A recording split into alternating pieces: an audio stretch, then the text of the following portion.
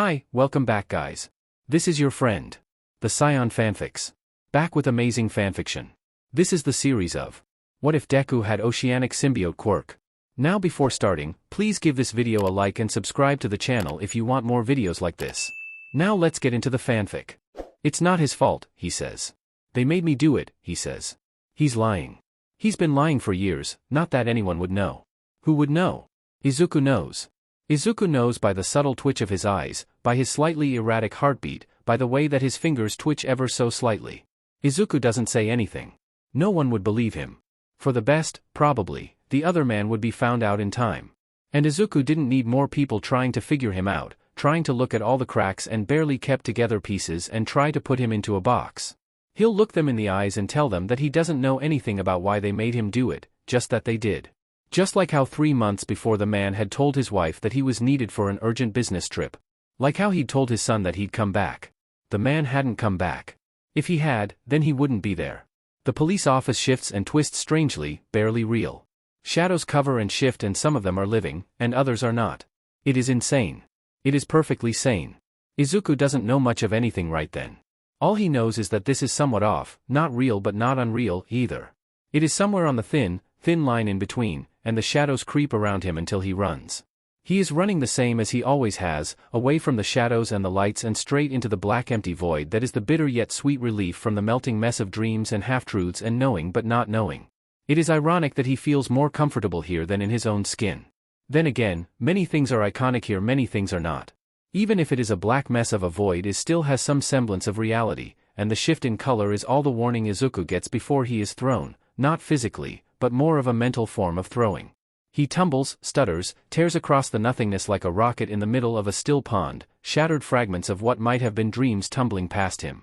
The light is here, now, and it is oddly magenta, instead of the deep turquoise it had been for the past visits to the place. The low hum begins to fill his ears, and Izuku knows what happens next as well as he knows the shift in color. The hum rises, falls, rises again, and gets louder, transforming into a shriek, a scream, a wail. Any thoughts he might have held are driven out of his mind by the sound, and Izuku only can lie in the nothingness as he desperately wants out of the terrible, terrible place. The source of the scream reveals itself then, a creature unlike any in reality. Its skin is smooth, covered in stripes of a pale color a few shades off from the rest of its skin. 6 luminescent eyes look back at him, and a maned head opens a mouth filled with teeth and screams at him. And then Izuku wakes up. His heart is pounding and he's shaking, but he is alive, and he takes what precious seconds he can to get his breathing back under control. Another nightmare. He's been having them more recently than he used to. He wonders why, but finds no answer in his wondering. It's not too important, though. What's more important is checking his surroundings, making sure everything is in place, undamaged. He checks his room and, to his relief, the worst damage is to his bed, with the blankets mostly tangled around him. That's fine, though. Izuku has gotten better at making his bed. And he does just that, taking minutes at most to neaten it up, before heading over to his window. There isn't any particular reason that he goes to his window first. Maybe just for a breath of air. It's comforting, the smell, he has no idea why, but Izuku enjoys it nonetheless. A low hum in the back of his mind reminds him that not all is safe, yet. It is only a hum, yet, and not a screaming wail as other times. Still, Izuku is sure to quickly but gently press down upon the hum, shush it and tell it to sleep. It does, and the creature behind it quiets, and Izuku is grateful. His hands are partly clammy, and his mouth is dry. It is one of the best times to go into the kitchen for a glass of water, his mind helpfully supplies. So he does, tiptoeing across the carpet and tile of the apartment he resides in with his mother. His nightmares are always nonsensical things, he ponders as he pours a glass and proceeds to down it. What causes them to be such? Is it the slumbering creature of stars and the sea that lies in his head?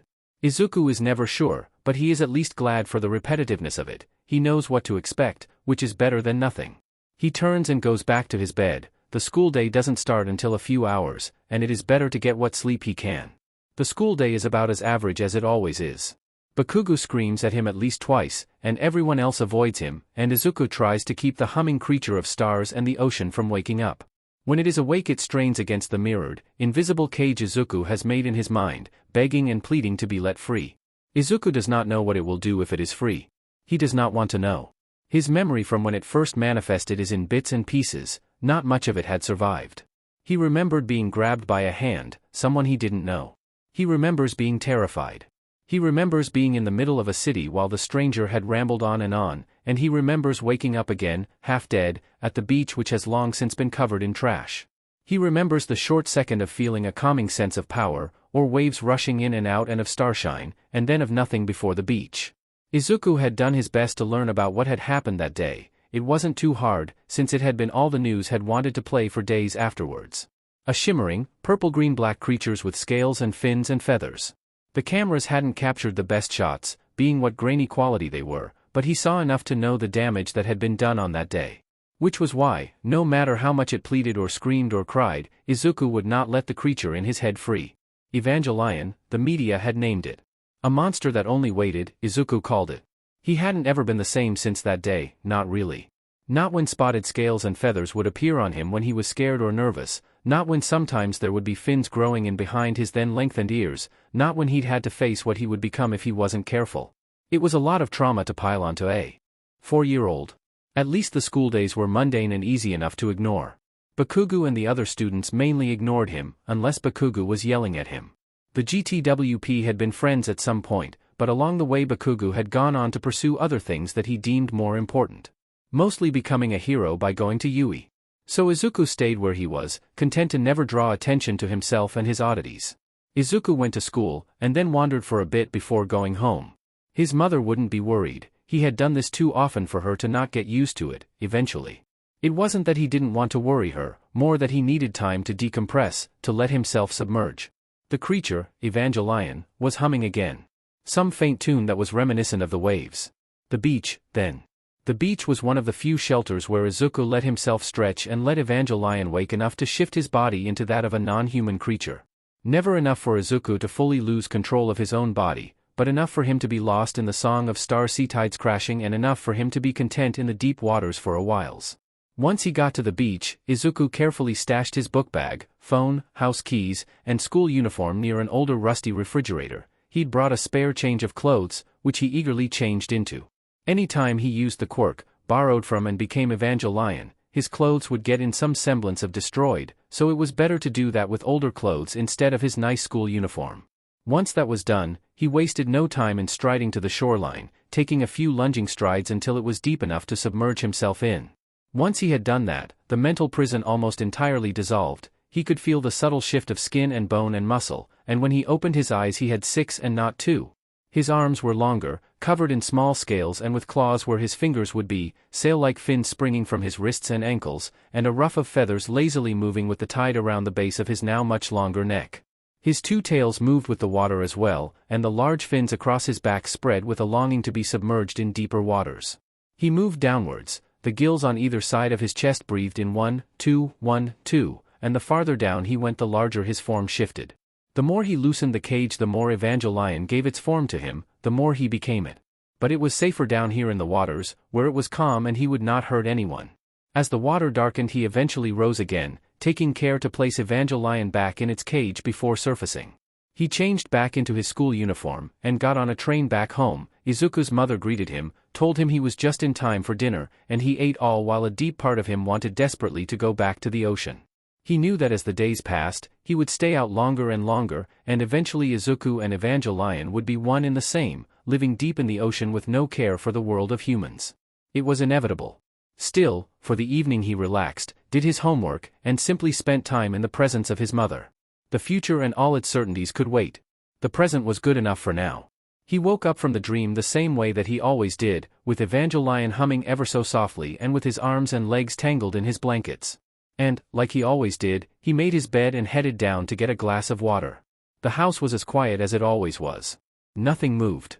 It was just Izuku and Evangelion. Izuku had half a mind to go to sleep, but he knew that whatever came from tomorrow, he would be better prepared without the disorientation from his nightmares. Instead, he turned to the beach. Izuku didn't take anything with him when he went. Just the clothes on his back, which were old and faded and had been turned into sleep clothes.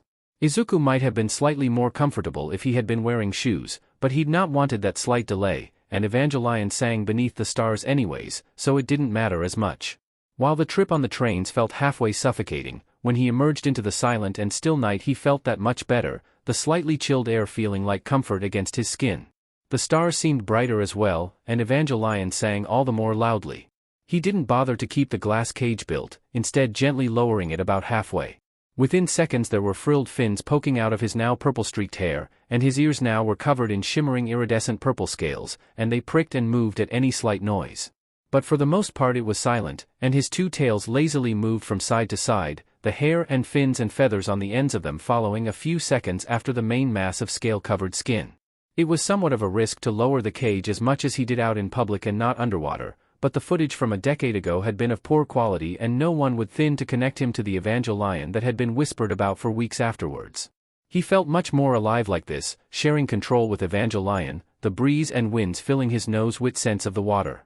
Within moments he was at the beach, and while he wrinkled his nose at the stench of the trash, the familiar salty smell soon overpowered it and he felt at ease. He dove into the water, and lowered the cage even more. Soon he was almost completely Evangelion, only a thin line of glass separating the two minds. It was as calming as it always was, and Izuku let himself sit for a moment or two near the starlit surface before diving deeper into the depths. He headed back home when the moon had begun to drift downwards. He still needed sleep after all, even if he wouldn't gain much in the first place. He wasn't particularly inclined to pull the glass cage back upward, only bothering to lift it enough to drag himself out of the water. The farther away he went, the easier it was. Gently floating and bobbing with the find as he hovered a meter or so above the ground, in his tranquil, dreamlike state he hadn't bothered with keeping his size to that of a smaller shape, instead choosing to stretch out like Evangelion sang at him to do, the feathers adjacent to his fins rustling in the breeze against his mane of hair and the fins themselves, and each of his 6 limbs idly paddling forwards. He still had to go home, but he didn't want to quite yet. But the moon was setting, and he really should be back home. Evangelion trilled sadly as Izuku lifted the glass cage back upwards, fastening the invisible mental latch and keeping all traces of Evangelion from his appearance. He went home like that, in partly torn, sopping wet sleep clothes on the subway, looking more like a homeless person than anything else.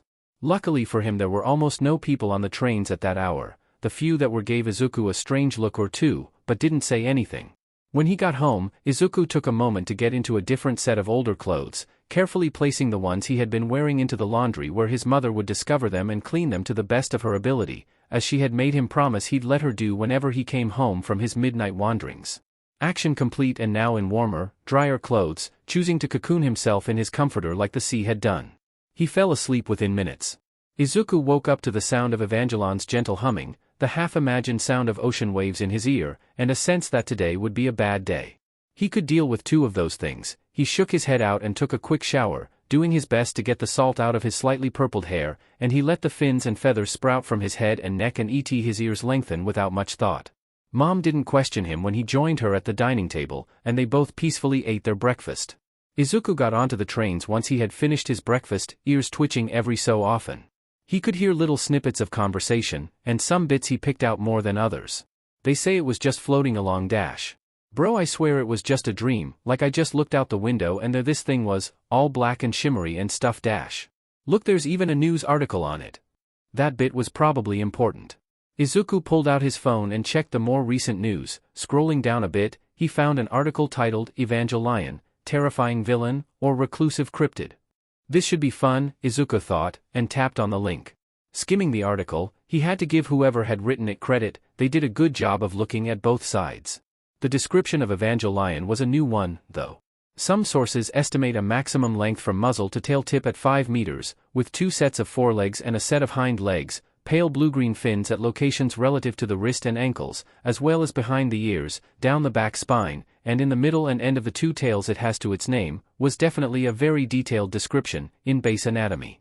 Possessing 6 eyes as well as a set of ears that appears to swivel similarly to those of a horse's, the creature dubbed Evangelion has been noted to have several feathers located above and behind every set of fins, as well as a larger collection of feathers at the base of its neck. And from what little footage is available it can be inferred that Evangelion also possesses a set of teeth designed similarly to other large carnivorous animals. While all footage has been taken in areas too dark to see the true colors, it can also be inferred that Evangelion is primarily made up of greens and purples for a color palette, with the possibility of lighter colors suggested by the apparent iridescence of its scales.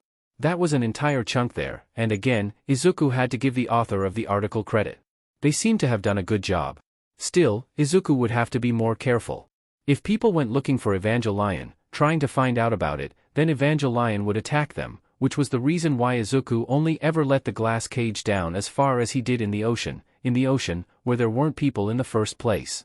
The stopping of the train pulled Izuku from his thoughts, and he put his phone back into his bag and continued his journey to his school.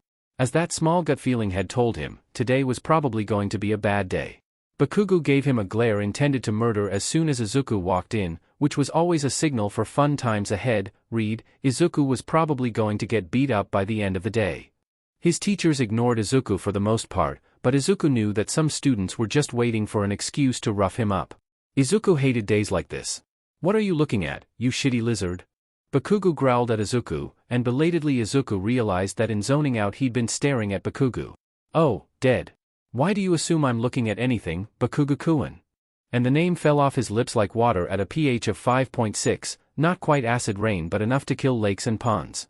His fins twitched and his ears swiveled backwards. What the hell does that mean? Bakugo looked like he was dangerously close to attacking Izuku then and therefore merely insinuating that Bakugo could have been at fault. It means what it means. Izuku answered simply.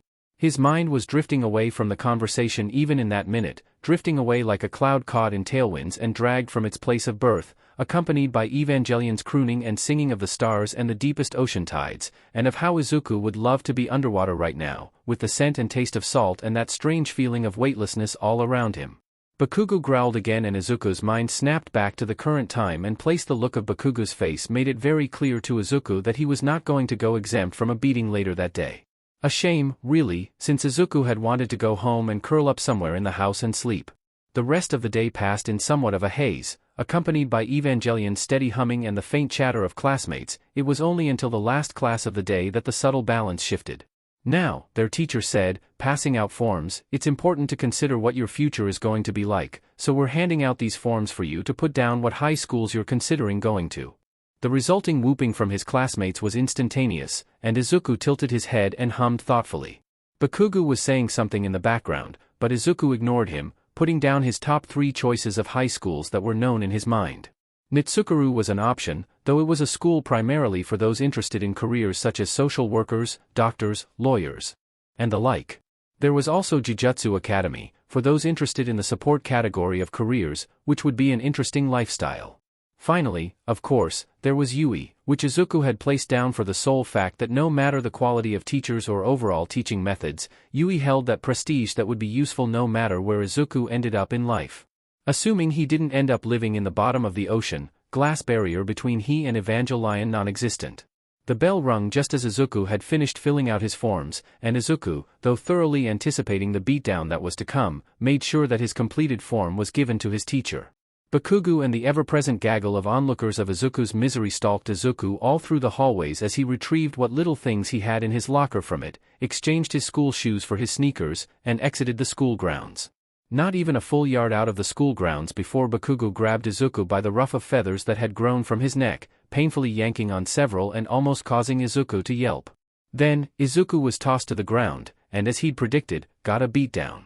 His best hope was to just cover what of his body he could in the near-black scales given by Evangelion and ride the storm out. When they'd gotten bored of kicking him around, Izuku slowly got back up, tilting head from side to side and flicking his fins and ears experimentally. Satisfied, he stood up more than he had been, brushing dirt off of his pants before picking his backpack back up and slinging it around one of his shoulders. Time to head home, no time for a trip to the beach today. Mom would be worried about him, as she'd noticed his slight tenseness that morning. Even if she didn't know the full extent of his quirk, Izuku was kind enough to at least tell her that sometimes there would be days that ended up badly for him no matter what he did. She'd gotten better at it over the years, and Izuku was eager to return home and decompress. It was when he was walking under an underpass that an out-of-the-ordinary thing happened, as they did. The slight grating of a manhole cover, and a glimpse of something greenish, before suddenly Izuku couldn't breathe, and this wasn't the same kind of breathlessness as underwater because Izuku knew the underwater and this was not it. Izuku reached inside of himself to where Evangelion was throwing itself at the glass cage and screeching, and begged, "Help me." The effect was immediate. His form rippled and smoothly shifted, and then he was snarling, about 1.5 times the size he had been, doing everything he could to get the revulsive creature off of him, whatever he could to survive. Screeching more, he kept away from the creature as best he could, and hissed. Who, or whatever it was, it tried its best to scurry away, rambling about how Izuku wasn't human. A flash of light and vaguely familiar words were what signaled Izuku to the presence of another being, and he reached back into the well where the cage was kept and gently pushed Evangelion back into its cage, coming to his senses when as much of his human appearance that could be gained back was. Izuku looked up, and holy shit, it's All Might. All Might-san. His voice was half of a trill but he ignored it. Oh my god, I just got saved by All Might-san, I was going to die, oh my god, All Might-san, sir. All Might looked away from where he had bottled up whatever villain had attacked Izuku. My notebook, could you maybe sign it? I know tons of people have asked you but... Izuku felt like he was vibrating at a speed too fast to tell. Maybe he was. Regardless, All Might only smiled and in his booming voice said, no need to fear, young man. I have already signed your notebook for you. Now, I must be off. And with that, the man leapt into the sky. Not that Izuku was paying much attention. Instead he still was struggling with the fact that he'd A. almost died, and B. met All Might face to face. Today had been so surreal. So surreal, the way an oasis is, or the way the water seems much shallower than it truly is before you drowned. Izuku still needed to get home. So, gathering his things once more, he stood up, carefully latched the glass cage, and scurried through the underpass, walking briskly along the roads towards home. His attention was caught by a commotion further ahead, and he weaved his way through the crowd to look. His gaze caught on a face that had been etched into his mind since he was 4 years old. The man did not see him but Izuku remembered him grabbing a much younger Izuku, making threats, lying about how he'd been forced to do this and, if you just let me through peacefully I'll let the kid go and I can take you to the people who are making me do this. The glass cage shattered. Gatsuki Kakuzu was feeling lucky that day. He, successful escaped from the police, and had even managed to snag a few snacks along the way. Walking around the streets of Mustafu was a good way to find victims as well. A blonde, surrounded by people who seemed more interested in avoiding him than actually listening to him. Perfect. Hey kid. He said, strolling up to him. You want to be a hero, right? Of FING course. Great. Works for me. Quicker than the blink of an eye, one of Kakuzu's arms was around his neck, clawed hands lightly gripping his throat. The panic from the surrounding crowd was instant, and Kakuzu felt a twinge of satisfaction as he always did. Several heroes rushed forwards to act, but Kakuzu pressed down harder with his claws, and they stopped. I have a few demands. He said in the practiced manner that he had. The familiar brown trenchcoat of one Tsukachi Naomasa, the detective who'd become the go-to for whenever Kakuzu appeared, stepped forwards. What are your demands? His tone was even, measured. Easy. Kakuzu answered. 30,000 yen and uninhibited transport to Kyushu. His feelers perked up a bit, sensing more people approaching. Lovely, it always was such fun to put on a show. Except this wasn't that. Barely a millisecond and the T-Hing was in front of him, hissing and snarling. The crowd screamed, and Kakuzu let go of the kid he'd grabbed in order to dodge the attacks of the furious guardian devil that had appeared a decade ago. It was smaller now, and in broad daylight, but Kakuzu would recognize its wailing screams anywhere. They'd stayed in his nightmares for months. Naomasa could only look on in horror as he observed the scene. The civilian that Gatsuki had kidnapped had been removed from the scene as quickly as the hay-race could get to him while Gatsuki himself was concerned with dodging the attacks of the thing attacking him. It hissed, and flared its fins and feathers, and Naomasa did his best to piece together his memory of that night those years ago with what was in front of him. Evangelion, as it had been dubbed, was in a more humanoid shape, in that it was only twice the size of Naomasa and that it had 5 talons on its forepole rather than the 4 that it had had. It screamed again, all pain and rage, and slammed one of its tails down on Gatsuki's more fragile moth wings. The man howled, and struck with his claws at the thing, catching against dark purple claws that shimmered green and causing Evangelion to screech again.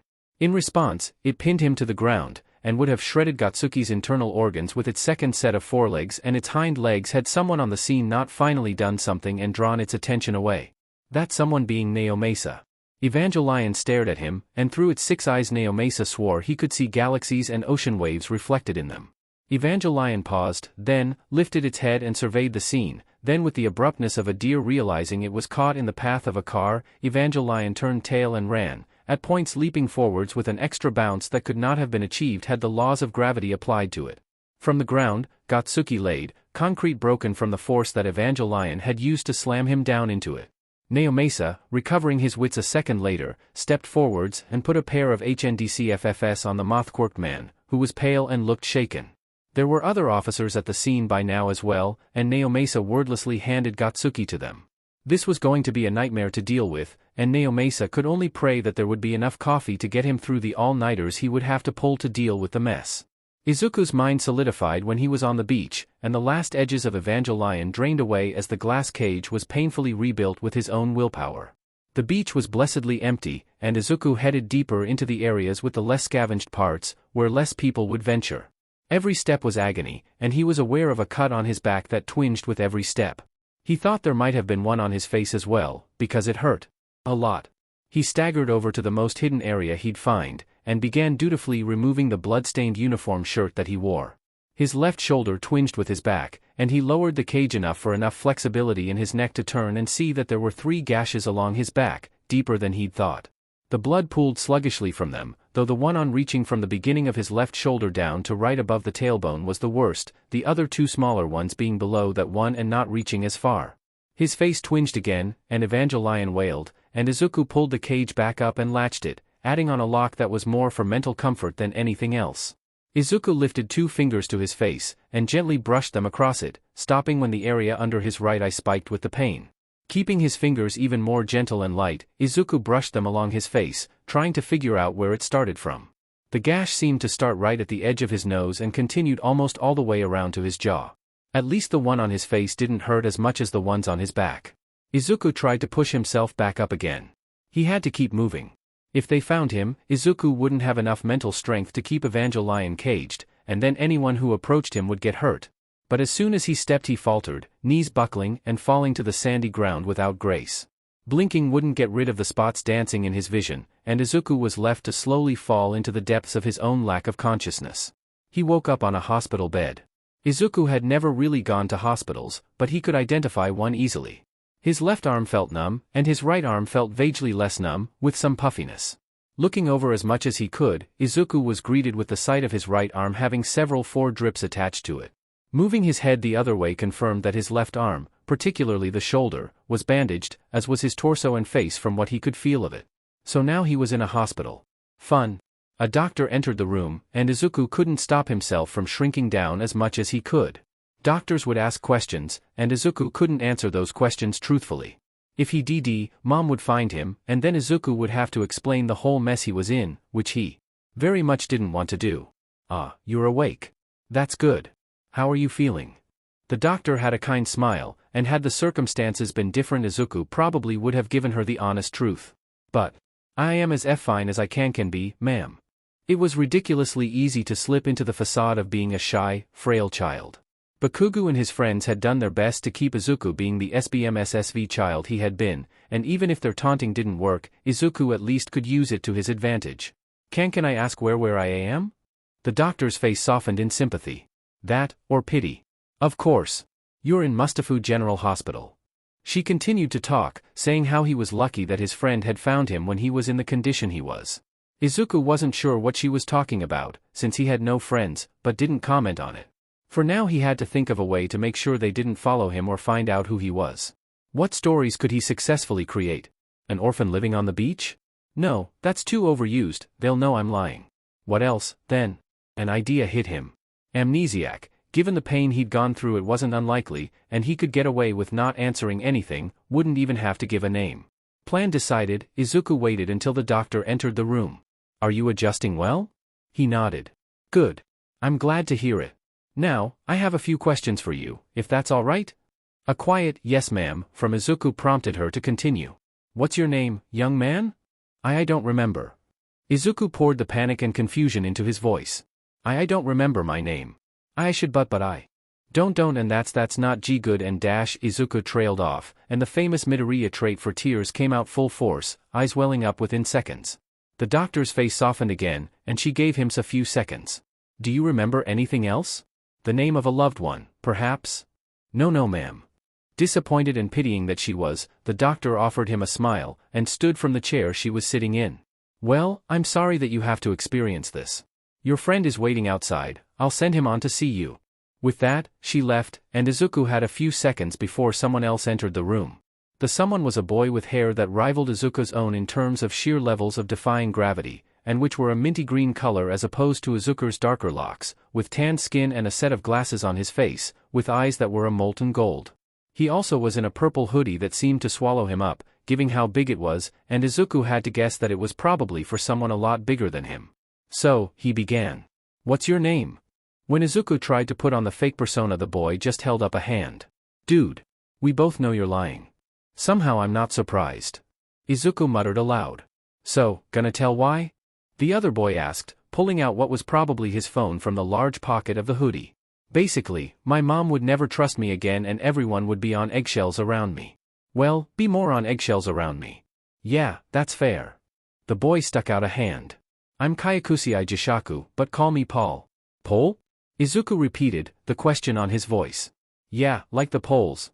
Like magnets." Pole said, bouncing up and down slightly.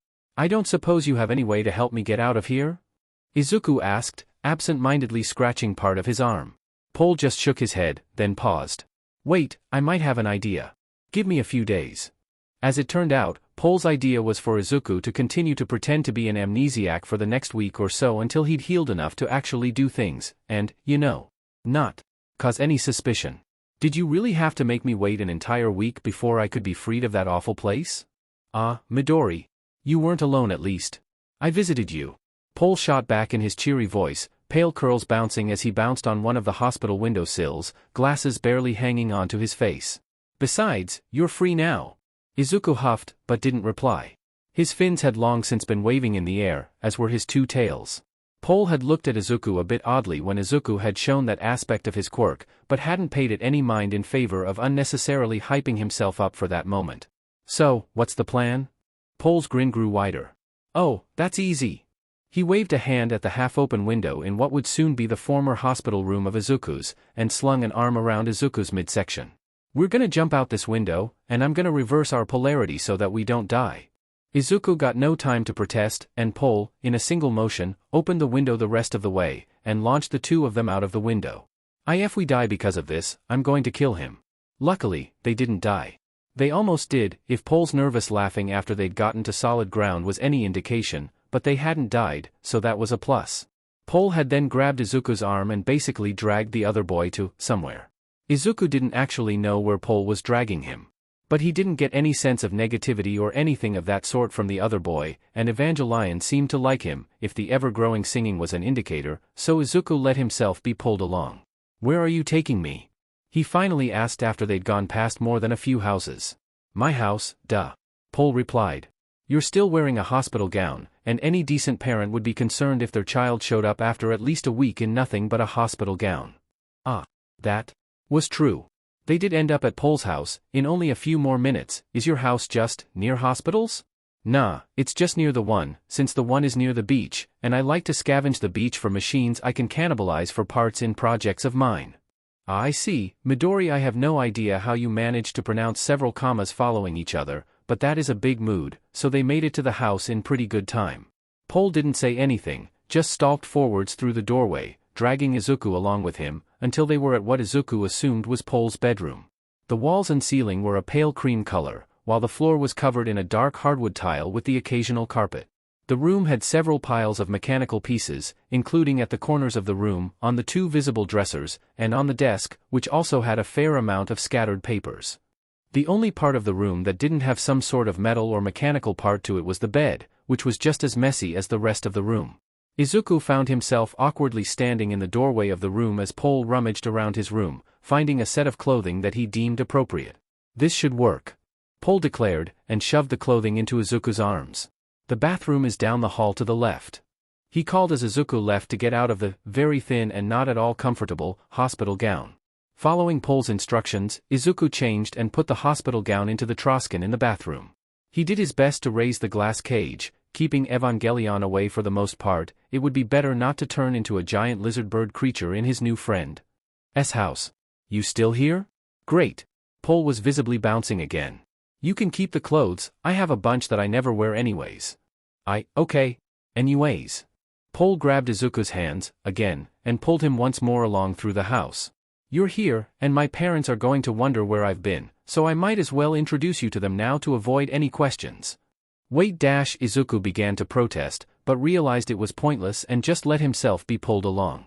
The fins on his head wavered slightly along with the increased volume of Evangelion singing, but it wasn't any problem, so he let Evangelion hum as his fins wavered in the breezeless hallway. The house wasn't actually that big, but Izuku got a better look at it as Pole led him through at a slower pace. The rest of the house was rather plain and well kept compared to the chaotic mess that was Pole's room. The two boys ended up in what Izuku assumed was a sort of living room, where a man and a woman sat on a sofa. They both looked up as Izuku and Pole stepped into the room. For a few moments, everyone stood still, not moving. Finally, the woman spoke. "Jishaku," she said, slowly, "would you care to explain what you're doing?"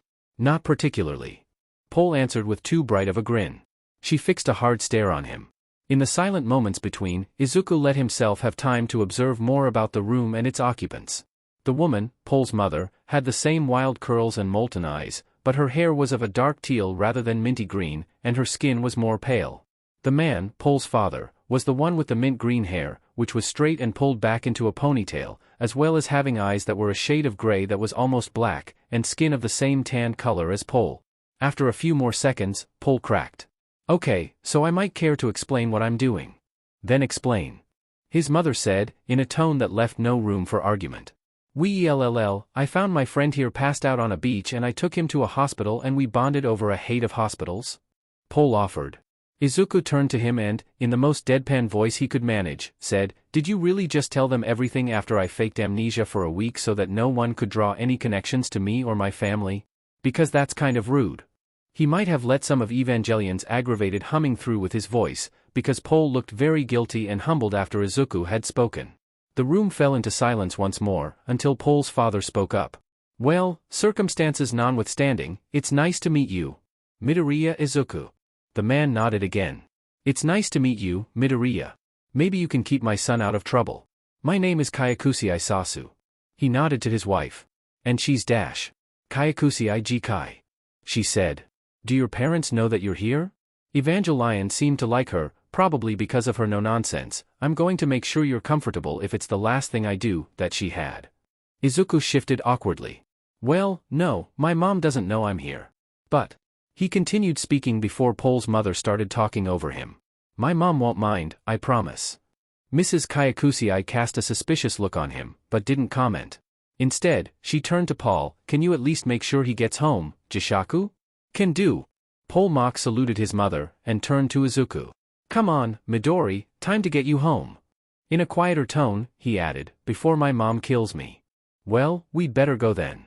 Izuku followed Pole back out the door, through the hallways and out of his house. Pole kept up a quiet, continuous chatter throughout the entire trip to the apartment complex where Izuku lived. "Do you want to help me move parts and stuff from that broken-down beach?" Pole asked when they were almost at the apartment complex. "Sure, I don't see why not." Evangelion trilled with hope in returning to the beach. It had been separated from its home for too long. They arrived at the entrance of the apartment complex. "Do you want to meet my mom?" Izuku offered to a nervous-looking Pole. Pole didn't answer, but Izuku gently grasped his arm with his tail and led him through the building until they were at Izuku and his mother's apartment. Izuku rung the doorbell, and after a moment, Mom opened the door. Her eyes fell on Izuku, and then he was being squeezed by the force of her hug. Neither of them said anything. They didn't need to. When he'd become freed from her embrace, Izuku led Pole through the doorway as the three of them moved to their simple living room. "This is my mom," he told the boy, "and Mom, this is my friend. He helped me out with not getting questioned harshly by anyone. My real name is Kyakusei Jishaku, but I go by Paul." Pole was still nervous, which was understandable. Mom was a bit intimidating, even as short-statured as she was. Mom only nodded slowly. "I'm glad that Izuku has a friend. Thank you for making sure he got back to me safely." "It was nothing." Pole reached up and adjusted his glasses. I should be going home now." "Yes, your parents must be worried." Mom agreed with him. "Take care." Pole nodded, then waved goodbye to Izuku before leaving. The house fell into silence again, and Izuku let himself unwind for the first time in roughly 2 weeks. The glass cage was lowered a fair amount, and his clawed hands and feet stretched out as his tails, fins, and feathers shifted around as Izuku made himself comfortable on the couch, unable to work up the energy to move to his bedroom. Mom was making food in the kitchen, and even though it was quiet, it was a comforting silence. Life was good. He'd woken up on the couch a few hours later, with the house quiet and dark, and to the sound of Evangelion's gentle crooning. Izuku noticed that the blinds had been drawn back partially, allowing for the soft moonlight to creep partly into the room. The house was still quiet, though, and Izuku felt a longing for the ocean's deep, lulling waves. It had been more days than he wanted to spend away from the ocean, and it may have been a bleed-through of emotions from Evangelion, but Izuku just wanted to be under the pressure and cold of the deep sea, with the salt filling up his nostrils and filtering through his gills and the water weaving through the hair and feathers on his body. He knew Mom wouldn't mind. If she had wanted him to stay home, she would have done more to stop him, instead of encouraging him like she did. From the moonlight letting him see to the way that the door was unlocked and the way that there was extra food ready to be reheated for whenever he was hungry, to the way that the materials to make hot chocolate were in reach, the way that there was a drawstring bag with a clean set of clothes already in it next to the couch where he had been sleeping. And, of course, there was the short, handwritten note, with only the words, "Don't forget to warm yourself up when you get home," written on it. So, Izuku went, the glass cage shifting and lowering as it always did. Fins sprouted from behind his ears and his back and along the middle and ends of his tails, and feathers grew adjacent to the fins and around his neck, and Izuku knew that that pair of pajamas were now resigned to a watery, dead fate, but they had been old and needed to be gotten rid of anyways. The night air was cold, thin, and had a bite to it, and Izuku burrowed further down into the feathered ruff on his neck than he was already. The stars shone rather brightly around him in the sky, miniature suns, thousands upon thousands of miles away from the earth, giving faint but gently light onto the world, always there, always existing, even if not visible. Izuku supposed that they probably shouldn't have been that bright, for he and his mother living in the middle of a city, but they lived in one of the bad neighborhoods, where crime was more prevalent and things weren't as fixed up. Mom always claimed that it was because the rent was cheaper. Izuku thought it might have been the way that she always had her first aid kit on her, the way that she and he and the other citizens of their area knew how to look at each other and take the broken pieces and fix what they could. Sure, a few members might be low-level villains, or vigilantes, and even the occasional underground hero, but before all of that they were all flesh and blood and bone and living, and humans would pack bond with anything in times of distress and a shady community became a home of sorts.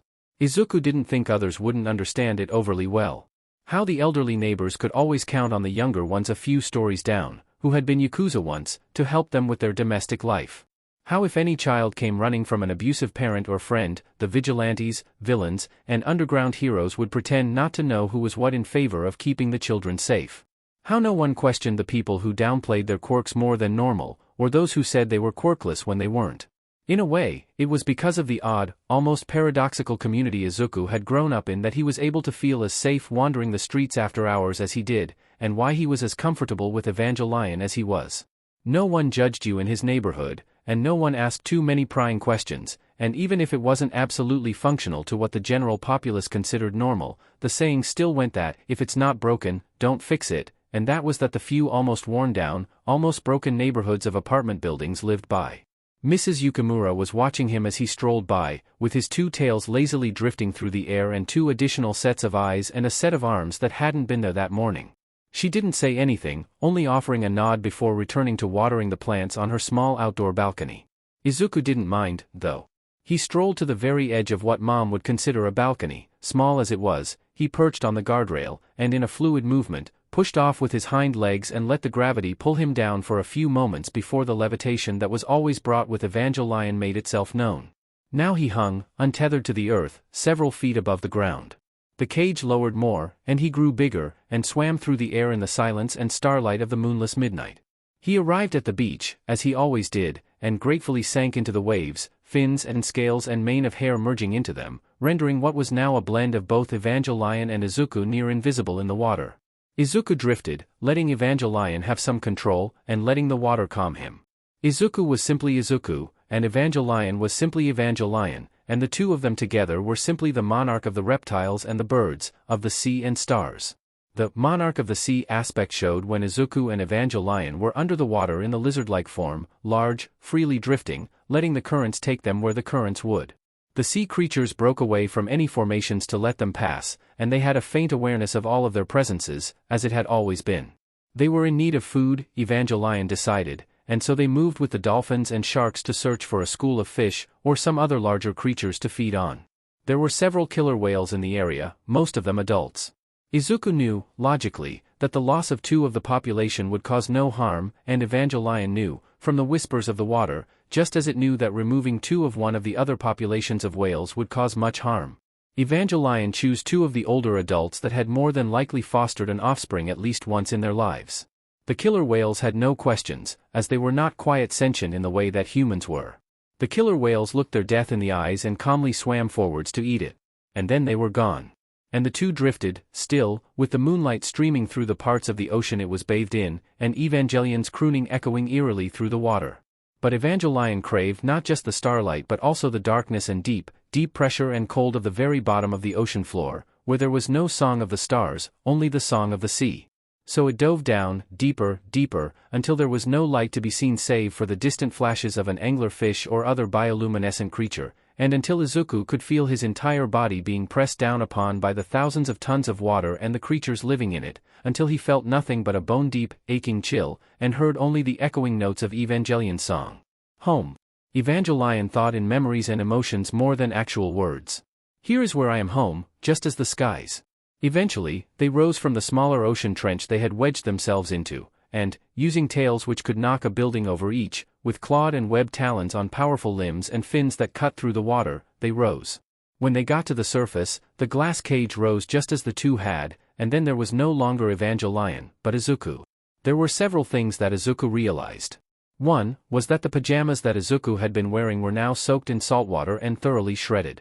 Second, Izuku was now a she. Her initial surprise was not unwarranted. To be fair, it had been a while since she had been a she, as usually she was anywhere from he to xe to they, sometimes being fey. But today she was she. So, Izuku grabbed her bag, and, crouched in the darkness of the rusted beach with its robotic machine parts as cover, she stripped off the shredded remains of the older pajamas as quickly as she could, before changing into the dry clothes that Mom had given her. She'd wandered back home slowly, enough to gaze at the stars and moon and clouds, but not enough slowly enough that the moon had fallen enough for the sky to change shades. Her internal clock said that it was somewhere around 1 a.m., and checking with Forceweight, one of the underground heroes, confirmed this. Forceweight looked at Izuku a bit strangely, but they were rather new to the neighborhood, so they didn't know about Izuku's wanderings just yet. Izuku returned to a home as quiet and still as she had left it, and she trudged through the rooms until she arrived at her bedroom. Too exhausted to do much more than run her head under the salt water from the showerhead, she collapsed into her bed soon after. Almost as soon as she closed her eyes, she was asleep. The next morning had her feeling a bit miserable, both from the scars and from the way that her body felt weighed down as if she was helplessly crushed under mountains of earth, far from the free and familiar pressure of the water. But she would manage. She'd managed before, from when the weight of the world seemed almost too much to bear. Things would be fine, in time.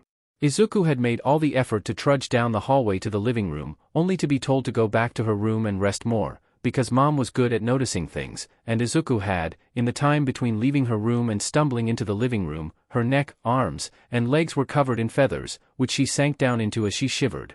That was how Izuku ended up staying home for an additional week, because Mom insisted. Izuku had now missed around a month at school, and she knew she was going to have to come up with some sort of explanation when she came back. She knew her grades wouldn't suffer too badly, since Izuku had a habit of wandering and going through different pages on the internet at nighttime, when it wasn't quite the right time to sink into the ocean, so Izuku knew a fair bit of information. And besides, she could always get notes from the few classmates who were in the nearby neighborhoods. They were kind, even if they didn't have the same ride-or-die attitude towards their community like Izuku's own had. There was the matter of attendance and sick days. But, in a twist of luck, Izuku had not been absent for any of the days yet in that school year, so she would have enough to spare for a month. Or for at least most of it. Then again, Izuku and her mother could always claim that she had been caught up in a villain attack. Their neighborhood was one of the worse-off ones in terms of income, and it was common knowledge that there were at least 3 villains living in the area. Who wouldn't believe that a newer villain had arrived and attacked?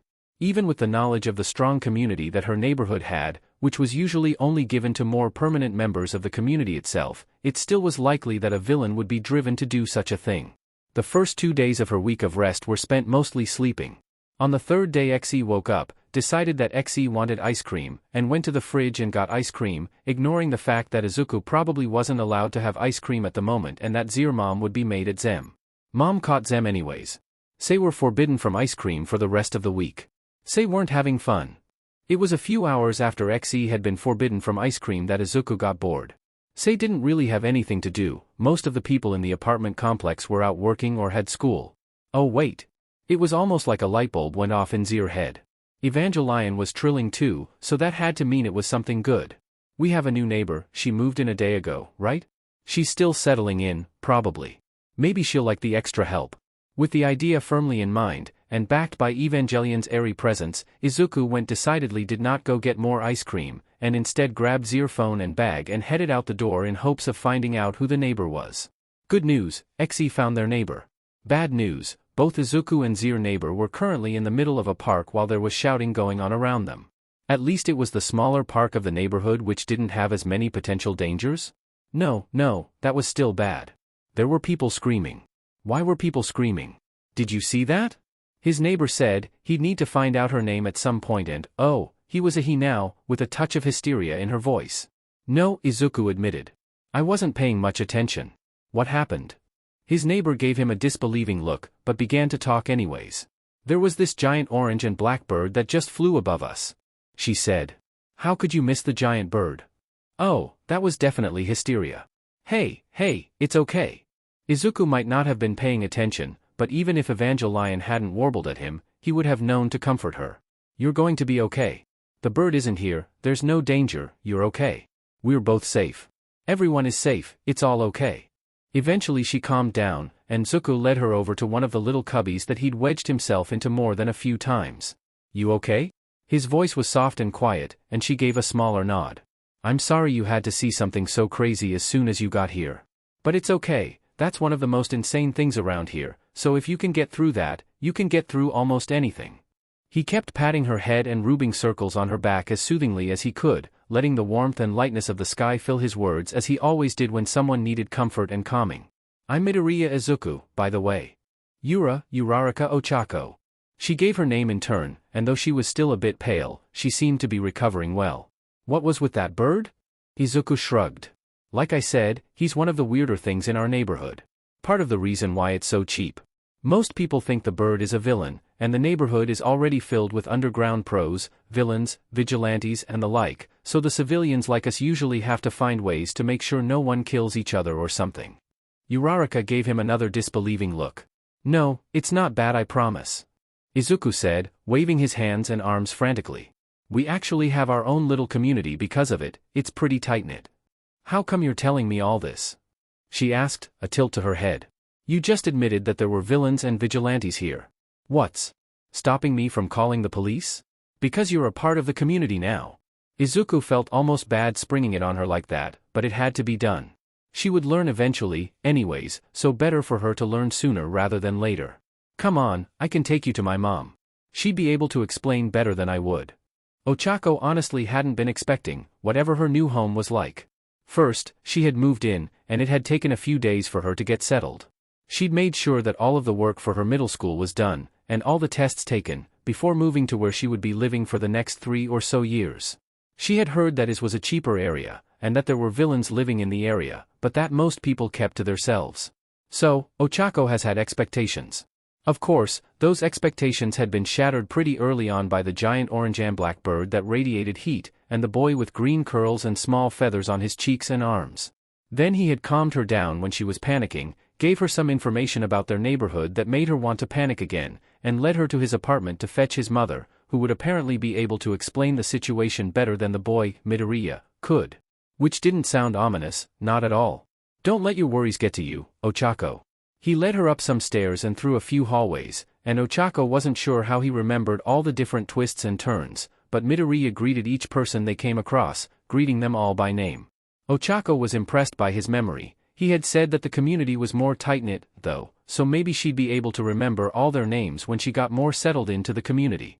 Eventually they made it to a rather plain-looking apartment, with the nameplate displaying Midoriya proudly.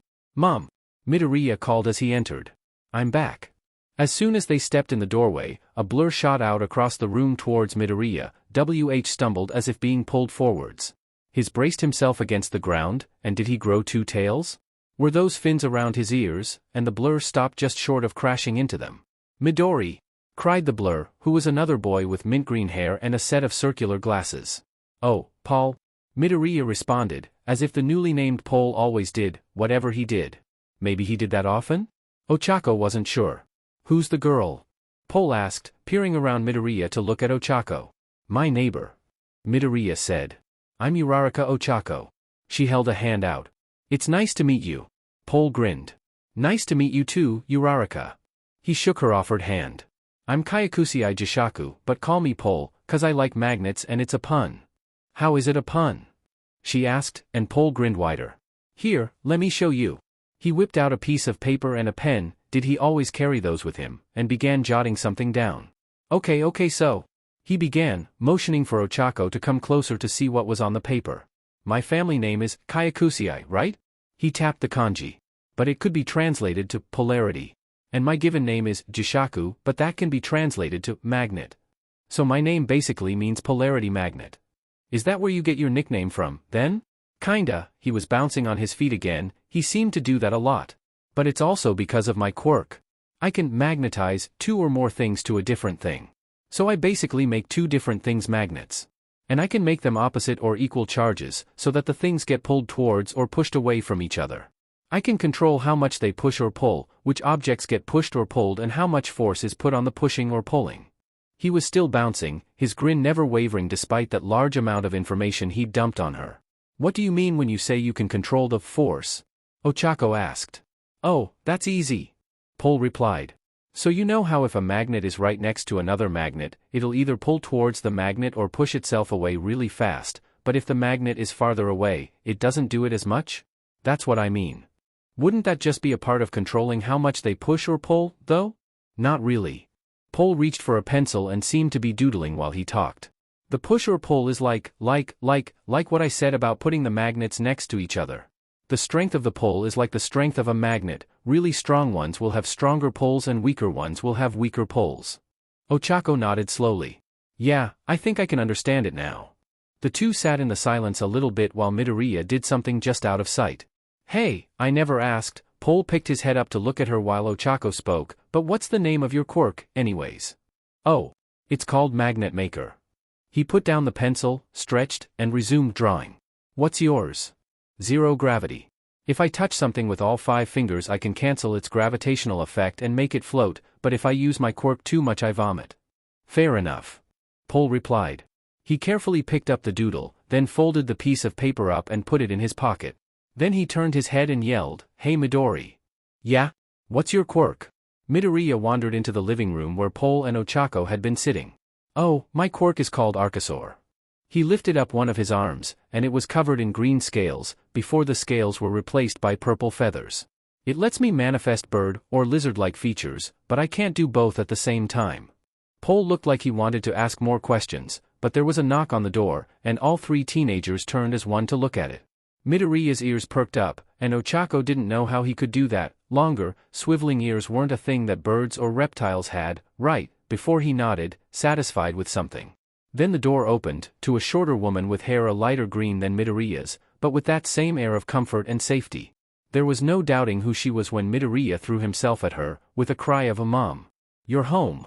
The woman, Midoriya's mother, scanned the room, then sighed. What trouble did you get into today, Izuku? Not much, I promise, he answered. I made a friend. She's our new neighbor and her name is Uraraka Ochako. And we have to explain the neighborhood to her like we did with Forceweight-san and the other people new too. The neighborhood. Is that so? Midoriya's mother said, and she looked around the room again, before motioning to the 3 teenagers to follow her. Come on, then. You'll want to be sitting, since this explanation might take a while. Hitoshi was honestly drained. It wasn't like he had done anything to make himself so tired, just. School had been particularly bad that day. His parents knew how bad the school was, but they couldn't afford to go anywhere else. It was all right though. Hitoshi knew there were a few teenagers in the same building that his family lived in, so if worse came to worst, he might be able to make friends with them. Hitoshi really didn't want to do much of anything, though. He did his best to keep his grades up and to avoid causing any trouble. Because if his grades slipped or he had any record it would be that much harder to get into Yuei, but other than that he had no reason to enjoy school. Wouldn't make much sense trying to enjoy it anyways, since everyone tormented him as much as they wanted and got away with it. Besides, no one would talk to him, no one would answer any questions, and there was nothing but the bleak loneliness at the end of the day. No one wanted to answer him, too terrified of being brainwashed. At least you can hide part of your quirk, said the traitorous little voice in his head. Ma can't hide her quirk. Shut up, he told the voice back. It didn't make him feel any better. Hitachi? Speak of the devil and she shall appear. Hitoshi's mother stood in the doorway of his room, where he had thrown himself onto his bed with no grace. Her darker blue hair was pulled into a man bun, and she spoke softly. "Dinner is ready, Hitachi." "Thanks, Ma." Hitoshi then lifted himself from the bed, carefully avoiding putting any pressure onto his newly sprained wrist and ankle. The walk to the kitchen was a silent one, but unlike at school where the silence was thick and suffocating, this silence was light, comforting, and comfortable. The wall to the kitchen wasn't long, but Hitoshi enjoyed it all the same. Pa was in their small living room dining room, with the 3 plates of food on the coffee table. It looked like they were eating a foreign dish today, at least dinner wasn't as repetitive as school was. They all recited a quick, thanks for the meal, before eating, and for the majority of the time it was silent. When they finished eating, Pa went to go sleep, as per usual. He needed the rest, since he worked the night shift at the local convenience store. In all honesty, Hitoshi's family could have been living somewhere a lot nicer than where they were. But people judged them for their quirks, and there was nothing they could do about that but to try and keep going. "Hitachi?" His attention snapped to his mother. "Yeah? Do you want to meet our neighbors?" she asked, and Hitoshi knew the exact moment when Kande took effect, and his lips moved without his doing. "Not really. I know that there are 2 kids around my age living not door, but... You're afraid that they'll be like your classmates?" Again he spoke without will. "Yeah," he sighed and began putting away the utensils and cleaning the dishes. Ma helped him, and for a few moments it was silent again. "I still think you should at least try," Ma said softly, hesitating a moment before placing a hand on Hitoshi's head. "They're from the same neighborhood as us, after all. They're family to us as much as we are to them." That last part was the one that convinced him. Hitoshi nodded, slowly, then went to change into clothes more comfortable than his scratchy school uniform. He found himself standing outside of the door of the neighbor closest to their own apartment. The nameplate said Midoriya, just like how Hitoshi's apartments had Shinso on it. There was the sound of conversation from inside, and Hitoshi almost backed out. But Ma had made a point, and Hitoshi needed to interact with new people at some point. He knocked on the door, and all noise ceased. A few seconds passed, before a person, Faye, his mind said. Hitoshi listened, with green curls and freckles and feathers around his neck opened the door. "Hi there," Faye chirped. And Hitoshi meant, Faye literally chirped. "Maybe some kind of bird quirk? Are you one of the Midoriyas?" Hitoshi asked, feeling kind of awkward already. "That's me, yes. Midoriya Izuku. What's your name?" Midoriya seemed eager to know, but he didn't have Ma's Kande quirk, so Hitoshi could lie all he wanted on this one. "I'm Hitachi. I'm pretty sure that's not your actual name." "Well, Western tales always say not to give away your true name to a fairy. But I'm not a fairy," Midoriya said, and as he said that there was a click, and now he was a he. "Oh." Hitoshi had an idea of what was going on now. "You're Inko-san's Midoriya Izuku, right? Gender fluid, with the dinosaur quirk?" "Archosaur," Midoriya corrected, "and yes, that's me. I didn't know I had a reputation. How'd you figure it out?" More questions, but even though Midoriya didn't have Ma's quirk, Hitoshi didn't want to lie this time. "One of the secondary effects of my quirk. If I talk to someone, I get a little bit of basic information, like their general health and pronouns and such." Well, it wasn't completely the truth, but it wasn't technically a lie, either. He got most of both of his parents' quirks, with a spin that was entirely his own. So, Hitoshi didn't need to talk with anyone to know things about them. But talking to someone did let his brain pick and find more information. Midoriya nodded. "Yeah, that makes sense." They both stood there for a moment, awkwardly, before Midoriya spoke again. "Do you want to come inside? We don't bite, well, Polkuin might, but only if you put your fingers too close to his mouth." "Ah? Crap. This is not the time to panic, Hitoshi." "Sure, I guess." Midoriya beamed. "Great, follow me." Hitoshi did as he asked, following the boy as he led Hitoshi through an entrance hallway and towards what Hitoshi assumed was the living room, which had a door leading to an outside balcony straight ahead, and another hallway to the left. Sitting on the couches were 3 people. One of them he assumed to be Midoriya Inko, given that she was the only one who was an adult. The other 2 consisted of a brown-haired girl wearing a loose shirt and baggy pants, and a minty green-haired person with glasses in a hoodie that swallowed him up and shorts. Why they care wearing shorts in the colder months like now, Hitoshi didn't know. It was the hoodie person who spoke first. "Midori. Who's this?" He introduced himself as Hitachi. Midoriya said rather than any greeting. "My name's Shinso Hitoshi." Hitoshi offered. "Nice to meet you, Hitachi," said the person. "I'm Paul. Kyakusei Jishaku, going by the alias Paul Ha. Your name is a pun," Hitoshi said. "Your quirk is called Magnet Maker and your name means polarity magnet. Your name is such a pun, oh my god, that's great." Hitoshi had to stifle his sudden laughter. He knows pronouns and quirks and stuff if he talks to people. It's part of his quirk. Midoriya offered to the others in the room. To their part, they seemed pretty accepting. Which was better than at school. You're Uraraka Ochako, right? He asked the brown-haired girl. Yeah, that's my name. How did you know? Just part of my quirk. Do you have that part on the legal registration of your quirk?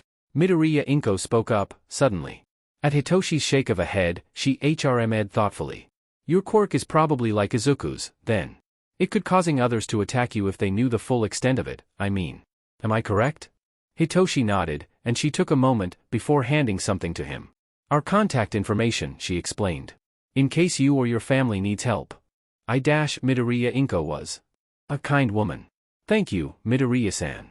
Please, just call me Inko, dear, she smiled at him, then got up and went off somewhere else in the apartment. So, began Paul, what's everyone's preferred pronouns? When Midori's mom had left to go make food, because she probably was doing that, since it was getting close to dinner time and she seemed determined to feed them all, was it because she grew up being a mom friend to everyone? Did she just make more food than needed so that it could be shared with others? No, Jishaku, get back on track. When Midori's mom left, it was a bit quieter, and the small conversation had stopped. This gave him lots of time to consider and think, because he was always thinking, that's just how our was. And then he realized something. So, Jishaku began. What's everyone's preferred pronouns? Hitachi stared at him, and so did Raka. What? Jishaku said, a bit defensively. I never asked. I could have been misgendering you all for all the time that I've known you. Well, I guess Paul does have a point. Raka said, and Jishaku was very proud of giving her a nickname so quickly, thank you very much. I'll go first. When everyone nodded, Raka continued. Well, I use she/her, so no worries there. A collective nod, and the heads turned to Hitachi. I use he/him. He seemed a bit embarrassed by saying the words, but as long as it was said then they were all good, right? Better to know. Everyone looked at Jishaku now. I use he/him and they/them for my pronouns, he said, cheerfully as ever, a smile on his face. Because really, smiling was better than not smiling, and Jishaku didn't want people to think he was upset, so he smiled, you know? You can use either, I don't really care. He added. Midori was the last one to speak, and he seemed fidgety. Well, I'm gender fluid, and I use they/them, he/him, she/her, xe/them, and fair for pronouns. Midori seemed nervous, and Wait. Oh my god, I'm so sorry, I must have been misgendering you so much, Midori, I'm so sorry. No, it's fine, Paul, it's fine, I swear. You were using the right pronouns the whole time you've known me, I promise. Midori tried to calm Jishaku down, and Jishaku calmed down. We need to find some way to know what pronouns you're using at the given time. Jishaku said in a voice leaving no room for argument. Because I don't want to misgender anyone. Midori, Raka, and Hitachi all considered that. Then, everyone nodded, or, well, made a sign of agreement, which was the same thing. How are we going to do that, though? Raka asked. Are we going to have, like, bracelets with different patterns or colors to show what pronouns to use? That's a good idea, actually. Midori said thoughtfully. I can get materials to make the bracelets. Hitachi offered. Thanks, Shinsakuan. Midori said, giving a half smile. We need to choose what colors will go with which genders, though. Why do we need to know that, dear? Midori's mom said from the doorway, and everyone but Midori spun around to look at her. Jishaku was the first to break the silence. We can explain? Midori giggled, and Jishaku, Raka, and Hitachi all looked at Midori as if he was insane. Don't worry about it, guys. Mom knows I'm gender fluid. The tension drained out of the three other teenagers in a singular fluid motion. We wanted to make bracelets for Midori so that we'd know the pronouns to use for that moment. Miss Midoriya beamed. That's a lovely idea. How many are you going to want to make? I could help you with the process. I was gonna get the materials, Hitachi said. But we still gotta figure out which colors go with what. I vote purple for he/him. Raka said. Wait, why? Hitachi seemed genuinely confused, or was he just asking to ask? Jishaku had a feeling that he was the kind of person to ask more questions than strictly necessary. Because we don't want to stick to gender norms, and also I want us all to wear a bracelet too, and I think purple is a good color. Raka stated her reasons clearly, with no hesitation. Can we make the ones for Faye from some kind of, like, white shimmery material?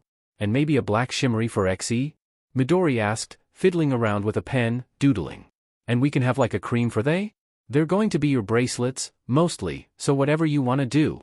Jishaku shrugged, and Raka and Hitachi nodded soon after he said that. If we're doing non-gender conforming, we could do like a light blue for she days. I like that idea. Midori chirped. What are the bracelets going to be made of, though? Fabric, chain links, and clips to take them on and off. Hitachi said immediately. The three teens stared at him, because Miss Inko had wandered off into the kitchen again, and he sighed before elaborating. I used to be into seeing when I was younger, so I have a lot of ribbons and stuff, and if we add little chain links we can make a nice little pattern. That sounds like a good idea, Shinsu-kun. How soon do you think you can make them? Midori was still doodling. Well, considering that we still have around 6 months of school left, and that I have only so much material. 2 or 3 days. Hitachi shrugged as he said this. I can make, like, 6 or 7 of each kind, just in case. We can all group up here to pass them out, if you want. I'd be fine with it if your parents are. Inko called from the kitchen. It's a deal, then. Midori chirped. See you all in 3 to 4 days. School wasn't as bad as he would have thought it would be, all things considered. Izuku got away with his excuse of a villain attack, and other than the teacher telling him to get the classwork from some other students, things went on as normal. The work wasn't that hard to do, as Izuku had stolen one of the lesson plans a few months back and was able to teach himself what he needed to know, so the classwork was more of a review than anything. Of course, there was the matter of his classmates. They were less than pleased at Izuku's disappearance. Especially Bakugo. Where the hell did you get those scars, Deku? Bakugo had Izuku pinned against a wall in that moment, high enough that even with the glass cage lowered his feet still didn't touch the ground, and only the tips of his tails could reach. No idea what you're talking about. Izuku grunted, and his clawed hands desperately tried to get Bakugo's grip to loosen, because if Izuku didn't get air soon, something bad was going to happen. Something that probably involved a small, eldritch lizard bird tearing apart several of Izuku's classmates. Don't lie to me, you little sheet. Bakugo snarled, and the hands forcing Izuku upwards started to get up more than they had been. Oh, so that's the game you want to play, Bakugo? A grin spread across Izuku's face, and Evangelion's hum grew louder. I can play that game better than you. Within seconds, wings burst from Izuku's back, and feathers covered his arms and legs, and 2 crests of feathers vaguely resembling fins wavered in the air from the side of his head, and once more Izuku's hands and feet became talons, and now his tails were feathered and longer. And Izuku radiated heat, and still he smiled at Bakugo. I just got caught up in a villain attack at home, Kaken. The use of the discarded childhood nickname made Bakugo flinch. Just a little. Just enough. We all know what my neighborhood is like. The smile was still on Izuku's face. So there's no reason to think I'm hiding anything. Bakugo growled, but couldn't say anything about that. He released his grip, and Izuku fell to the floor, gasping. As Bakugo stalked away, Izuku just laid there on the floor, catching his breath and carefully raising the cage from where it had been slammed down before. Once all traces of feathers and heat had left, Izuku gathered himself and got back up to finish the school day. He had a feeling that the next few months of school wouldn't be as fun as they had been. Ochako had various expectations of her new school. For one, it was the same school as Shinso and Midoriya's, so from their descriptions of it, she was already nervous. The first day went better than expected, at the beginning of the second week into the school year. People were polite enough. Ochako had even been lucky enough to be in the same class as Shinso. Of course, things went south soon after that. Everyone hated Shinso, and since Ochako associated herself with Shinso, everyone hated Ochako. She didn't need to be friends with them, anyways. They all cared about what your quirk was and nothing else. What is your quirk, anyways? She asked Shinso one day at lunch. They all care about quirks so much, and judge on stereotypes, so I figured you probably had a villainous one, right? Shinso raised an eyebrow at her, eyes half-lidded with exhaustion. Yeah, no duh, Raka-chan. If my quirk was anything else they wouldn't treat me the way they do. Ochako stole one of his fries. So what's your quirk? She munched on the fry, ignoring Shinsu's grumbling about how she was a thief. Why do you care what it is? He asked, reaching over to steal one of her nuggets in turn. Because if I know what it is, we can train and make your quirk stronger so you can have a better chance of getting into Yuei. She stole another fry, and slapped away his hand when he tried to grab a nugget. Wouldn't I need to train my body too, though? I'm a noodle right now. He eventually just dumped all of his fries onto her tray, and went back to eating the rest of his food. Well duh. Ochako answered. Hey, why are we eating Western food, anyways? We could have just gotten food from the cafeteria. Yeah, but Ma makes killer Western food, and if I bring my food then that's less of a chance that our dear, and here he laid on the sarcasm thickly, classmates can mess with my food. Yeah, that makes sense. Ochako figured. I'll need to thank her for making food for me. Nah, don't worry about that. Ma is like Inko-san, she will feed you, and that's just part of her job as a civilian in our neighborhood. You take care of people, it's what you do. If you tried to thank you for making food for you, she'd just shove more food into your arms and tell you that feeding people is her job. He stretched, and at Ochako's raised eyebrow, he continued. No, I'm serious, word for word, that's what she said before. Sure. Ochako said. I'll believe it when it happens to me. The bell rang, then, and the two got up to throw away their trash before heading back to class. Yay, school. Hopefully Yuei would be less boring than school now? Jishaku didn't like school. He didn't dislike school, but he didn't like it. For one thing, everyone was too concerned about being in all the popular social circles, which was dumb, because why would that matter at all in a place that you're supposed to learn in? For another thing, the teachers never bothered to explain anything in a way that could be understood, it's how everyone else does it. Well, shut up Todoroki, I don't care if you have a family name that sounds like the number 2 heroes, you're still a JRK and you're not special. And they expected you to remember everything, no matter what you did. And there was the fact that they never let Jishaku build anything, even when he had done his work. If they were going to stick him in a building for 8 hours a day and not even teach him sufficiently, then at least let him do things he was good at. One of the other kids, Okaiwada, seemed to share this frustration, so at least Jishaku wasn't the only one building things under his desk in class. It was funny though, when the teachers tried to figure out which one of the nicknamed gadgeteers had built which mechanical thing that had disrupted class. Most of the time it was the fault of one Okaiwada, bit Aki, but Jishaku always took the fall because Jishaku figured that Okaiwada was at least going to do something with his inventions, and he'd probably need a cleaner record in order to get into a good school so that he could do that. So, maybe school wasn't that bad, if he at least had common ground with someone. But Jishaku always loved when the last bell rang, and he could go and meet with Midori, Hitachi, and Raka and do whatever dumb stuff they did. Which was where they were now, 5 days after their initial meetup, at Midori's house as promised. They were all gathered at or around the coffee table in front of the couch, which led to most of them sitting on said couch, waiting. Jishaku didn't know what they were all waiting for, but it must have been for something. Finally, Hitachi spoke. So? I made the bracelets. How many? Raka asked, though they all had a guess. I made 5 of each kind. Was Hitachi's answer. Take the ones you're going to use. Having said that, he put the bracelets on the coffee table.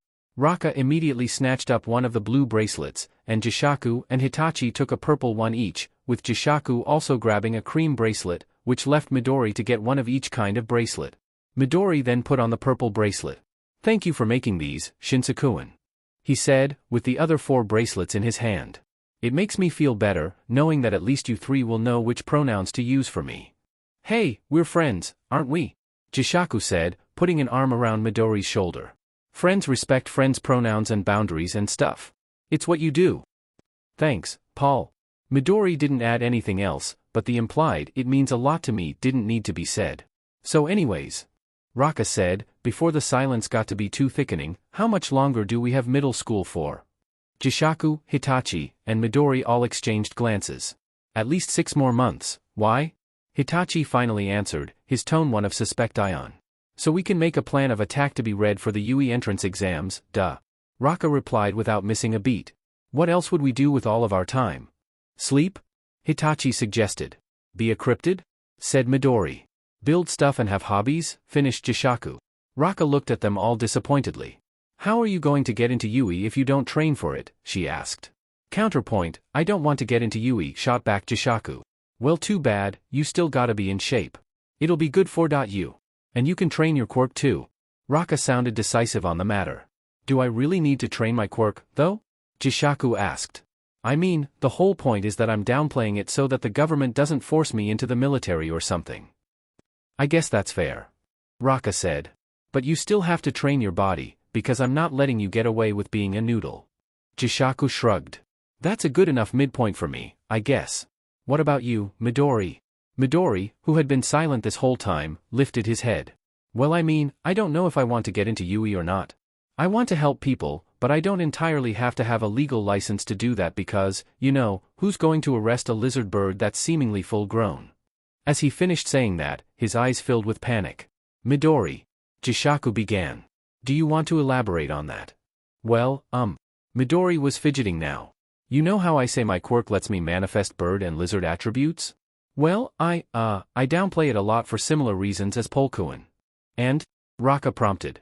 And I can turn into a big lizard and bird, and I'm pretty sure that the bird can spit fire, and I'm kinda accidentally the villain Evangelion. They had put on the cream bracelets, seemed more nervous and fidgety now. Please don't tell anyone? I don't want to be arrested or anything. For a few moments, it was silent. Then, my lips are sealed, Raka said, and Jishaku and Hitachi quickly voiced their agreement. You don't hate me? Midori asked, sounding genuinely surprised. Of course not. Raka insisted. You were only like 4, your quirk just manifested, of course they'd think you were a villain if you were all of a sudden just a giant lizard. It's not your fault, and you're still a good person. And most importantly, you're my friend. Once again, Jishaku and Hitachi voiced their agreement with Raka's statements. Midori looked like they were about to cry, and said a watery thanks, before Jishaku decided that was enough of his friend feeling sad, and gave Midori a hug. Midori seemed surprised, but Raka and Hitachi joined in, and then it was just a group hug of a girl, a boy, and 2 people. It was a warm hug, too, and a comfy one. School wasn't as bad after that. Sure, people gave Hitoshi the occasional look, but Uraraka was there to stare right back at them, and they managed to get Midori to sit with them at lunch, so it was better than it could have been. Uraraka kept stealing his fries, though, and Hitoshi kept stealing her nuggets, because somehow Ma found the time to make food from a Western lunch to give to the 2 of them. Whatever, Hitoshi wasn't complaining, he had nuggets and his idiot classmates couldn't claim that they had nuggets made by a loving mother, and okay Hitoshi, we're going to steer away from that bitter train of thought. The training was a bit difficult at first, mostly because they convinced Forceweight, who told them that her actual name was Aizawa, and Akaguro, one of the more experienced vigilantes in the neighborhood, to actually train them, but it got better, and Hitoshi definitely felt more fit. Summer came and went, as it always did, and they all celebrated Hitoshi's birthday, which meant Ma and Pa, Midori and his mom, Pole and his mom and dad, and Uraraka, which was a significant increase from last year, and then when it was Midori's birthday, they did the same thing. School started again after summer break, but it was more bearable by the knowledge that soon enough they'd be able to apply for Yuei and get in. The only one of them who wasn't determined to get into Yuei, no matter what, promised Uraraka, was Pole, who had decided that they'd apply for a few different schools, as they weren't entirely sure where they wanted to go. Uraraka and Hitoshi had managed to convince Midori to want to go to Yuei, though. So the school days seemed to fly by. Which led to where the 4 of them were now, standing at the gates, ready to walk in. You guys all ready? Asked Pole. As one, suggested Hitoshi. The other 3 all made noises of agreement, and, after a second, they all stepped forward in unison. 1 step closer to their goals. That step became another, and soon they were walking through the front doors. There was a sort of receptionist area, only with no receptionist. That's probably where you go to see where you go for which entrance exams. Pole deduced. Shall we? We shall. Uraraka answered, and onwards they went. It turned out that the exams for the support course were on the other side of the building, so that was where they had to part ways with Pole. I hope he does okay, worried Midoriya. Are you kidding? Asked Uraraka. It's Polkuin. If he doesn't burn the place down, he'll have built a mechanical dragon or something. Yeah, probably. Hitoshi said. They'd be more likely to burn down the place, though. Midoriya snorted. Wow, Shinsukuin, you have such faith in Polkuin. Oh, I have faith. Hitoshi said, with a sheet-eating grin on his face. Faith that they'll have a hard time trying to contain them if they do get in. They didn't get much of a chance to continue speaking after that, as they had reached the examination rooms, and had to quiet down to take the written part of the exams. Hitoshi hoped that he had done well. He'd studied with Midoriya, Forceweight, Uraraka, Pole, and Green Lightning, one of the more elusive vigilantes who never showed their actual face, but had good advice and a treasure trove of knowledge nonetheless.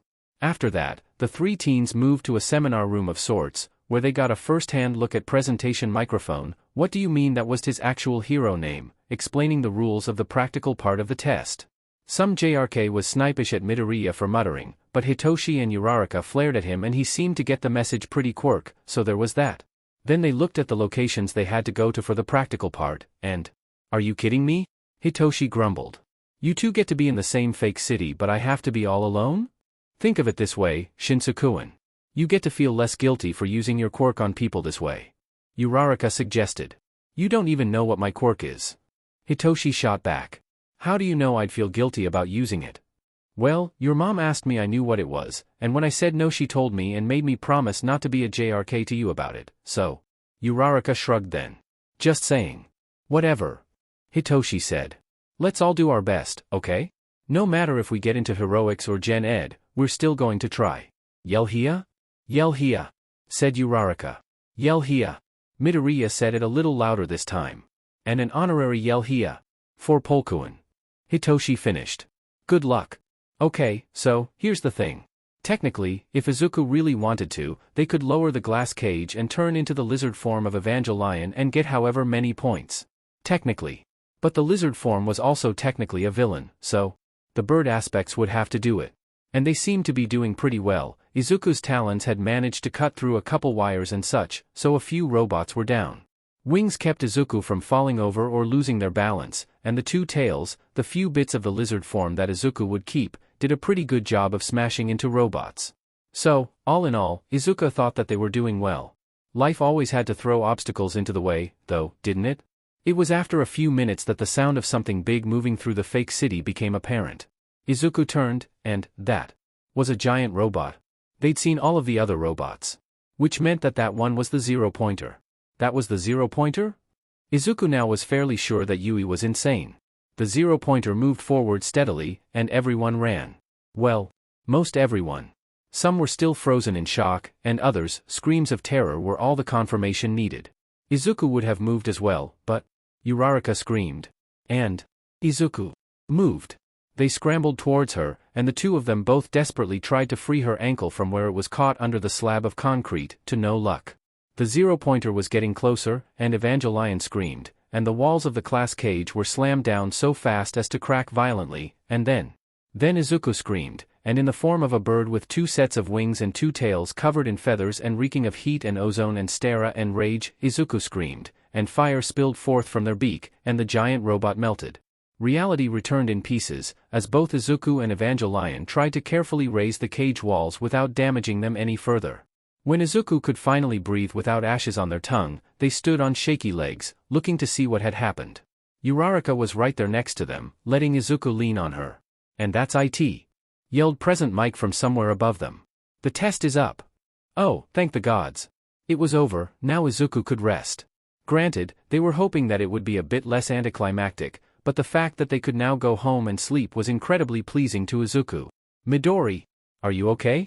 Uraraka asked, still on the ground, only with her ankle now freed. I could ask you the same question. They replied, stretching their arms, legs, and wings, and stopping a bit when their arms twinged. You're the one who has a sprained ankle. Yeah, but you took one step and then turned into a giant eldritch Y bird that spat liquid fire. Are you sure you're okay? The worried undercurrent became the only tone she was using, and Uraraka's glance at their slightly smoking legs gave Izuku the realization that they'd probably worried Uraraka a lot more than they had meant to. I'm fine, Uraraka-chan, I promise. They gave her their best reassuring smile, but it probably fell short. Around that time, an elderly lady came walking through, handing out gummies and giving kisses to people that seemed to heal them? They weren't too sure on that one. When she got to where Izuku and Uraraka were, she tiskeded thoughtfully, before doing what it was that she had been. You should make sure to go easy on that ankle in the future, she suggested to Uraraka. It seems to have a history of sprains. Do be kind to it. Uraraka nodded and gave thanks. As for you, young man, don't be upset, she doesn't know she's not being mean, it's not on purpose, she said to Izuku, you should rest your arms for a few days. And try to avoid eating anything too spicy, as it could cause damage to your mouth after that show you gave. You may be able to breathe fire while in your transformed state, but it's still important to respect your body's boundaries. With her speech said, she gave Izuku and Uraraka a gummy each, then continued on to the next person. So, Uraraka began. Do you want to go see if Shinsukuin and Polkuin have finished their exams yet? We may as well. Izuku replied. I don't think there's much else more for us to do here. Thus, on they went, searching for the fake city that Shinso was in. Site G, Izuku thinks? Either way, they don't have to necessarily look for long, because Shinso literally runs into them. Oh, hey, he said. Fancy seeing you two here. Don't be a smartbutt, Shinsukuin, said Uraraka in mock seriousness, before she giggled. You're never going to believe what I just saw. What? Asked both Izuku and Shinso, the former trying to look around, and the latter seeming uninterested. Okay, so, look behind you to the left a little, but not too obvious, she instructed. See those students over there? There were, in fact, other students. One of them had bright pink skin and hair, and the other had more normal, flesh-colored skin, with black hair that was roughly shoulder length. The first seemed to be trying to cheer up the second, but Izuku wasn't sure if the second was actually cheered up or just acting. Either way, Izuku decided that it would probably be nice to say hi, and they decided to do that. Uraraka and Shinso joined them in walking towards the two people. Hi. Izuku began with a chirp. We saw you two standing over here, and you seemed like you were pretty happy about something, so we wanted to know why. Not that you're not allowed to be happy. Shinso quickly added. We were just curious. Oh, that's easy, said the pink one. Kiri and I are getting into Yuei for sure, so I'm trying to help him get over his nervousness. Fair enough. Shinso reasoned. As long as you're not straight up denying his anxieties, he ran a hand through his ever-messy hair and held it out to shake. Wasn't that a Western thing? Were they doing Western things now? Shinso Hitoshi, he introduced. And I use him, just so you know. Uraraka was the next to continue this. I'm Uraraka Ochako, and I use she/her. Her smile was bright and entirely genuine. The pink one and the other caught onto this quickly. I'm Ashido Mina, said the pink one, and I use she/her as well. I'm Kirishima Ijuru. I use he/him. Kirishima said as well, and then once again there was only Izuku left. I'm Kyakusei Jishaku, but call me Paul. Oh. And I use he/him and they/them. Paul added. Wait. When did Paul get there? When did you get here? Shinso asked, eyeing Paul. Isn't it like all the way on the other side of the campus for the support exams? Well, technically yes. But you can get around a lot faster if you use my quirk. Paul stretched, before looking around. So what are we doing? Introducing ourselves to our new friends. Uraraka said, and wow, we're this two friends already? The group had only known them for a minute or two at most. Was that really enough time to be considered friends? Apparently so. Nice to meet you, Ashido said, rocking back and forth on her heels some. Oh. We never got your name and pronouns. She pointed at Izuku when she said that. Which raised a bit of a problem. If Izuku told her all of the pronouns that they might use, she could judge them or use the wrong ones on purpose, but if Izuku didn't tell her the pronouns, she would think that Izuku used the pronouns for their assigned gender, and would think she wasn't doing anything wrong when calling them by the wrong pronouns. This was not a fun situation. Paul seemed to notice Izuku's discomfort first. You don't have to tell them, he told Izuku. You're allowed to keep that information private, if you want. That sounded appealing, it really did, but... No, I'll tell them. Izuku decided. Better that they know now and don't use the wrong pronouns than them not know until later and feel bad, right? They smiled shaking, already having bad memories of trying to come out to his classmates, but did his best to push aside his worry. No room for that here. My name is Midoriya Izuku and for pronouns, I currently use they/them, but I can also use he/him, she/her, they/fair, and xe/them. Don't turn into a puddle, you're going to be okay. Thank you for trusting me with this. It was Kirishima who spoke this time. It must have been kinda difficult to tell all that to two people you only just met. That courage is so manly, dude. He said the word like it was something positive, but... Well... Could you please not call me manly? Izuku asked. This was getting a little awkward for them, because no one else had said anything about boundaries and such, but Izuku would assume that they'd have the common decency to respect Izuku's boundaries, right? I don't feel entirely comfortable with you calling me that. The change in demeanor in Kirishima was immediate. Oh, I'm so sorry, I didn't mean to make you uncomfortable, I'm sorry, I can totally not call you that, Midoriya. I don't want to make you uncomfortable. He looked like he wanted to continue apologizing, but Izuku cut him off. It's fine, you didn't know. Just don't call me it in the future, and we're good, yeah? A small, less shaky smile was offered. I'd stay and chat more, but we probably have to start going home soon. Everyone seemed saddened at the prospect of leaving their new friends and returning home. We can exchange phone numbers at least? Ashido suggested. And keep in touch that way until we all get into Yuei? Sounds like a plan. Said Uraraka, and everyone else made some sort of agreement with her. Well, kind of, Paul had muttered, maybe I don't want to go to Yuei, but it was the thought that he would get accepted that counted. Probably. After quickly putting the contact information in, Izuku, Shinso, Paul, and Uraraka all parted ways from Kirishima and Ashido. Here was to hoping that they did well. Over the course of the next week or so, Pole took a few more additional exams to several other schools. Hitoshi figured it was a fairly smart plan, that way, even if you didn't know exactly where you wanted to go yet, you had options. Hitoshi had only one option, really, and that was Gen Ed, because no use dwelling on things. Ma, Pa, Inko, and Pole's parents all seemingly worked in shifts to make sure that the 4 children weren't causing any more chaos than strictly necessary. Quite dedicated to it as well, nagging the children to make sure that they slept at a reasonable time, and that they ate. True, it was only 2 weeks of waiting for the results, and school had ended a few weeks ago, but it still felt like an endless wait to Hitoshi. Even if he knew where he was going to go, it still was eating him up with anticipation. He did feel bad for Uraraka, Midoriya, and Pole, though, because for Uraraka and Midoriya, they'd bet everything on heroics, and for Pole, they had taken multiple entrance exams, which meant several things to choose from, assuming that they got into at least 2 of the schools. "Why are you moping about, Shinsukuin?" asked Pole one day while they were visiting. "It's not like you didn't get in." "That's the point, though," Hitoshi answered. "I don't know if I got in. I didn't even break any robots or anything." "Well, what did you do?" "I mostly ran around helping people, using my quirk to get them to move out of the way. I used Ma's technique along with Pa's mesmerizing tricks, so I did fairly okay on helping people get out of danger and steer them towards robots." "So, basically, you used your quirk to help out other people for the whole exam," Pole summarized. "Yeah, sounds about right."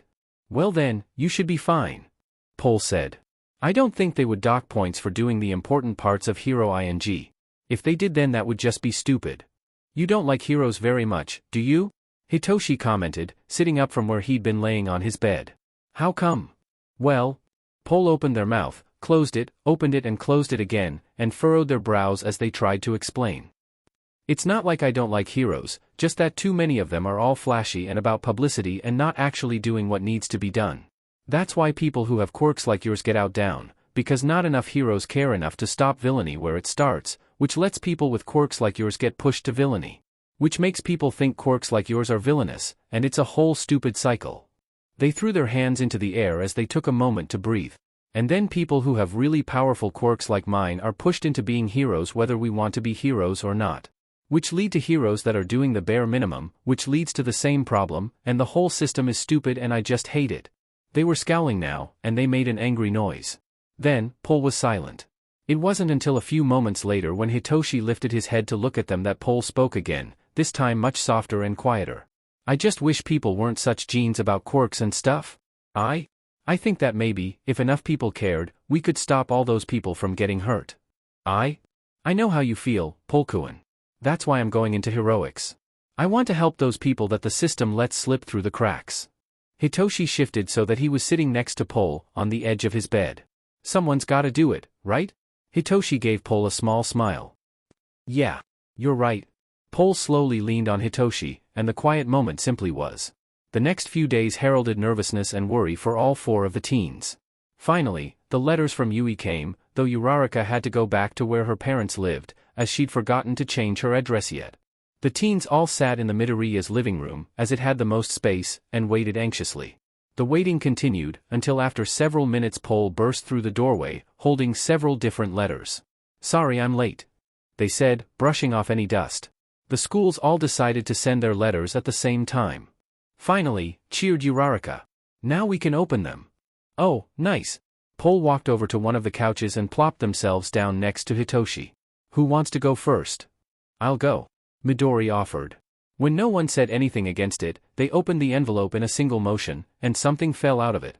The something turned out to be a small hologram, which projected a video of All Might, he was teaching at Yuei now, and which said how Izuku had earned both villain and rescue points. Pole shot Hitoshi a look when All Might revealed that second ranking system, and that Midori was accepted into the hero course. "I got in," Midori said, voice half full of disbelief. "I got in. I want to open mine next," cried Uraraka, and she did just that, snatching up her later from the table. It also contained a hologram, which said just about the same thing, though the amount of points she got was different. She raised a fist in the air and cried triumphantly, and then Midori, Uraraka, and Pole all looked at Hitoshi. "Go on, open it," Uraraka prompted. Yeah, I'm getting there," Hitoshi snarked back. The 4 of them all held their breaths as the hologram played. Teehee bare minimum amount of points needed to get into heroics is 45 points. Young Shinso, you earned 46 points. You may have SCDPED by, but you passed. The hologram said something else after that, but Hitoshi had stopped listening. He'd done it. He got in. Hitoshi threw both hands in the air and cried triumphantly, just as Uraraka had done, and the other 3 teens joined in as well. Pole, you gotta open your letters now. Uraraka said, bouncing on her heels. We gotta know if you got in. Yes indeed, right away Raka-chan. Pole was grinning just as brightly as they all were, and of the 4 letters they had, they chose the one from Yuei first. This turned out to be an actual letter and not a hologram, which Pole skimmed before cheering. I got in. Nice. Midori cheered. What about the other 3? I'm getting there, gimme a sec. Pole opened the other 3 letters and skimmed those as well, cheering as they did so. I got into all of them.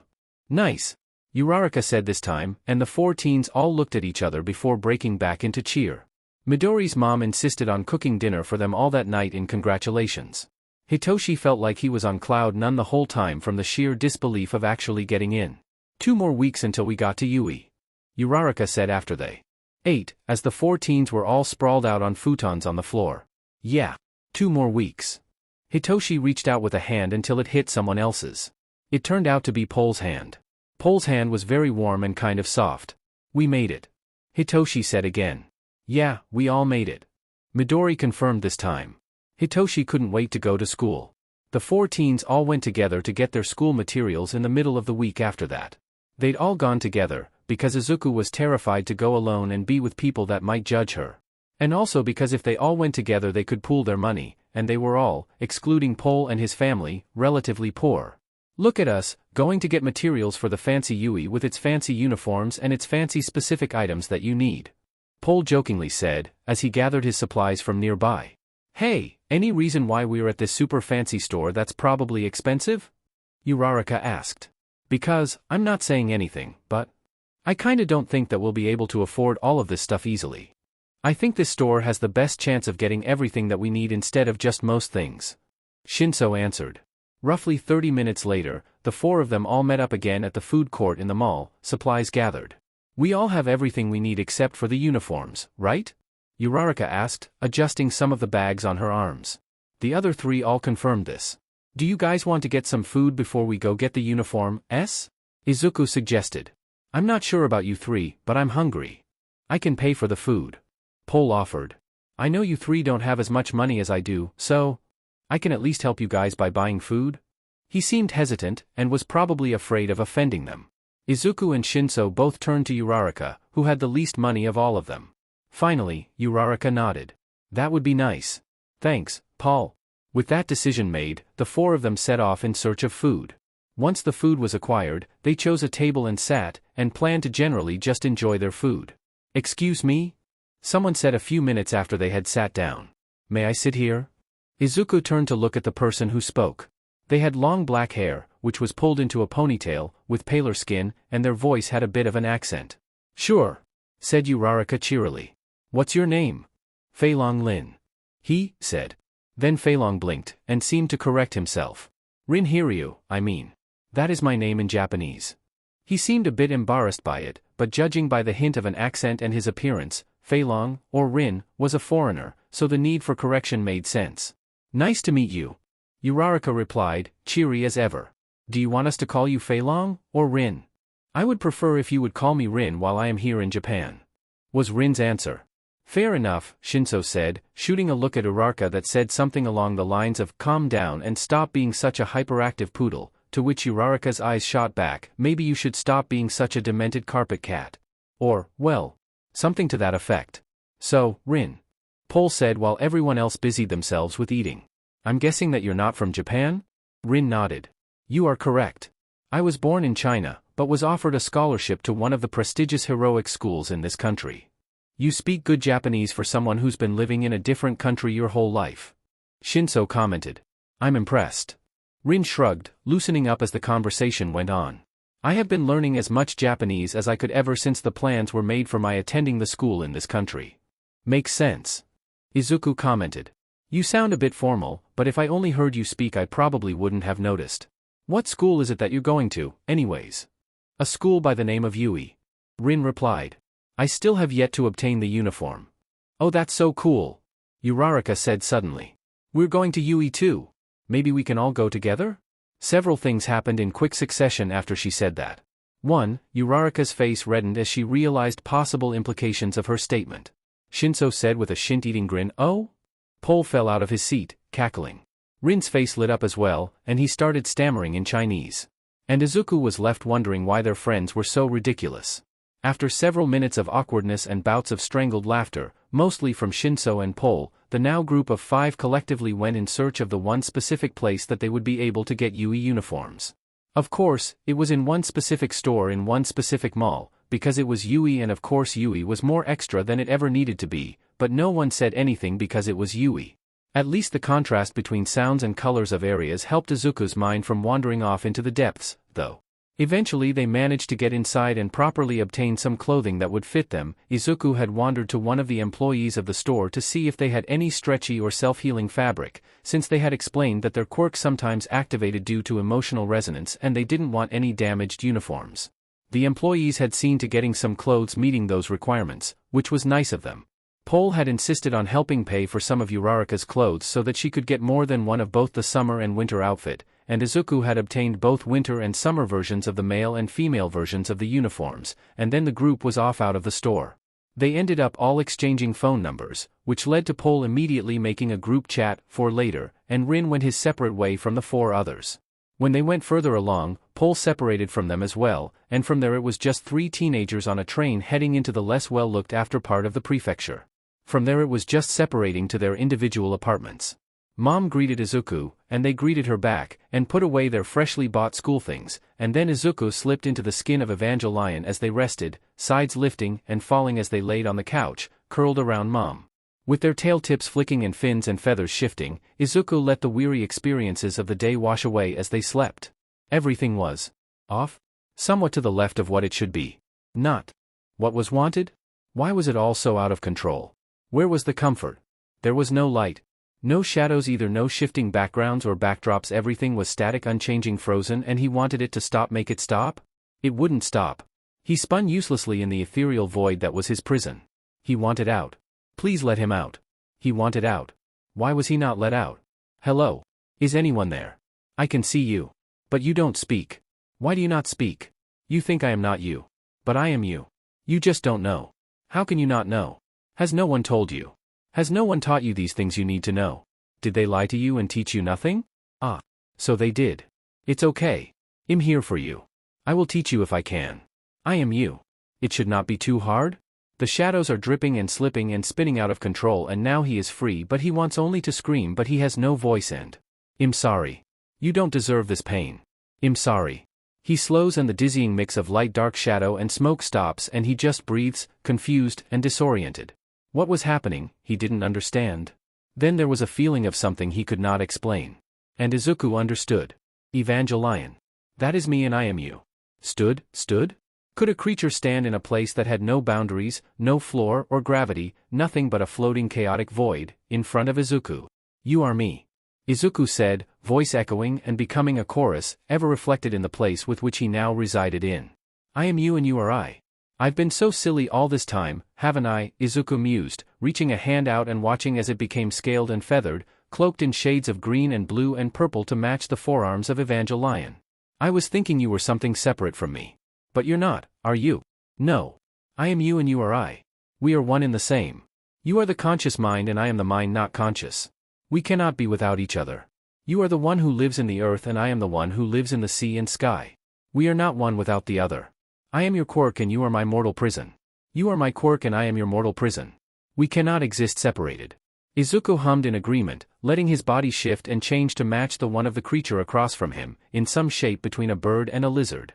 It was a creature with fins jutting out from patches of feathers and scales, a mane of purple-green, wings resting on a scaled back, 6 limbs with forearms feathered and finned, in mock imitation of wings, and scrawny, powerful hind legs with those same almost winged finned ankles, and 2 tails, swishing and shivering and moving constantly in the space that was not, fins and feathers moving in tandem. It was, in essence, a paradoxical creature, of starshine and ocean currents. It was a creature of man-made appearances, of unfinished songs and of thoughts and feelings buried by a dead mind. This is the closest thing I've ever had to a fever dream, I think. Izuku commented. It's interesting. He should not have been able to talk. His mouth was no more but was a muzzle hiding razor teeth, eyes glancing around, more eyes than any natural thing should have, more eyes than was needed or expected, ears pricked up to listen. What is the use of ears but to cause more concern? Neither lizards nor birds have ears, but he had ears to the half-whispers and voices of the quantum space he rested in. Do you think that I would be able to talk, wearing your skin? Izuku wondered, stretching and feeling the shift in his skin and muscles. If I can talk now, I could learn to talk in your form. I don't know. But you can always try. Everything can do nothing but try. The void space remained what it was, but Izuku felt a subtle shift. Ah? Izuku said, softly. It is time for me to wake. And Izuku woke. He woke to his mother looking at him concernedly. Are you all right, dear? I'm fine. He replied. Why do you ask? You've never fallen asleep transformed before. She said. And now you've woken up, but you seemed scared in your dream. Izuku looked at himself. It was a valid concern. What time is it? He asked, hoping to take her mind off of it. Oh, only about 9 in the morning. Mom said, giving Izuku a few pats on the head, perhaps in an attempt to convince herself that Izuku was fine. I made breakfast if you want any. Thanks, Mom. Izuku chirped, and he let the scales and feathers fall away as the glass cage between conscious and subconscious was thoroughly latched shut. The breakfast was as filling as always, and tasty, and Izuku went about his normal routine of getting properly woken up. Once he had gone back to his room and gotten dressed, Izuku joined his mother on the couch. Neither of them said anything, but it was a comforting silence. Hey Mom? Izuku said, voice soft so as to not break the silence as harshly. Do you ever wonder if the things you do have any effect in someone else's dreams? I've never thought about it that way, to be honest. His mother replied. But it's a very unique idea. And one that might have more truth than others. She smiled at Izuku, then. No matter what others say about you, or how different you may be to them, know that I'm here for you, okay sweetie? I know, Mom. Izuku leaned forwards and hugged her. It was 3 days later when Izuku ventured back to the ocean. They didn't know why. They didn't have a specific reason. They just went, pulled by the draw that the sea had, to sink into it and let it sink into them, and to let their very existence be the sea and its salty waves and haunting, echoing song. And so the shift between forms and mindsets came again. The dark water was refreshing to their body as they swam through the water. They swam deeper still, letting the cold envelop them. It was a bone-deep chill, and they dove further still, drawn to the deepest parts of the ocean, accompanied only by the rumbling, soothing song of the waves. Their mind was nearing that point of more control to Evangelion than to Izuku, but they paid no mind. They cared not whose thoughts were theirs or who had how much control, only that they find this comfort and peace in the almost still waves and in the ocean song. The air around them was calming and gentle, and when had they risen to the sky? It did not matter. The fact was irrelevant. They rose until they were above several clouds with feathers and eyes searching for places to fly to. Almost unnoticed, the control seeped away to Evangelion, and it stretched its body and shook out its feathers, a short soft trill. Escaping its beak. It had been a long time since it had been allowed this much control over the shared body. Green Valley was afraid of what it would do. It did not blame the smaller creature, but it was glad to have total control for the first time in several years. It had missed the way the stars sang around it, the way that its movements felt real to it. Evangelion did not do much that night. It only soared in the sky for several hours, maybe 3 at most, listening to the star song and ocean song, letting the notes echo from inside its chest and throat before escaping into the night. Then, it let its control seep away, reluctant as it was to do so, and Izuku let the feathers and scales melt away until they were on the rooftop of their apartment building, and the glass cage was raised, letting only starlight into it to give Evangelion something to see. It had been a good night. Halfway through the second week before school started back again, Pole came up with an idea. Hey, wanna have a sleepover at Midori's place? They asked, fidgeting with a pencil and doodling much like the first time that Hitoshi had met them. Not that I'm not all for a sleepover, but why is it in my apartment? Midori asked, munching on a small bag of chips. 'Cause your home is closest to the school we're gonna go to, and it's also the biggest since you guys live on one of the top floors. Pole reasoned. But you have an actual house that you live in. Midori shot back amusedly. It would, logically, make more sense to have a sleepover there. Yeah. Pole whined sadly. But I want to have the sleepover at your apartment because my house is a constant mess and your mom is nice, and if we have a sleepover here then there's enough room for us all to chill in this one room by itself. Midori was silent a moment, considering, then turned and went into one of the other rooms, presumably to get their phone and ask their mother. Sure enough, they came back a few seconds later. Mom says we can have a sleepover as long as each of our parents is okay with it. Do you want to invite Rinkuin? You know what, sure, let's invite Rinkuin, why not? Hitoshi said. Which was how the group ended up convincing Rin to come over for the next 2 days. They'd had to ask his host family, who was more than willing and seemed glad that he had made friends already. Hitoshi was probably the second person other than Midori to arrive. The first person was Pole, who, when they saw Hitoshi, bodily threw themselves at him.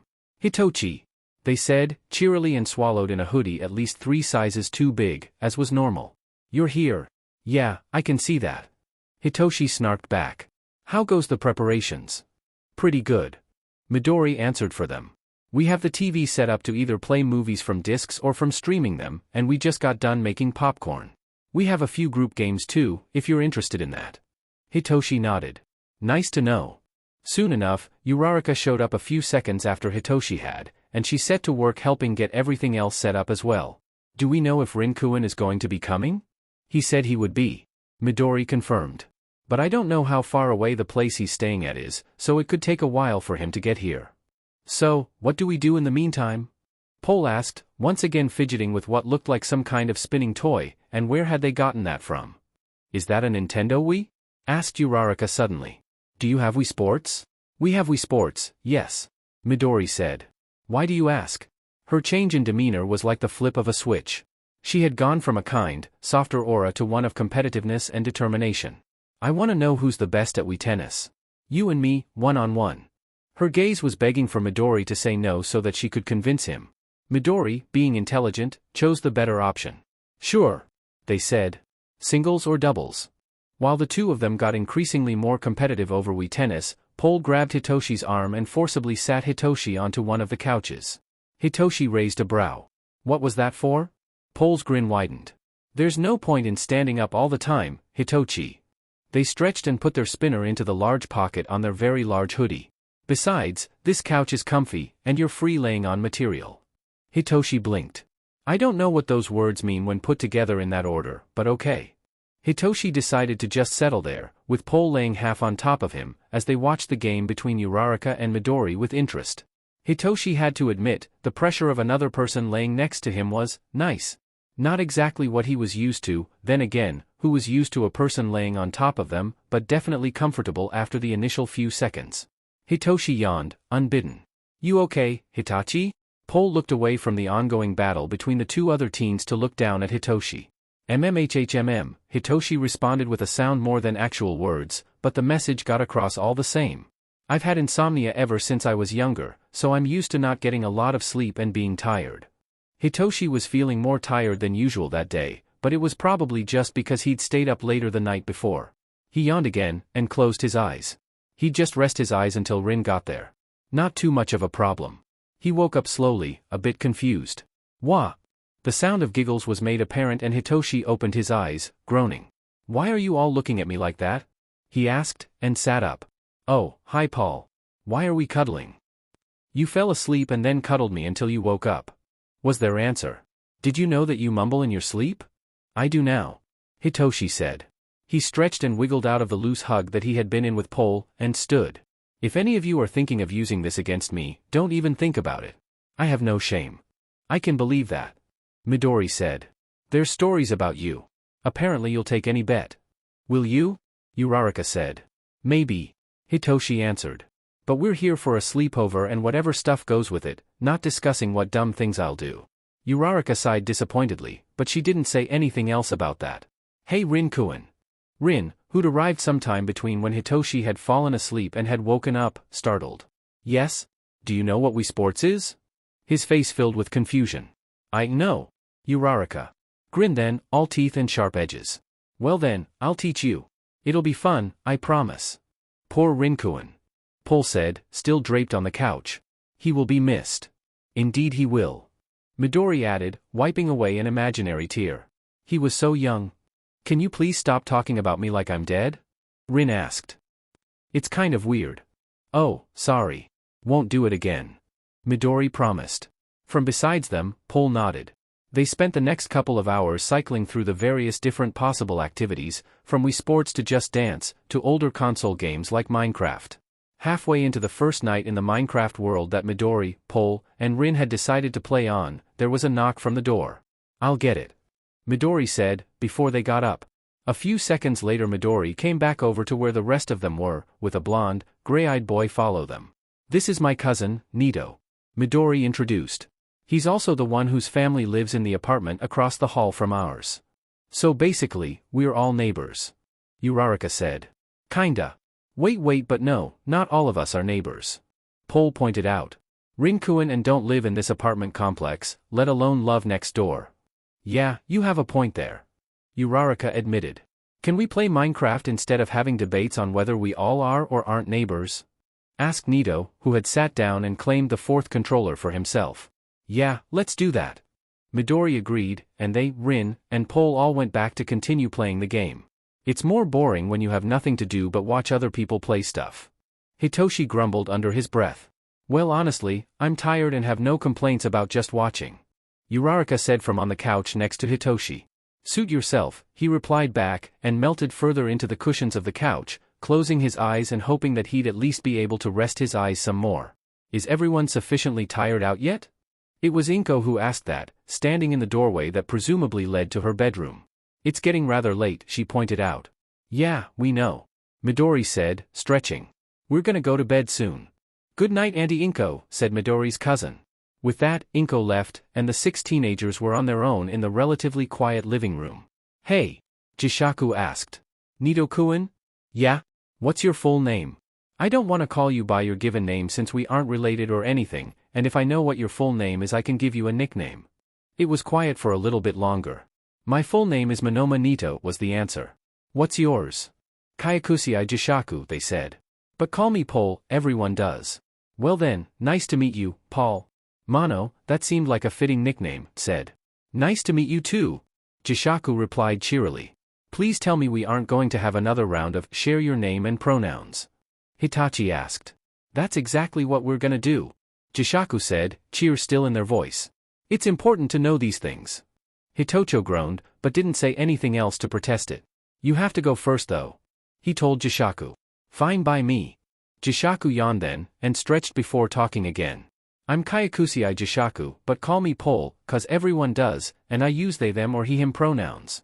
I don't care if you use either, just use one of those." They assumed that everyone else nodded in the darkness, or at least understood what they said. "I guess I'll go next?" Hitachi asked. When no one said anything else, he continued. "I'm Shinso Hitoshi, and I use he him pronouns." "I'm Uraraka Ochako. I use she her," Raka said, just a few seconds after Hitachi had finished. "Do I go next?" Rin asked. I guess I'll go next. I'm Rin Hiryu, or Feilong Lin in Chinese. I use he him." "Is it my turn?" Mono asked. "Yep," Raka confirmed. "Well, I'm Monoma Nito, and I use he him and they them." "Oh, same." Jishaku reached over Hitochi to give Mono a high five. "I'm the only one left now, right?" Midori asked. "As per usual," Hitachi said. "And don't think for a second about feeling bad because of that. If you say so, Mom." Midori snarked back. "Well, I'm Midoriya Izuku, and I use he him, they them, she her, xe them, and fei fame." "Wow. There are a lot more of us that are trans than I thought," Mono said. "Izuku, do you do this on purpose?" "I promise you, Nito, I did not specifically collect a friend group that was mostly trans." Midori snarked back. Did Midori just snark more when they were tired? That made sense, actually. "Wait, who here is trans, though?" Raka asked. "Because I know I am, and we know that Midori, Pole, and Monoma-kun are, but is there anyone else?" "Me?" Hitachi volunteered. "Wow," Rin said after a few seconds. "I'm the only one here who isn't trans." "You're the token cis," Midori said. "Do you know what that means?" Raka asked. "I'll protect you all from transphobes and you'll protect me from biphobes?" Rin asked, with an equal but opposite tone in his voice. "Exactly," Jishaku said. "Wait, you're bi?" "Yes," Rin answered. He seemed a little hesitant, but Jishaku couldn't really blame him. "Few members of my family know, but my older sister has helped me come to terms with my identity, and I feel more comfortable taking about it now." "That's pretty brave, Rin-kun," Hitachi said. I'm glad you trust us enough to share that. It was only fair. Rin replied. All of you shared personal parts of your identities with me, after all. Fair enough. Mono said.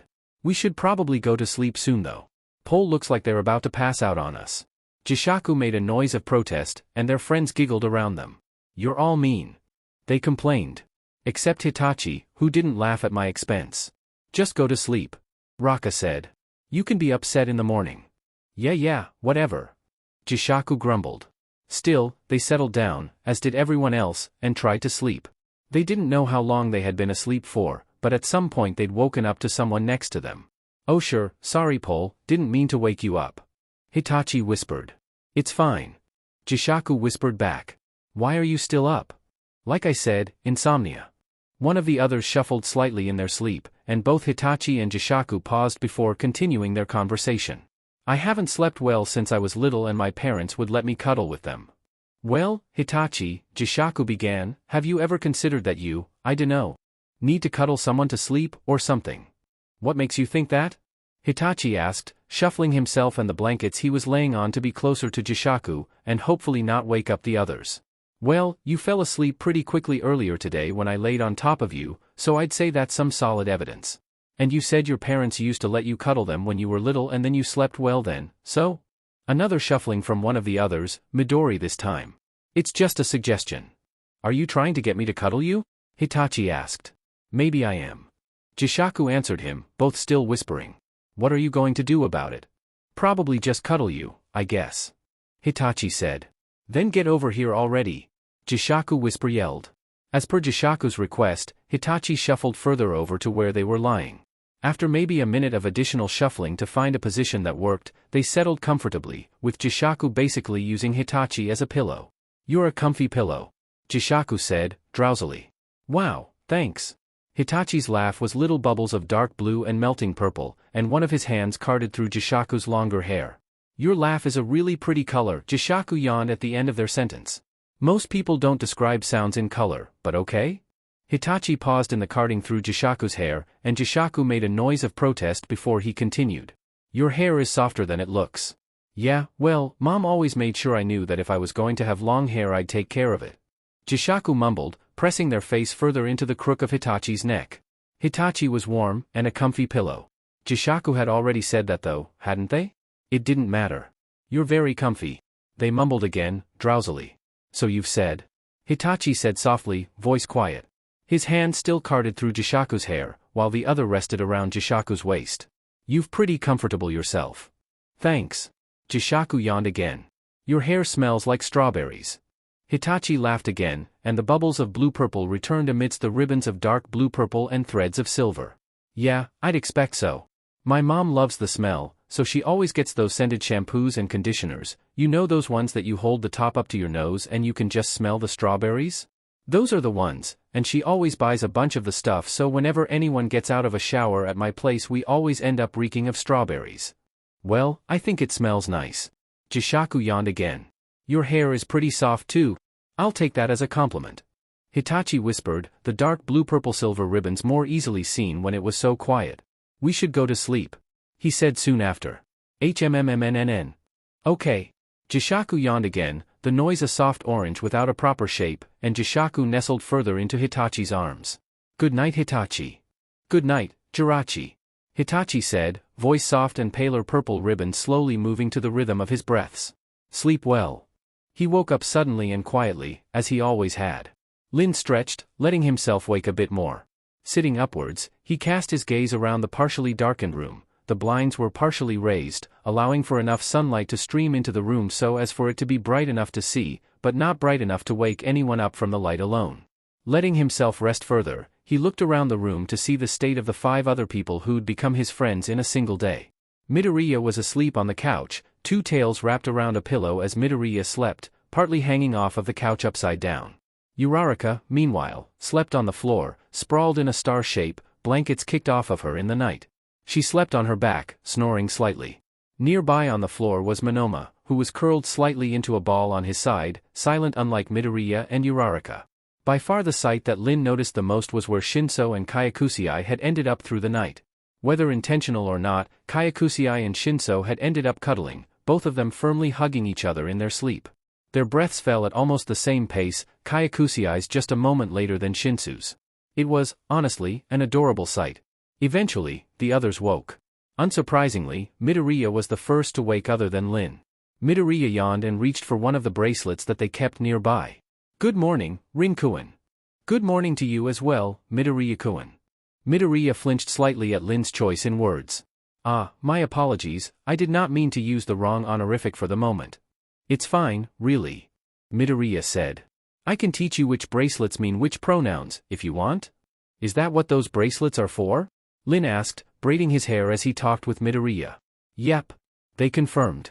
"The purple ones are for he/him, the blue ones are for she/her, the white ones are for fei/fame, the black ones are for xe/them, and the cream ones are for they/them. Does that make sense?" Lin nodded. "Yes, it's easy to understand once informed of it. You're wearing the white bracelet, so I should use fei for you today." "Exactly," Fei said. "Which honorifics should I use for you, then?" Midoriya paused. "You know, I actually haven't thought of that. Honestly, I don't like honorifics that much, come to think of it." Fei shrugged. "Oh well. I can refer to you without honorifics, if that is what you'd prefer?" Line offered. Midoriya's face lit up at that. "That would be great, thank you."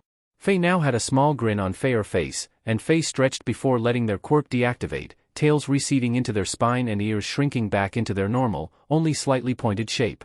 Midoriya also seemed to look around the room, until Fei's gaze stopped on one pair of Lin and Midoriya's shared friends. "Are Polkuen and Shinsu-kun cuddling?" Midoriya asked. "It seems like it," Lin answered. "Should we wake them up?" "If you want to, you may, but I would prefer not to." It turned out that neither of them would wake either up, because barely a second passed before Shinso sat up, yawned once, and looked around. "Morning," he said. "How's everyone doing?" "Well, half of us are asleep, but I'm doing good," Midoriya answered. "I am also doing well," Lin added. "Did you sleep well?" Shinso paused a moment, giving Lin an odd look. "You're not going to ask about this?" he asked, gesturing to where he sat next to Kyakusiai. "Not in the slightest," Lin answered. "Huh?" Shinso said, more of a noise of astonishment than anything. "Well, I slept good. It seems like Jirachi's theory of my needing to cuddle someone to sleep is pretty accurate." "Jirachi?" Midoriya asked. "Yeah, like the Pokemon." Shinso carted a hand through Kyakusiai's hair, almost absent-mindedly. "Did you know their hair is a lot softer than it looks?" "I didn't know that," Midoriya said. "I'm guessing you made a good pillow?" "Apparently so," Shinso replied. "Apparently my voice is also a pretty color, whatever that means?" Jirachi specifically said, "Your laugh is a really pretty color, so." He shrugged. "I think I've heard of something like that, it's called synesthesia, I think?" Midoriya offered. It's no big deal. Jirachi probably knows that they have it, if they do, and if they don't know that they have synesthesia, then we can just explain it to them later. No big deal." Shinso then shrugged again, and started braiding Kyakusiai's hair. "Wow, Shinsu-kun," Midoriya said after a few seconds. "You seem more energetic than usual." "Well, I just woke up well rested for once, so it's probably that. I've always been a morning person." "That does make sense," Lin agreed. "Is there a reason why you're braiding Kyakusiai-kun's hair?" Once more, Shinso shrugged. I figured they'd probably have an easier time if all of their hair wasn't all in their face and all. So, I'm braiding it, so that it doesn't." With a small flourish, Shinso finished the braid. "That does make sense," Lin agreed. After a few seconds, he spoke again. "Shall we find something to eat while the others wake up?" The other two agreed, leading to Midoriya untangling himself from the pillows and blankets, and Shinso carefully untangling himself from Kyakusiai's grip. Unfortunately, Shinso wasn't able to untangle himself from Kyakusiai carefully enough, because Kyakusiai woke up halfway through the detangling process. "Is it time to wake up already?" they grumbled. "Iw na go back to sleep." Their voice was slurred with partial sleep, and they stretched, yawning. Probably no point in trying to go back to sleep though. "I can get you food and some coffee maybe, if there's any?" Shinso offered. Kyakusiai stretched again and moved over to lean themselves against the couch. "That would be nice," they said. "I'ma try not to fall back asleep." "Gotcha. Be back with food and coffee soon," Shinso promised. Luckily, the Midoriya residence did in fact have coffee and cereal in its pantry, so retrieving both breakfast and coffee was easier than it could have been. Lin waited as Shinso returned, gifting coffee to the parties that wanted it, before draping himself over the couch, ignoring Midoriya's squawk of protest. I was sitting there. Faye said, upset. You can't just steal my seat. I just did. Was Shinsu's smug reply. Midoriya didn't say anything else. Instead, Faye walked over to the couch and sat on Shinso, causing him to lose all the breath in his lungs, and Faye to look just as smug as he had. Do you think we should do anything about that? Asked Uraraka, who has woken up by how. Nah, Kyakusei waved a hand in a placating manner. Let them be. I just want to sit and enjoy my coffee and be a gremlin. That's fair. Uraraka said, as she went back to doing whatever it was on her phone. School's gonna start a couple days from now. She commented a few minutes afterwards. I'm looking forward to it. As am I. Lin said. Kyakusei-kun, have you decided yet which of the schools you are going to go to? Kyakusei gave Lin an odd look. Well, I got a Yuei uniform, so I figured it would be kinda obvious that I'm going to Yuei. I just wanted to clarify. Kyakusei nodded. Makes sense. School. School sounds like it's either going to be great or hell. Shinso commented, having regained his breath and somehow managing to seem like he didn't notice that Midoriya was sitting on him. I hope it's the first one, but knowing my luck it's the second one. If anyone is mean to you, I'll beat them up for you. Uraraka said, voice perfectly conversational. That's a promise. I'll hold you to it. Shinso said, stretching as best as he could. Let's hope the first day of school goes well. Are you dyeing your hair? Hitoshi asked, watching Uraraka from the couch of her apartment. Yup. She confirmed cheekily. I'm dyeing it pink. I can see that. Hitoshi snarked at her. Why, though? Uraraka shrugged. Why not? I've wanted pink hair for forever, and since it showed up on my doormat with a note saying it was for me, I figured why not use it. Fair enough. Hitoshi said. He went back to eating his bag of chips on her couch, and she went back to dyeing her hair. Ochako bounced on her heels, waiting for Midoriya and Shinso to meet her out at the front entrance to their apartment building. Today was their first day of school, and she was more than excited. They were going to Yuei. Ochako was going to learn how to be a hero so that she could actually help people. It was a big deal. Finally, you two are here. She said when she spotted the two. Shinso and Midoriya both wore the same uniform as Ochako did, though they wore the male version, but Shinsu's had somehow managed to gain a rumpled look to it, and his tie was looser than it should have been. Midoriya's uniform, to contrast, was smooth and seemed to have no wrinkles whatsoever, tie neatly tied in place, though tied incorrectly. Ochako liked to think that she was somewhere between the two in levels of uniform neatness. What, were you expecting us to get all the way down here speedily fast? Shinso drawled, eyebrows raised. Midoriya made me take the stairs with Zem. Do you know how many stairs are in this apartment building? I have no idea. Ochako admitted. I've always just scaled my way up and down the outside walls. You what? Was Shinsu's reaction. You scaled the walls up and down. To get to your apartment. Yep. Ochako popped the P. I climb in through the window. Oh, so that's why that window is always unlocked. Midoriya mused aloud. I was wondering about it. You know there's an elevator in the building, right? Shinso asked. Midoriya and Ochako both looked at him. There is. They both said, unanimously. Shinso continued to stare at them. You didn't know there was an elevator in the building? No, Ochako admitted.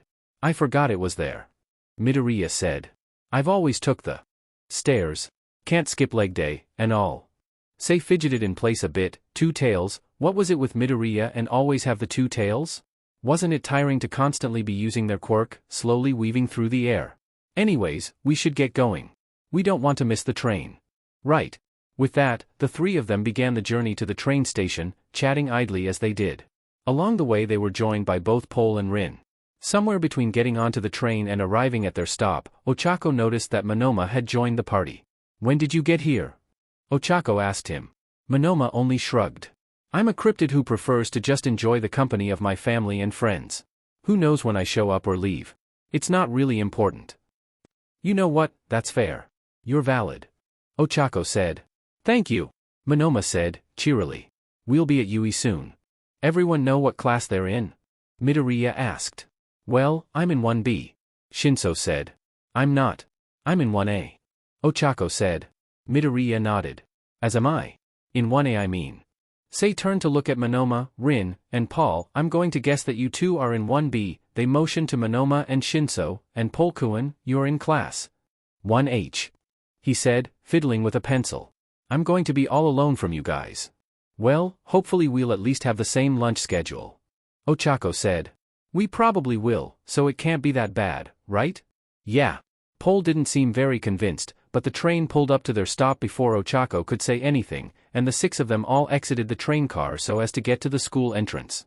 The next few minutes were a bit of a blur of trying to figure out where the heck they were supposed to go, but eventually they got help from an upperclassman with navy hair and pointed ears, and started heading towards their destinations. Pole had to part with them, as the support classrooms were on the other side of the building, and the 5 others wished him luck before continuing on their way. They made it to a classroom which had 1B written on the door in large lettering, and Ochako and Midoriya both said their farewells for the moment to Rin, Monoma, and Shinso. Now it was only Ochako and Midoriya heading towards the classroom for, A.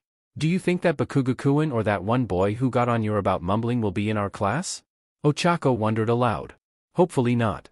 Midoriya answered. But knowing my luck, they probably are.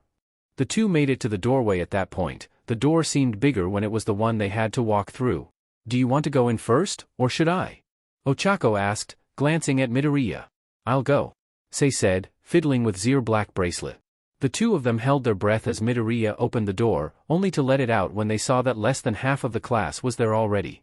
There were only about 8 or so students in the classroom.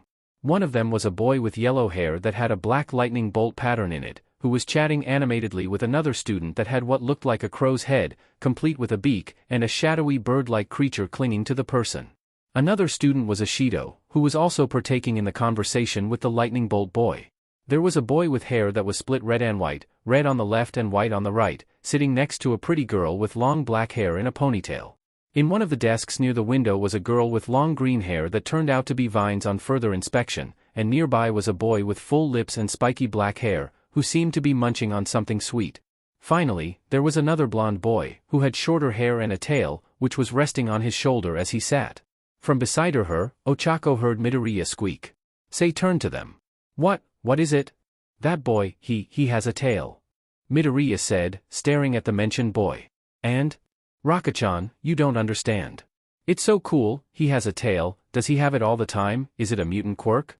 He must have worked so hard to get in if his quirk is one of the less flashy ones. Midoriya was mumbling again, and Ochako grabbed Zir's arm and led them to one of the seats. I was rambling again, sorry. Midoriya rubbed Zir's neck awkwardly with one of their hands, scales creeping up along Zir's arm. It's fine. Ochako said. I like listening to you ramble. It means that you feel safe enough to do so, which I think is pretty awesome that you think I'm someone safe to be around. Midoriya smiled at Ochako. Thanks, Racket-chan. It's fine. She said again. I wonder who our classmates will be. The two of them sat and chatted idly as the other students filed into the classroom, filling with faces that neither of them knew. Towards the time when class would be starting, Midoriya had to move away from where he was sitting near Ochako to be in his assigned seat, but the two of them had phones and thus used them to continue their conversation. Archetype Saucer, here's hoping Bakugo won't be in our class. Anti-gravity, let's hope that guy who was snipish at you also isn't here. BC he was AD. Archetype Saucer, we're probably gonna have at least one of them in our class though. Anti-gravity, well let's hope that whoever it isn't Bakugo. Memory blank, are we talking shit about Bakugo? Archetype Saucer, not at the current moment I don't think. Archetype Saucer, but that is subject to change. Alien Queen, wait who's Bakugo? Flying Dragon, I don't think I've met Bakugo yet. Memory blank, LMAO, no you haven't. Archetype Saucer, trust me. Archetype Saucer, you don't want to. Archetype Saucer, he is. Memory blank, AD-? Anti-gravity, a dude who beat you up for just existing? Mockingbird, someone who thinks that if you're not completely strong at all times then you're a failure for existing? Archetype Saucer, now that's one I haven't heard yet. Archetype Saucer, your reasoning? Mockingbird, I confronted him about being mean to you once. Mockingbird, he went on a tangent about how because your quirk was flashy you were supposed to be strong or something. Mockingbird, he makes no sense. Mockingbird, like if you're gonna hate someone have it be for a legitimate reason, like if they murdered your family or something. Rockwall, that's a yikes right there. Flying Dragon, that does sound like an unpleasant person to meet. Ochako looked up at the doorway as what looked like the last of the students arrived. The boy who was mean to Midoriya was there, but thankfully Bakugo wasn't. Anti-gravity, hey who do you guys have in your class? Alien Queen, me and Kiri are in you and Midori's class? Rockwall, hell yeah. Anti-gravity, hell yeah. Memory blank, someone shoot me, we have Bakugu. Archetype saucer, press F in the chat lads. Anti-gravity, F. Mockingbird, F. Aurora Australis, F. Flying dragon, F. Memory blank, F. Alien queen, F. Rockwall, F. Archetype saucer, no offense but I'm actually really glad that we don't have Bakugu in my class.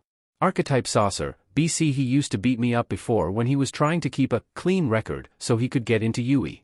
Archetype saucer, I don't want to know what he'd do now that he's in Yuei. Alien queen, oh yikes. Rockwall, okay so it's a really good thing that Bakugu isn't in our class then. Aurora Australis, Yi. Anti-gravity, Monoma, Shinso, Rin, I'm trusting you three to keep him contained. Mockingbird, I will do my best. Anti-gravity, thank. With that done, Ochako out away her phone. Everyone sat in their seats, but people were still chattering. Ochako let herself relax into the best sum, letting the chatter be some white noise. Slowly, the noise stopped, and Ochako looked towards the doorway. There was a man standing there, in a dark outfit with some kind of pale scarf around his neck. It took you all 8 seconds to quiet down. He held up some kind of workout outfit. I'm your homeroom teacher, Aizawa should. You each should have one of the gym outfits. Get changed and meet me outside. You have 10 minutes. From there it was a scramble to get to the lockers and changed, and then try to figure out where they were supposed to meet their teacher. Finally, Ochako skidded towards one of the doors leading outside and opened it, trying out triumphantly when she saw Aizawa. Ho looked her up and down, the scene to nod, before returning to his uninterested stare. You're the first one here. Good job. Ochako let herself smile a small smile, before showing her face into a neutral one, waiting for the others to arrive. Surprisingly, the second one to get there was Midoriya, who was waking in some hunched manner, arms close to the ground as if XE were prepared to start running on all fours, which, honestly made sense. Zir Chui tails were behind them to keep them steady, and Air Lens and legs were already scaled and clawed, with feathers sprouting from the wrists and ankles. The fins behind their elongated ears wavered slightly, and feathers grew out in front of the fins in seconds as XE shivered. Air face was elongated into a scale muzzle, which somehow didn't look odd on Zem. Did you track me by smell, or something? Ochako joked. Hey. You dyed your hair yesterday, and hair dye has a very noticeable smell. Plus, it's a valid tracking method. Sei defended Zirself, letting most of Air Quirk melt away, save the fins and one of the tails. Ochako shrugged. Shall we wait for the others? She suggested. We shall. Which is what they ended up doing. Eventually everyone made it to the area they had met at. Kirishima ended up being the last one to make it to the group. Ochako only recognized him because of his voice. He dyed his hair like Ochako had, and spicked it up with hair gel, probably. It took 3 minutes for all of you to make it here. Their teacher said, tone uncaring and bland. You'll have to reduce that time by the end of the semester. Privately Ochako thought that expecting them to know where everything was in the first day of school was unfair, but she kept her mouth shut. Today I'm going to give you a test to see where you're at in terms of skills. He gestured at the fake city behind him. There are several flags hidden in this fake city. Your goal is to get as many as you can before the time runs out. This sounds like fun. One of her classmates said. She identified it as the yellow-haired boy with the lightning bolt pattern. That was a mistake. Fun, you say? Aizawa grinned. How about this, then? Whoever has the least amount of flags once the timer runs out will be expelled. You have 30 minutes. Go. Ochako and Midoriya both took off running. One of the things Forceweight had drilled into them was that no one was going to give you a countdown in a fight. Ochako didn't see where Midoriya went, but she did see Zem transform into a more bird-like creature, so she figured that XE were going to give it Zir all, just like she was. Who cares if Midoriya can turn into a bird? Ochako reasoned with herself. I've been scaling the walks of my apartment building up and down for months. I've got a fair bit of experience. With that thought in mind, Ochako jogged to the nearest building, jumped, caught the thin cracks in between the metal-plated walls, and started climbing. 3 minutes later, she and Midoriya had decided to work together, navigating the buildings and putting their training from Forceweight into use, through parlor and the actual spotting of the small, black flags. Ochako didn't know how many there were in total, or did she want to know, but she figured that she and Midoriya had both gotten a decent amount. Midoriya screeched and dove, and Ochako clung to Zir feathers and mane of hair as best she could without pulling too hard, and then she dropped, grabbed the flag, skidded vertically down the building for a few seconds, only to be caught by Midoriya. Which was how the rest of the exercise went, mostly, Midoriya and Ochako taking turns retrieving the flags and helping the other get around. Ochako had to admit, it was kind of fun. She wasn't going to tell Aizawa that, though.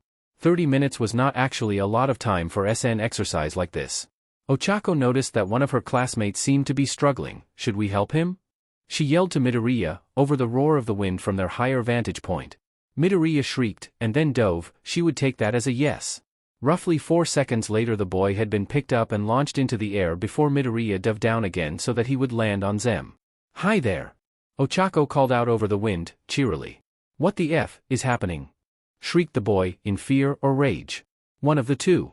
Midoriya dove again, and Ochako and the boy both held on for the sake of not falling onto the ground in a splatter of limbs. Landing on the rooftop of one of the fake buildings, Midoriya began to shrink from Zir bird-like form into one more human, feathers and wings pulling inwards on themselves and compacting. Ochako did the smart thing and dragged herself and her classmate off of Midoriya's back as XE transformed, so that... Well, Ochako didn't know what would happen if she was still on top of Midoriya while XE transformed, but she didn't want to risk it. Hi, Midoriya said after they'd returned to a mostly human appearance. Wanna team up with me and Racket-chan so we can get more points? Zir feathers glittered slightly in the sunlight, shifting from a pale purple to blue to green, arms twitching at Zir's side. I can do most of the retrieving of the flags and serve as a vantage point, and you two can spot them out and collect some flags. The boy shrugged and said, why not? Great, Midoriya chirped. I don't know if you know, but my name is Midoriya Izuku. My friend with the pink hair dash, Ochako waved, is Uraraka Ochako. Kaminari Denki. He said. Guess we're gonna be working together for the rest of this exercise? Yep. Come on. Midoriya said, before jumping and transforming into the bird-like, two-time creature again. Say perched on the edge of the building, swiveling Zir-long, swan-like neck as if to say well, are you coming or not? The rest of the exercise was similar to how it had been, only with Kaminari as a member of the group. Some sort of alarm went off, signaling the end of the exercise, and Midoriya landed, Ochako and Kaminari sliding off of Zir feathered back. Aizawa stood in the center of the fake city, from where the alarm had sounded from, and he waited before all of the class had assembled before speaking. The student with the highest amount of points is Krishna Ejiru with 15 points. Ignoring the way Kaminari shrieked, what? Behind them, Ochako spelled forwards. Congrats, Kirishima. Yeah, good job Kiri. Ashido cheered from nearby. Midoriya didn't say anything, but XE gave what would be taken as a celebratory gesture. Aizawa continued speaking. Tied for second is Midoriya Izuku, Uraraka Ochako, and Kaminari Denki with 14 each. Wait, didn't we get more than that though? Kaminari asked from besides Midoriya. He probably split the total points in 3 since we were working together. Ochako reasoned. It would make sense. Aizawa went on to announce who else was in what place. A girl named Yayorozu Momo and a boy named Ajiru Mashiaro had tied for 5th, and someone named Sada Ridiku was the unfortunate soul who had come in last. His face was filled with despair, and Ochako felt a little bad for him. Then, it was a logical ruse. What? No one is getting expelled. Aizawa looked at them all with that sheet-eating grin, and Ochako just stood there as she realized who her teacher was. He was a liar who probably thought that the end justified the means. Maybe that was a bit harsh. But he'd scared several of her classmates, which was kind of rude, and he'd apparently changed his mind last minute, so he was still something of a liar. Ochako hoped that Aizawa wouldn't set a precedent. Izuku had been having somewhat of an alright day. Sei had woken up to Evangelion's warbling trill and the afterimages of the warped and twisted police station on Zir eyelids, gotten dressed in the Yuei uniform, met up with Uraraka, Shinso, and Pole, met up with Rin along the way to the school, and had separated from all but Uraraka as the rest of Zir classmates went to their different classrooms. Sei had been very, very glad that Bakugu wasn't in Zir class. Evangelion's ruling hum had quieted and slowed once it was reassured that it wouldn't have to deal with the blonde for a while yet. Zir teacher had announced some kind of exercise to start the school year off, and Izuku, with the near-silent croon of Evangelion in Zir head, had thought why not? It can't be that bad. Except it was that bad. There were the different flags everywhere. How was Izuku supposed to gather any before they were taken by everyone else? Evangelion had let out a half-shriek of a noise then, loud and demanding attention. Then, amidst its song of stars fire heat air freedom, Izuku heard what it was trying to tell Zem. The starry form of a bird was not one Izuku was familiar with. But it was definitely one that would help Izuku do what XE needed to in the moment. So Izuku had lowered the glass cage, let Zir form shift into a bird-like star-speckled creature, and had set about gathering the flags that would get Zem the points needed to avoid being expelled. The star song was not the soothing, gentle tones of the nighttime, with the ocean song alongside it, No, this star song, sun song, was loud, bright, and made of heat and searing light and rumbling notes and melodies that sang of power. But the sun was still a star, and so Izuku, wearing Evangelion's starred, feathered skin, flew through the air, plumes of feathers on Zir 2 tails shifting as Zir 4 wings beat, legs scrabbling to grab any flags that Xe saw. At some point Uraraka joined them, and with less effort needed to find the flags in the first place, Izuku was able to restrain Evangelion from taking all control and rampaging, spurred on by the brash sun song. Then they'd collected another classmate, and an alarm had rung, and before Izuku knew it the exercise was over. She did her best to coax Evangelion back down into the cage. If it went into the cage willingly, then it wouldn't be so determined to get out, and Izuku would be able to focus more on her actual schoolwork. Still crooning the sun song slightly, Evangelion receded, and the feathers disappeared from her body. The rest of the school day was more mundane, really. They had present Mike as their English teacher, and Izuku thought that was hilarious, sharing a look with Uraraka, and then trying not to burst out laughing in the middle of class. "Hey, Midoriya," asked Kaminari between classes. "How come you're wearing the girl's uniform? I know you were wearing the boy's uniform earlier, but now you're not." Izuku paused, and, sensing her spike in nerves, Evangelion began to hum again, tune resembling a mix of sun song and star song. Izuku shushed Evangelion. She didn't need a hum that loud to drown out her thoughts. It seemed that Kirishima, Ashido, and Uraraka had heard Kaminari's question, or at least noticed Izuku's sudden discomfort, because between 1 second and the next the three were there next to her. "Why does it matter what color bracelet she wears?" Uraraka asked. "She's allowed to wear whichever uniform she wants." Kaminari's brows furrowed. "Why are you using she for Midoriya? He's a boy." Izuku tried not to flinch when Kaminari said that. She knew that was probably what was going to happen, since none of her classmates knew, but it still wasn't very fun being misgendered. Not fun at all. Ashido reached over and slapped Kaminari on the arm in the time that Izuku took to pause and shush Evangelion from where it had reared and tried to clamber over the cage walls, hissing. "Kaminari!" She hissed at him. "You don't just say those things." "What?" He shot back defensively, rubbing his arm where it was slapped. "What did I say? There's a thing called social etiquette, Kaminari." Ashido was mad now. It's fine, Ashido-kun," Izuku said. "You don't have to be mad at him." "But Midoriya," she said. I know," Izuku said. "But really, it's fine. I've dealt with questions before." She tried to give Ashido a quick smile, but the other girl still looked mad. After a few seconds, Ashido sighed. "Fine," she said. "I'll drop it. But you," she jabbed a finger towards Kaminari, "need to learn manner and social etiquette." The bell for the next class rang then, and everyone scrambled back to their seats before the lesson began. Evangelion remained a presence, humming and thrilling and purring, almost, and Izuku tried to learn with its song in her head. Lunch would be after the class she was in now. She could make it to then. Nito wasn't quite sure how his day was going to go. For one, there was the fact that Spike before he'd managed to blend into the crowds easily enough, performing an average amount and content to be a cryptid, now he was in Yuei, and it was a lot more difficult to be a cryptid in Yuei. Especially once word got out about how he was cousins with Izuku. Izuku himself was a cryptid, and people always wanted to know more about cryptids. So once word got out there would probably be people trying to get information about Izuku from Nito. Nito's chances of remaining as a cryptid would be significantly diminished. Luckily, it seemed that not much had happened for the first half of the day. Nito had found his seat, sat in it, and had texted in the group chat that Pole had made for a bit. Shinso and Rin joined him, both of them occasionally chatting to some of their classmates as they trickled in. Shinso had mostly stuck to feeling his head down and attempting to get some extra rest, while Rin had been talking quietly to one of their classmates, a boy with pale, mid-length hair and a set of rounded external teeth. Nito had just looked around the room, observing, wondering who his classmates would be. And then Bakugo walked in the door. Within seconds the blonde was sneering at one of the other students for some reason or other. "You think you're better than me, huh?" he said in a challenging tone at a silver-haired boy, who had extremely long eyelashes. "Great. Just perfect." Nito had always had a flair for the dramatic, and a sarcastic streak a mile wide, and why should he hide these things in his own thoughts? Turning towards where Shinso sat, Nito spied the purple-haired boy with his head raised enough to see, darker purple eyes narrowed. Shinso then glanced at Nito, with a slight tint to one of his eyebrows. "Can you believe this?" his expression said. "I can't believe we have to put up with him even more." Nito's own expression said back. Luckily for Nito, class began soon after that. They didn't do much for homeroom, mostly just icebreakers, like, what's your name, what's your quirk, what's your least favorite thing, and so on. The most entertaining version of this was Shannon's turn. I'm Shinso Hitoshi. He drawled, and had Nito not known the boy beforehand he would have mistaken the general exhaustion for indifference.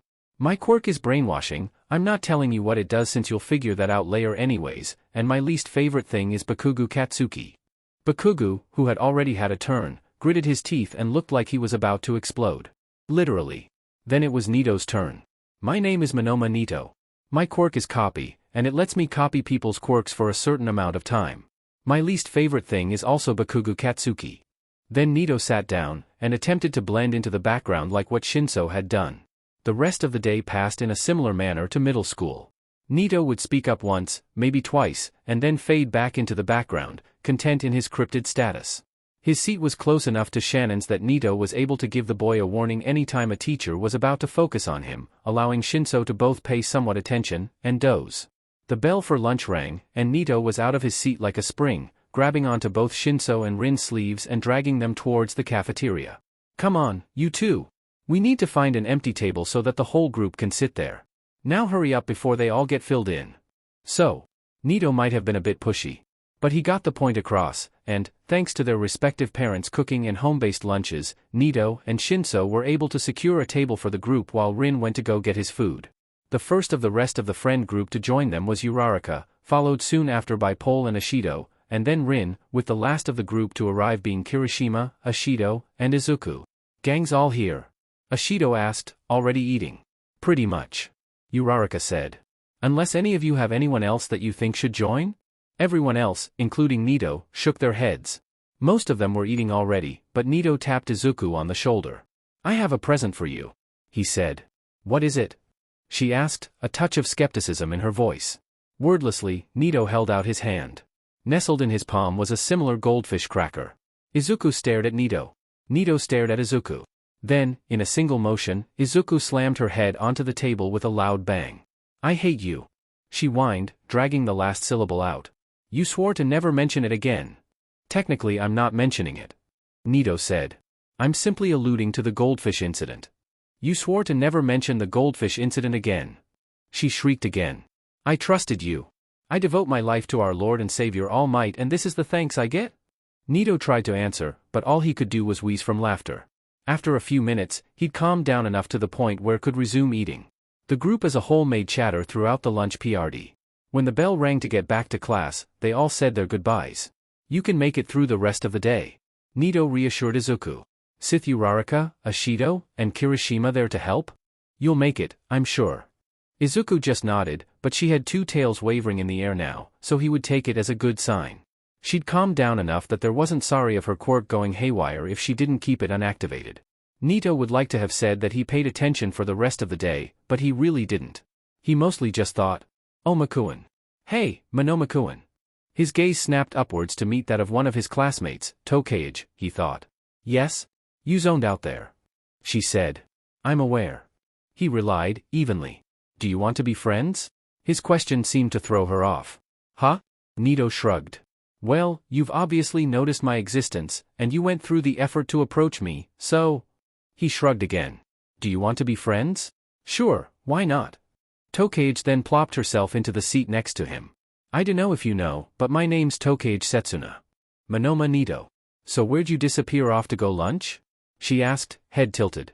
I sat with my pre-established friends. Nito answered honestly. There's room for a couple more people at the table, I think, so you're welcome to join if you want tomorrow. I take you up on that offer. She said, grinning. The final bell rang then, and everyone got out of their seats at various speeds, some wanting to be home as soon as possible, others willing to take their time. Nito met up with his cousin and neighbors later on, and the four of them traveled to their shared apartment building in a quiet comfort. Remember that there's an elevator. Shinso told Uraraka, who stuck her tongue out at him, and followed Izuku up the stairs. Nito took the stairs as well, prompting Shinso to sigh before following them upwards. There wasn't much homework, since it was only the first day, so Nito mostly sprawled on his bed and dozed before dinner time. He woke up to eat dinner, spent a few moments on the company of his parents, and then crawled back into bed, content and hoping for sleep. Perhaps he'd have a good dream that he would remember that night. Jishaku had had a decent first day of school. School at Yuei was fairly normal, to be honest. Aside from a girl in his class stating that, "We're rivals now, Kyakusei Jishaku. Please, Hatsum-kun, call me Pole. It's easier to say. Why are we rivals anyways? You're the only one with nearly as much of a passion for making things, nothing out of the ordinary happened." Lunch was a fun experience, getting to sit and talk with his friends. The thought that he'd be able to see them all nearly every day was a good one, and Jishaku had trouble stopping smiling throughout the time PRD. Then it was off to class again. The teachers, somehow, didn't seem prepared for Jishaku. He'd disassembled 3 of the unfixable projects in the corner of his classroom and had taken the parts and began building. He wasn't sure what he was building, but it was something. Hatsum tried to take parts from the disassembled bots, but Jishaku shooed her away. Then she tried to poke his cheek, and he tried to bite her fingers. Their teacher didn't notice, which was good, because Jishaku didn't want to risk getting sent to the principal on the first day of school. Most of the rest of the day was spent listening to the teachers lecturing while Jishaku fiddled with mechanical pieces. When the final bell rang, he eagerly gathered his things and set off towards home. His mother wasn't there when he got home, but that was fine. Her office job was keeping her later and later more recently. His father, however, was home and greeted Jishaku Army once he'd walked into the living room. "How did your first day of school go?" Dad asked, looking up from his laptop where he'd been working on his novel. "It was good." Jishaku responded cheerfully as ever. "I got to sit with my friends at lunch, and then after that there were these unwanted both that I disassembled. One of my classmates declared me her rival for whatever reason. But it was a good day." "I'm glad to hear that," Dad said. "Remember to do your homework.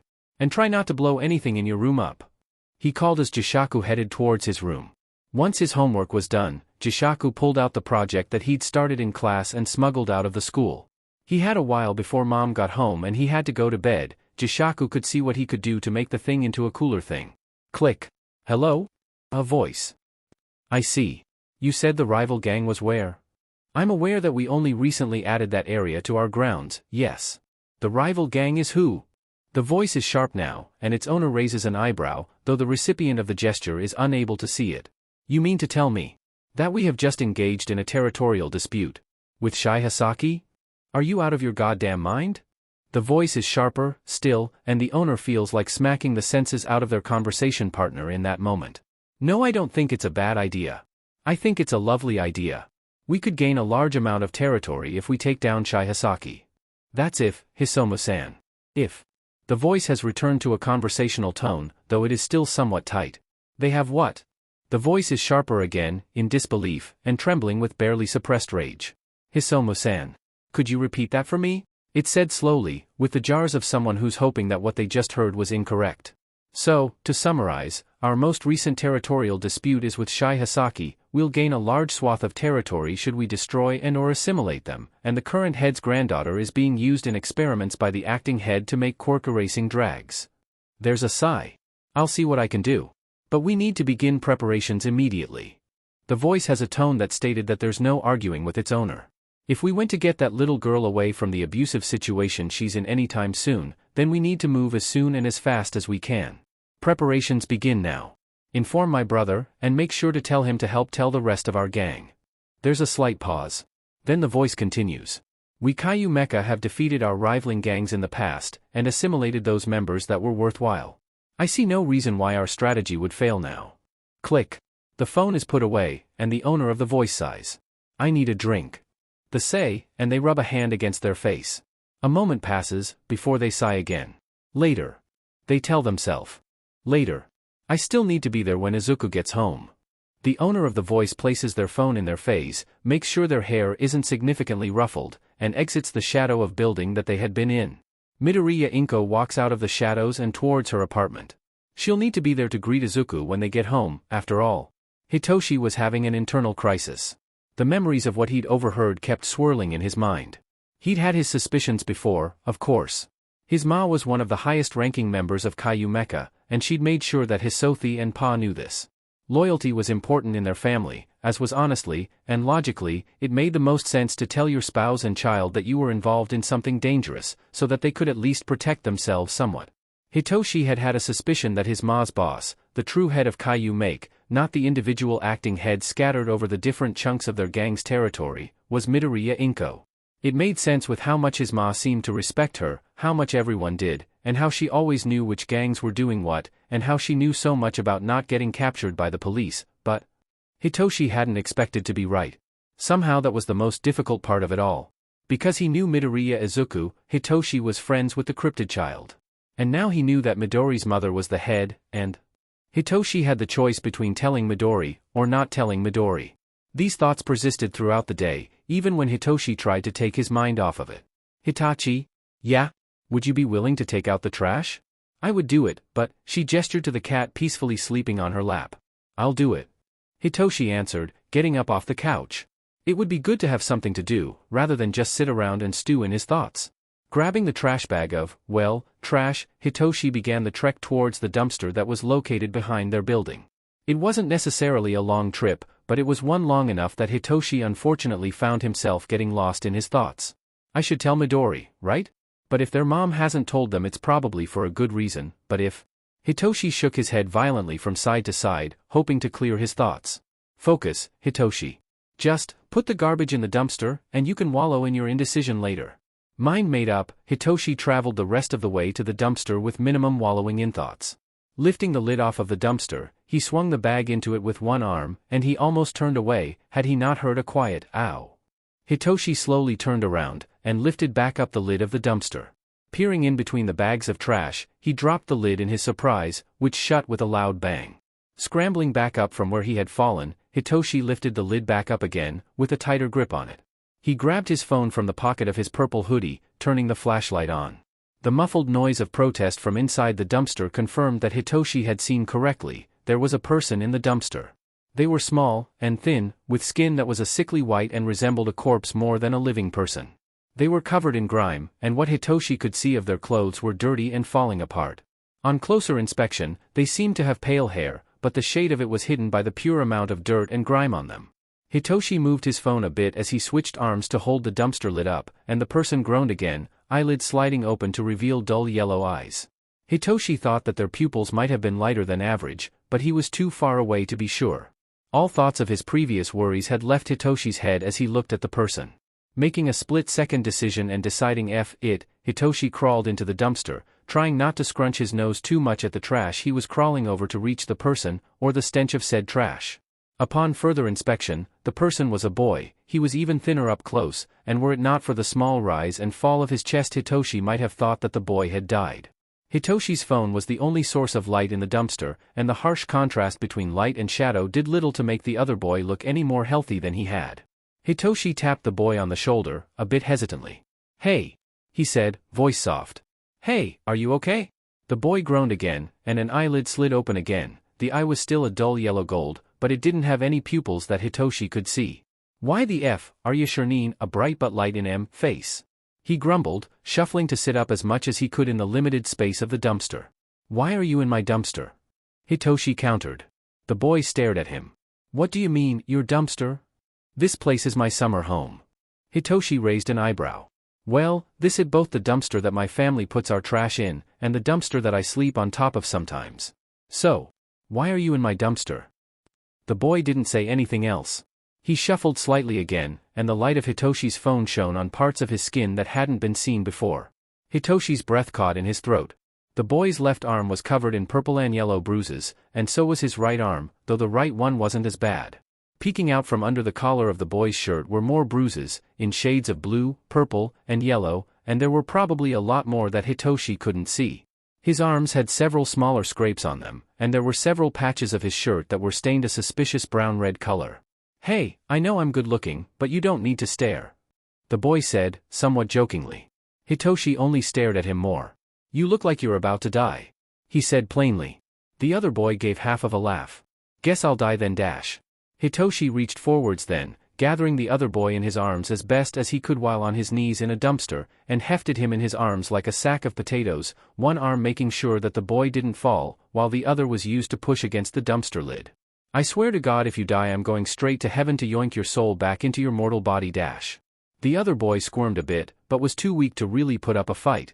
"Bold of you to assume I'll be let into the heavens." His voice was quieter now. Not by a whole lot, but still quieter. That probably wasn't good.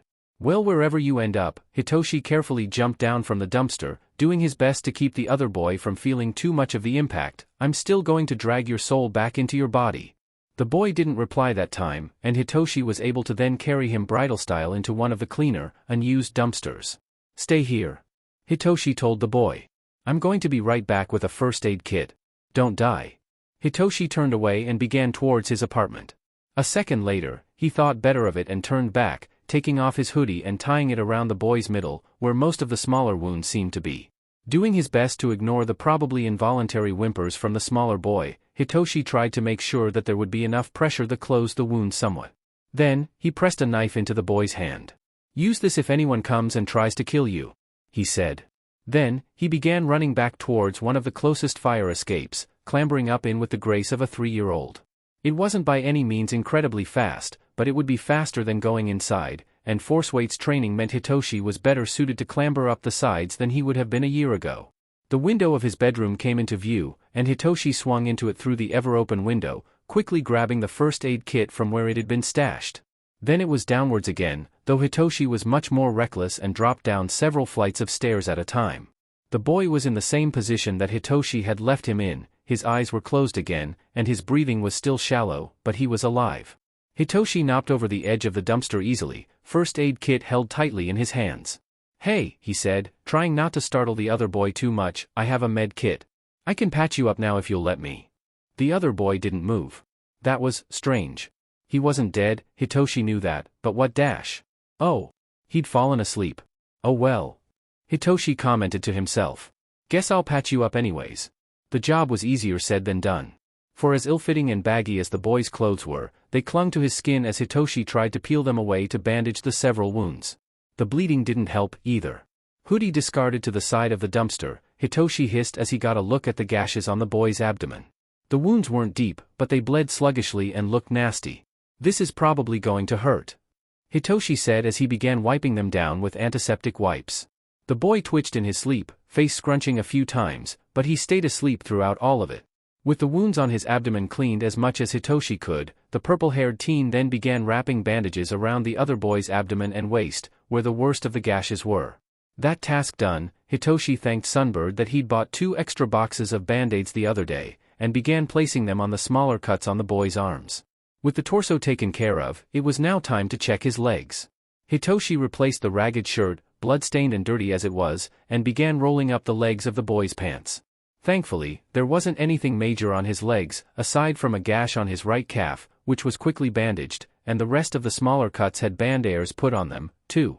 Then, Hitoshi packed his first air kit back the way it had been, wiping his hands off with a wet wipe. The flickering on of street lamps and the quickly approaching darkness made Hitoshi realize just how late it was. He shivered, and reached for his hoodie to put it back on. It was cold outside, of course, it was still spring, so that was to be expected. On the cold metal floor of the dumpster, the other boy shivered as well. Hitoshi debated for a few seconds, before crawling over to him again. He rolled the pants legs back down, and maneuvered him so that the boy was laying upright against Hitoshi's chest. It wasn't much, but Tashi didn't think he had the energy to move both himself and the boy inside the apartment building, so cuddling the smaller, already half-dead boy to keep him from freezing to death in the middle of the night would have to do. Sure enough, as the night grew darker, it grew colder. Hitoshi shivered more, and the other boy drew closer to Hitoshi in his sleep. Hitoshi was tired. He blinked. His arm was around the boy's shoulders. He blinked again. One of the boy's legs was in Hitoshi's lap. He blinked again, and yawned. Then, before he had realized it, Hitoshi fell asleep. Hitoshi woke to the smell of garbage around him, the cold metal of the dumpster behind him, and the lack of a weight of another person. When his mind comprehended that the other boy from yesterday was gone, he scrambled upwards, eyes now wide open and searching around. It took him a few seconds, but he spotted the other boy at the other end of the dumpster. Oh, thank Sunbird, he's okay. The bot was watching Hitoshi. Hitoshi watched the boy. They both sat against the walls of the metal dumpster, looking at each other. Finally, Hitoshi spoke. Are you okay? The words were barely out of his lips before he smacked himself in the forehead. Of course you're not, you were bleeding and on death's doorstep. But, he continued, looking back up at the boy, you're not in too much pain? I did my best to bandage you, but I'm not exactly a doctor, and I only really had a limited amount of medical supplies. The boy looked at Hitoshi as if he were some odd puzzle that the boy was trying to figure out. Then, in a tone of utter disbelief, he said, "Why the hell did you help me?" Hitoshi stared at the boy. "Because, you were bleeding and bruised and alone in a dumpster and looked like you were about to die, and I'm a decent human being who values the lives of people regardless if I know them or not." The boy was silent again. "Mostly because you were hurt and you looked like you were gonna die, and I'm not just going to let someone die while knowing I could have helped keep them alive." Hitoshi shrugged. "Plus I want to be a hero, so there's the whole, saving people and all, you know?" The boy chuckled, humorlessly. "Ain't no hero bothered with a stray dog like me before." "Well, I'll be the first then," Hitoshi said. "Technically you could say that you were saved by Yakuza, considering my mom is basically the head of a gang and I'm her son," he added thoughtfully. "But it doesn't matter who or what saved you. The point is, I don't care if no one else gave a DMN about you before. I'm not gonna just let you die. That's just mean." The boy looked at Hitoshi strangely again. "What?" Hitoshi said, feeling a bit defensive. "It's the truth. It would be cruel to just walk by someone dying and not try to help them." The boy was still silent. Hitoshi sneezed suddenly, and they both flinched at the sound. "Well, I reckon it's time to go back inside. It's cold as hell out here, and I don't trust that your wounds aren't infected since you were in a literal dumpster." He held a hand out to the boy. Slowly, hesitantly, the boy took it. "Come on," Hitoshi said again, standing up and slowly pulling the other boy up with him. "If we get there early enough then we can get the first bit of Ma's breakfast. She cooks good breakfast too." Hitoshi didn't really know why he was all rambly at that moment, but he blamed it on having been relatively well rested, and the fact that the other boy looked like he was ready to jump out of his skin at the wrong sound. Getting out of the dumpster was an unexpected problem, because the walls were just high enough that if the boy lifted his legs to clamber over it would probably reopen his wounds, assuming they'd closed in the first place. So, Hitoshi sat precariously on the edge of the dumpster, then carefully guided the other boy until he was sitting on Hitoshi's lap. After that Hitoshi let gravity do its thing as he slid off the edge of the dumpster onto the ground, grunting from the weight being forced onto his feet and ankles. At least the boy didn't have to feel the impact though, so hopefully his wounds would remain shut. Hitoshi grunted, hefting the boy higher in his arms, now carrying him in some sort of bridal-style carry, with the other boy's head tucked against his chest, and Hitoshi's arms wrapped around his torso and supporting his legs. Then Hitoshi began to walk towards the fire escape. He wasn't going to walk in through the front door, there were too many people there who could see, and Hitoshi got the feeling that the other boy wasn't too fond of being stared at. Now, usually the fire escape was pretty easy to get up and down. However, Hitoshi usually didn't have a half-dead teen in his arms while maneuvering said fire escape. Whatever. Hitoshi would just have to be more careful and make sure not to let the boy get bumped or dropped. His knees might scream at him after the boy had been put down somewhere safe like the couch of their apartment, but for now Hitoshi would just have to keep climbing the fire escape. "You know I can walk," the boy commented when they were at around the 4th story. "Yeah, but I figure it's probably faster if I carry you," Hitoshi said back, pausing a moment before forcefully continuing forwards and upwards. The boy wasn't actually that heavy, but Hitoshi had just woken up and hadn't eaten much the day before, so that wasn't doing him any favors. Eventually they made it to Hitoshi's bedroom window. Hitoshi had chosen the room in question to be his bedroom when they'd moved into the place from America, mostly because he had been easy to scare as a child and had wanted to be able to get out quicker if there ever was a fire. It sure came in handy now. Hitoshi was able to slide open the window, set Racket on the windowsill, shimmy through the window himself, then, Hitoshi carefully half-dragged, half-carried the boy from the windowsill onto his bed. Feeling proud of himself for making it so far but also feeling incredibly exhausted, Hitoshi flopped down onto his bed, ignoring the way that the other boy was now partly being laid on. Or, well, not ignoring it, but Hitoshi didn't intentionally try to keep the boy trapped. "You can look around my room if you want," he said, stretching out more and lifting his legs so that the other boy could get up. "I don't know if you want to check out the rest of the apartment yet. Ma and Pa currently don't know you're here to the best of my knowledge and I'd rather not deal with them getting on my for sleeping in a dumpster." Hitoshi looked up to see that the other boy had moved to sit down on the floor. That was fair enough. He put in enough effort to turn himself so that he was facing the ceiling. "So, you gonna just hide me under your bed like a puppy you're not supposed to have if they check in?" Hitoshi looked up at the boy, flipping back over onto his belly and propping himself up with his elbows. Pretty much yeah, I guess. I mean, if Midori comes over then I'm gonna have a bit of trouble hiding you because their quirk can give them enhanced sense, but they've never come over before so I doubt they will now." His bit said, Hitoshi flopped back onto the bed, not willing to spend more effort to flip back over onto his back. "I'ma rest my eyes a bit," he said, before letting his face be smothered by his pillow. The other boy should be fine. Hitoshi was only gonna rest for a few minutes and then they'd work out a better plan at keeping him hidden from his ma and pa. When Hitoshi woke up, he'd fallen asleep again. God damn it, he really needed to start setting alarms when resting, to several things. One of these was Ma, banging on the door. "Hitachi," she said. "Hitachi, come out here now." "Oh. Oh." That was the tone of voice she used when she was serious. Wait. Where had the boy from before gone? Hitoshi scanned his room, hoping that he hadn't chosen to jump out the window. He saw a flash of something tattered and looked down beneath his bed. And what did he find? He found the boy that was still injured, wedged underneath Hitoshi's bed. "Hi," he said plainly. "There's banging on the door, so I'm hiding." Hitoshi then fell off his bed, as one does when they're leaning off the edge and don't have a good grip on the mattress, and hit the floor. Thankfully, the thick carpet absorbed most of the noise. "Shinso Hitoshi, if you don't come out here right now I will come in there myself. Ma's mad at me," Hitoshi commented. "Can I hide down there with you? I'm the shy boogeyman though." The boy said. "Too bad." Hitoshi said. "Move over. I don't want Ma to yell at me. If she has to look she's more likely to see both of us, and if I'm right, which I should be, then her mothering instincts will outweigh her anger." The boy eventually scooted over as much as he was able to, and Hitoshi wriggled into a spot under the bed next to the boy.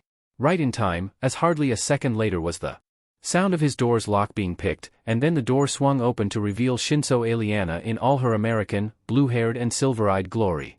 "Hitoshi," she said, her voice sounding like venom. "Would you like to explain why you've decided to skip school today?" She wasn't looking at Hitoshi, but she didn't need to. "I didn't plan on skipping school today," he answered, and his ma, used to finding people more cleverly hidden than Hitoshi and the other boy, quickly located them under the bed. She crouched down, about to chew Hitoshi out, but her eyes fell on the other boy, and Hitoshi was able to pinpoint the exact moment that her anger turned into pure motherly instinct. "Who's this?" she asked, crouched down beside Hitoshi's bed. "I dunno quite yet," Hitoshi answered. "I never got around to asking his name." Ma looked at the boy, expectantly. "What's your name, then?" "They call me Racket. Name tells all," the boy said, still thoroughly wedged under Hitoshi's bed. "Are you two going to get out from under Hitachi's bed? I'm going to go out on a limb here and say that neither of you have eaten." "I can get out from under the bed," Hitoshi said. "But what do I get out of it?" "Food," Ma answered. "Fair enough," Hitoshi said, before beginning the process of wiggling out so as to no longer be trapped under the bed. It only took a few seconds before sweet, sweet freedom. Hitoshi stretched again, back pressed against his bed and arms and legs splaying out. Then he slid down, until his head was on the floor. He looked at Racket, who looked kinda silly from upside down, but most things did so that made sense. "You wanna get out from under there and get some food?" Hitoshi offered. Racket didn't say anything, only remaining solidly wedged beneath the bed. "No? Not getting out from under the bed?" Hitoshi squinted at Racket. "Well, I'm not going to force you to get up out of there, but Ma won't let me bring food into my room, so if you do want food then you'll have to at least come over to the doorway." Racket still didn't move, but that was okay. Hitoshi could probably sneak some food into his room later, if the other teen didn't join them himself. Standing back up and brushing any dirt off of his clothes, Hitoshi followed Ma out of his bedroom to the kitchen. He did the dishes from last night while she set about making waffles and scrambled eggs, and Pa blearily staggered to the living room couch not soon after Hitoshi had finished the dishes, and the food had been cooked. "Good morning, Yum," Ma said, setting a plate in front of him. "How was work?" "Exhausting," Pa said, gratefully accepting the food. A few cultists visited and bought all of the flammable objects they could find. Evangelion, you know, the bird lizard cryptid, appeared again and bought all the goldfish. I don't even know how a cryptid like it managed to get enough yen to buy goldfish, or why it would buy goldfish of all things. He sighed, and shook his head slowly. "As soon as I can I'm going to quit that job. It's giving me too much stress." "I'm sorry, dear," Ma said, pulling Pa in for a quick hug. "I haven't yet found luck in the job hunt, but with luck I'll find a job soon." After that statement, the three of them busied themselves with eating. Hitoshi didn't speak, only focused on his food. Hopefully, if he was lucky, Ma wouldn't mention Racket. "So, Hitachi," Ma said, when everyone had finished eating, or just about. Hitoshi still had about half of a plate's worth. "I'm sure your father would like to know about the boy that was in your room." "I'd like to know about what?" Pa said sharply, looking up. "Am I missing something here?" "DMN. No choice but to tell Pa, then." If Hitoshi didn't, then Pa would just keep trying to get answers. He supposed that was where he got his persistence from. I went to take the trash out yesterday, but I found him in one of the dumpsters. He is half dead, Pa. I got my med kit and patched him up as best I could, but I wasn't going to let him freeze to death. So? Ma prompted. So I cuddled him. Body heat and all that. And then? And then I woke up, and figured that it would probably be better if we were both inside and not in the freezing spring morning, and climbed the fire escape into my room. And then I apparently fell asleep and he wedged himself under my bed when Ma came knocking. Is he still there? Pa asked. Hitoshi shrugged. I dunno, he said, scratching the back of his neck a bit. He didn't seem to trust Ma at all, though, which I guess makes sense, but she hadn't done anything to him, and he was at least a little trusting of me, so Hitoshi trailed off awkwardly. I dunno, he said again. It was silent for a few moments more. Then, Pa sighed. I suppose we can't do anything but make sure he doesn't die. Hitoshi was still, trying not to hope. I'll revoke the ban on food in your bedroom for as long as he's here. Pa said. He seems to trust you, so you're probably the only one who can get him to eat right now. Hitoshi blinked. You're being serious? He asked, suspiciously. There was no way that his parents were going to just leave it at that. Yes, I'm serious. Pa said. Oh, maybe they would. Huh. Can I go take this to him, then? Hitoshi asked, gesturing to the food still on his plate. I don't see why not. Ma answered. Make sure he gets a shower or a bath as well. She called as Hitoshi walked towards his bedroom. He seems like he could use one. I know. Hitoshi called back without turning his head. He reached the door to his bedroom and, balancing the plate on one hand while turning the doorknob with the other, why had he closed the door? Now he had to open it again, and walked in. As predicted, Racket was still somewhat hidden underneath his bed, though in a different position. Probably not wanting to get cramps from being still for however long it was. I brought food. Hitoshi announced. He set the plate down a little bit away from where Racket was, then stretched and walked over to his closet. Choosing some clothes at random, plus a set for Racket, because judging by the state of the clothes he wore, the other boy didn't have any other clothing options, Hitoshi then exited the closet. During the maybe 2 minutes Hitoshi had turned away, Racket had gotten out from under the bed and had eaten the offered food. Racket was also liking the plate clean like he hadn't had a good meal in days, which, given that he had been in a dumpster, Hitoshi didn't have too hard of a time believing. I'm gonna take a shower. He announced to the other boy. You should too, it'll help if you're clean. You'll feel better. Racket snorted. I've soaked 10 years in garbage juice. Pretty sure that doesn't just come off. Well, if anything can get through grime, it's the raw, unfiltered strawberry smell of the shampoo, body wash, and soap that Ma is always buying. Hitoshi replied. Besides, even if you don't get rid of all of the grime, it's still better to try. Oh, that's why you smell like berries dash, Racket said, setting the plate down. Yep. Hitoshi said, popping the pea. Now come on, you need to at least to get clean. Racket didn't show any signs of getting up himself, but that was okay, because now Hitoshi was somewhat rested and could pick up the lighter teen with more ease. Which is what Hitoshi did, reaching forward and scooping Racket up into his arms. Time to get clean. Hitoshi said, and, grabbing the clothes and making sure that they were somewhere that they wouldn't be forgotten about, on Hitoshi's bed, Hitoshi walked across the hall and into the bathroom. He set Racket down on the floor of the bathroom, then walked over to where the shower was and twisted the handle on the shower to the left. It wasn't as far as he would have if it would have been just him taking a shower, but Racket also needed to get clean, and Hitoshi figured that the risk of him being hurt even more from the shock of hot water all of a sudden wasn't worth it. While the water ran and warmed up, Hitoshi walked back over to Racket.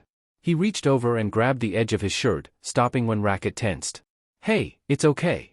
Hitoshi said, voice soft and hopefully not one that would frighten the other. I'm not going to do anything to you. But you need to take a shower and get clean, and, well, you can't really take a shower with clothes on. This was awkward. I mean, you could shower with clothes on, but I don't think that would help much. Racket loosened up, slightly, but still remained tense. I'll let you get your clothes off yourself, then. Hitoshi said, and turned away from Racket to strip off his own clothes. Shuffling from behind him told Hitoshi that Racket probably had stripped as well. If the water gets too hot then you can change it. Hitoshi said, gaze still focused on the wall. But it might be a bit cold, too, so you can change it then as well. Racket didn't say anything, but Hitoshi heard the rustle of the shower curtains, so he figured that the other teen had gotten in. For a while, there was just the sound of the running water. Then from nowhere came a snarl from Racket, one which sent the hairs on the back of Hitoshi's neck standing on end. Why would he snarl? Hardly a second later did Racket whine, and Hitoshi felt an icy cold wash over him. Something wasn't right. Hitoshi stood, and he would have pulled back the curtain to check on Racket had he not remembered where they were. Right, Racket was taking a shower. It would be an invasion of privacy to just pull back the curtains, no matter what was going on. Really shouldn't have eaten that much so quickly. Racket commented, and Hitoshi furrowed his brows. Why would eating a plate full of food cause problems? Unless, well, Racket had looked like skin and bones. Like he probably hadn't eaten more than scraps in a long while. Number 1 rule when having not eaten in a while: eat in small increments, not all at once. It hadn't been more than a single plate, but to Racket that was probably more than he'd had in days, at least. Sheet. Hitoshi had about 2 seconds to register this information before he was tearing open the curtains, because Racket was probably going to faint and Hitoshi didn't want to think about how much the other team could be hurt if he hit his head. Hitoshi had moved just in time, too, because Racket's knees had buckled, and Hitoshi had half a second to catch the teen before he could get injured. Hitoshi tried not to stare, but it was kind of difficult when the person in question that you were looking at wasn't wearing clothes and had so many scars. Hitoshi could count at least 10 smaller nicks and scrapes, and the bruises didn't look much better a day after Hitoshi had first saw them. The gashes in Racket's skin looked even worse now that the grime was partially cleaned off, and they'd opened at some point between when Racket had been bandaged up and now. Hitoshi shifted, adjusting Racket in his grip so that the other teen was leaning against Hitoshi's chest rather than being awkwardly carried. Well, sheet, Hitoshi said aloud. What do I do now? He obviously couldn't leave Racket, the other teen was still inured, and Hitoshi didn't want to chance that grime hadn't been washed into the possibly infected reopened wounds. Well, time to put my money where my mouth is on the no shame comment. Because Hitoshi didn't want Racket to get any infected wounds or to be any closer to death than he was, and Racket still did need to get clean, but Racket was also barely conscious right now, so there weren't very many options. Hitoshi took a breath, asking Sunbird to please not let this be more awkward than it already was, and adjusted Racket in his grip before stepping into the shower with the other teen halfway cradled against him. Then he closed the shower curtains, because he didn't want to get more water on the floor than there already was, and set about getting Racket clean. There was so much grime on the boy that Hitoshi sent a quick thanks to Sunbird for the existence of scrunchies, because they made getting the dirt off of Racket so much easier. The dirt swirled down into the drain, turning the water black, and Hitoshi would be lying if he didn't say that he used a liberal amount of the somewhat used bottle of body wash that they'd been using for a bit. Strawberry scented, of course, as everything was. As the grime washed away, Hitoshi was able to see some of Racket's scars easier. Aside from the various smaller ones, there were a few slashes on his upper back and lower neck, as well as a slash on the upper right arm, and an odd discoloration on both of his forearms. Additionally, there was a scab on Racket's neck that ended just above the collarbone, what looked like several smaller scars on the soles of Racket's feet, and he was missing a toe. Once the large majority of the grime had been washed out, with the wounds cleaned as carefully as Hitoshi could, it was time to work on Racket's hair. It was long, tangled and matted around his shoulders. And there was so much dirt and grease and grime in it that even with the water running on it, Hitoshi still couldn't tell what Racket's hair color was. Grabbing a bottle of shampoo and conditioner, Hitoshi set out to work. The first challenge was untangling it all. This took several minutes, as the hair was very much matted and tangled and the length of it didn't help at all, but eventually Hitoshi got Racket's hair untangled enough to start getting the grease and grime out of it. Thus the second challenge began, actually getting Racket's hair clean. Thankfully, Hitoshi's ma had bought more hair care products recently. Hitoshi had a feeling that they would have significantly less soon. He soon got into a rhythm: apply shampoo to Racket's hair, rinse it out, apply conditioner to the hair, rinse that out, apply more shampoo, and so on. Hitoshi did his best to keep the suds from the shampoo from getting in Racket's wounds, but the involuntary twitches meant that he wasn't doing as good of a job as was possible. Still, though, Racket's hair was getting cleaner. The water washing into the drain was more clear than it had been, with only a bit of a tint. Giving Racket's hair a final rinse, Hitoshi made one last check on the boy's wounds, making sure that there wasn't any soap or grime in them, before turning the water off. And then he remembered that he himself had not yet taken an actual shower. So Hitoshi, sighing and internally wondering why he was as much of a scatterbrain as he was, reached over and turned the water back on. While he waited for that water to get warmed again, he somewhat awkwardly carried Racket over to the bathtub, setting him down in there before grabbing a towel and wrapping it around the other boy. Then, as the water finally reached a steaming temperature, Hitoshi stepped back into it, taking probably the fastest shower out of all the ones he'd ever taken. Thank Sunbird that his hair was shorter and could get washed quicker. With that out of the way, Hitoshi turned the water off again for good this time and got a towel for himself, making sure that it was securely around his waist before picking Racket up and carrying the other to Hitoshi's room. Hitoshi could have technically left Racket in the bathroom, but his clothes were all in his room, and there was no way that he was just going to leave a half-naked Racket alone in the bathtub in an apartment of people he didn't know. So, getting dry and putting clothes on the other teen it was. Thankfully Hitoshi had already had clothes laid out on his bed for easy retrieval, so that was a couple of seconds saved. As Hitoshi toweled Rackety off, and then himself, he wondered why he wasn't feeling as awkward about this entire situation than he should be. The majority of people would be feeling awkward right about now, right? Then again Hitoshi has never really felt awkward with much of anything, so, deciding that he just didn't have the energy to spend being awkward, Hitoshi now got back out his med kit and began bandaging Racket's wounds again. They looked better now that they'd been more thoroughly cleaned. They were still, wounds, but without all the grime and blood in the surrounding areas, the wounds themselves didn't look as bad. Still, each one was a decent-sized gash, and Hitoshi found himself with much less bandages than he had had the day before. Then it was on to putting on clothes, which was probably the most awkward part of the entire thing. Hitoshi decided to put the loosest, baggiest clothes on Racket, because he didn't want the other to have his clothes catch and reopen a wound or something. Hitoshi took less care in getting his own outfit on, because he really didn't care much about it for himself. And then it was just Hitoshi, sitting on his bed, with Racket leaning up against him. Now that he had time to reflect and properly think, Hitoshi noticed more things about the other. Like the fact that his hair was a light blue. It looked almost white, which was surprising, because the amount of grime had made Hitoshi assume that Racket had had some darker shade. But, white blue hair. Ma's gonna get a kick out of this. Hitoshi mused to himself. White blue hair, gold eyes like Ma. He looks like he could be my brother. Hitoshi also noticed another scar on Racket. It looked like something might have shot at him, and from the way that his left ear was torn at the end, it seemed like Racket had been lucky to get away with just the scar rather than having a hole through his head. Knocking on the door tore Hitoshi from his thoughts. Yeah? He called out. You can come in. Pa opened the door some and stuck his head through. Are you alright? Yeah, I'm good. It just took a while to get this gremlin over here. He waved an arm above the still unconscious Racket, properly clean. He was covered in grime and dirt and sheet like that. Pa's brows furrowed. Is he okay? It looks like he's fainted or something. Hitoshi shrugged. He did faint, but I think he's gonna be okay. He just ate too much food too soon, I think. Pa looked at Hitoshi again. You cleaned him, toweled him off, and got him dressed, just like that? No awkwardness? Nope. Hitoshi rubbed a hand against the back of his neck. You know me, no shame. Besides, I am still considering being a surgeon or a doctor or something if I don't make it as a hero, and you don't really have the time to be awkward when you're a doctor or surgeon, so. He shrugged, eyes closed. I figured it would be better to just get him clean so that none of his wounds can get infected. Pa nodded slowly. Yes, that makes sense. He paused, then continued. Oh. I just remembered. Your mother wants me to make sure that she's going to be making lunch in a few minutes. Hitoshi cheered a bit, because he'd given most of his food from breakfast to Racket, so Hitoshi was hungry. Also, Ma's cooking was good. Pa then left to go back to whatever it was that he had been doing, probably sleeping, and Hitoshi, a bit bored, stared at the ceiling, contemplating things. Like life. What defined one as living? What made something dead? Were all things that were living, dead? Was the reverse true? What if you were immortal? Did it count as being alive and dead at the same time? Did you even belong to such rules of physics as life and death, or did you exist outside of them entirely? Hitoshi snorted at this last thought. Geez, I need to stop drinking so many energy drinks.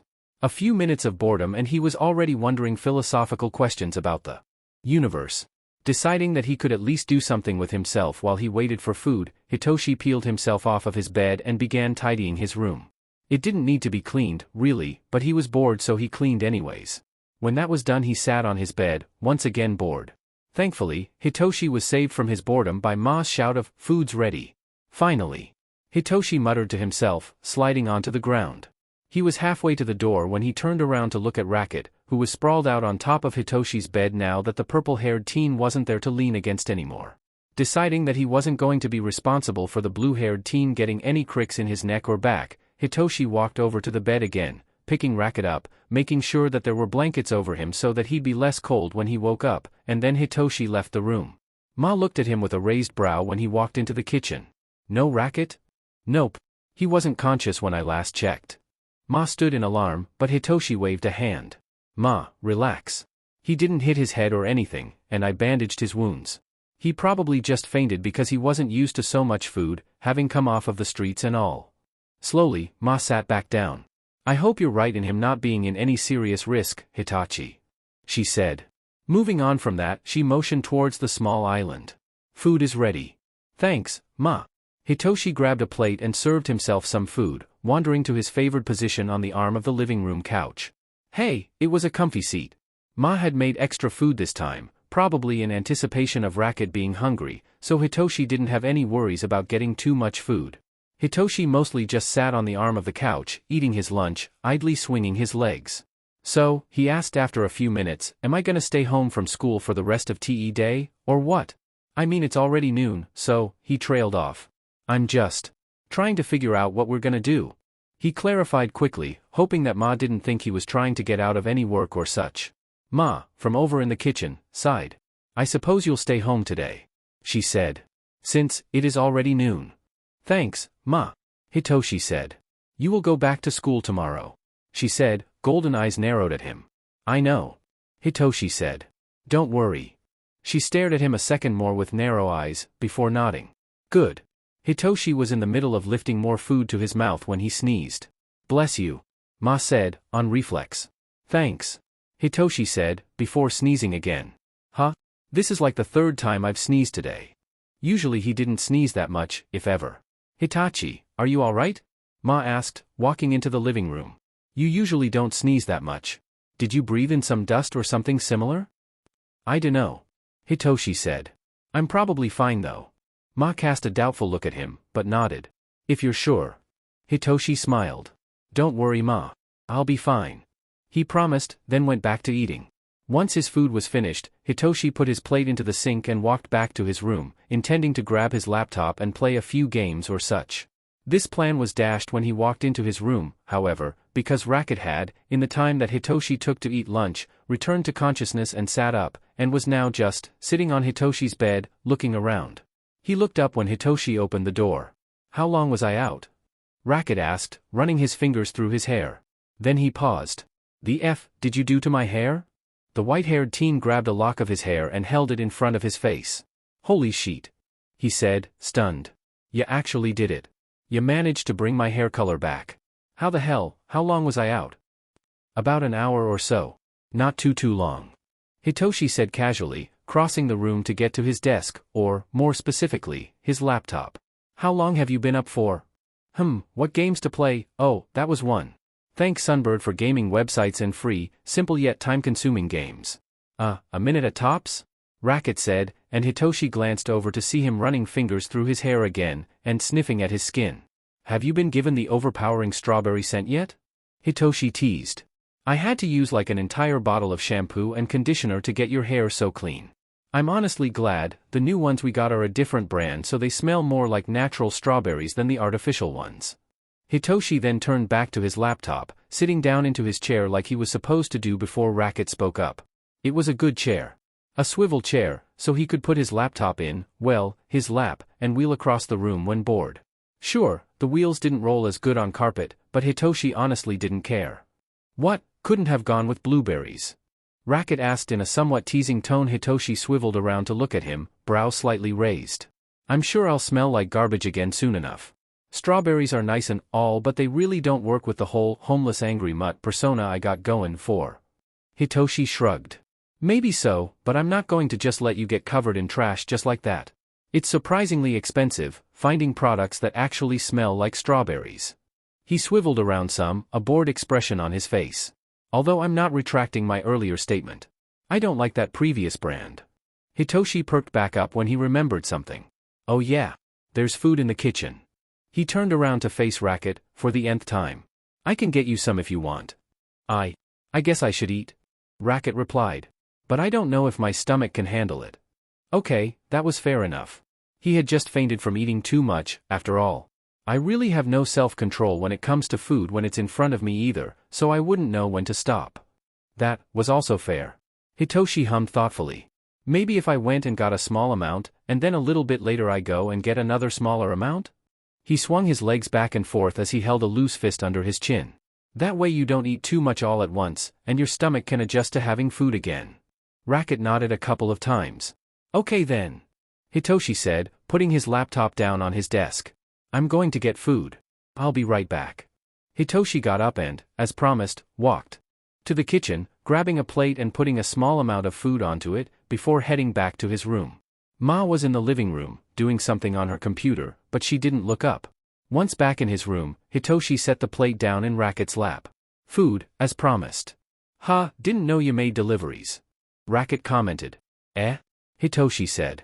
Ma's in the living room and I didn't want you to freeze up if you went out there yourself. He got back out his laptop, searching around a bit on YouTube for something to watch.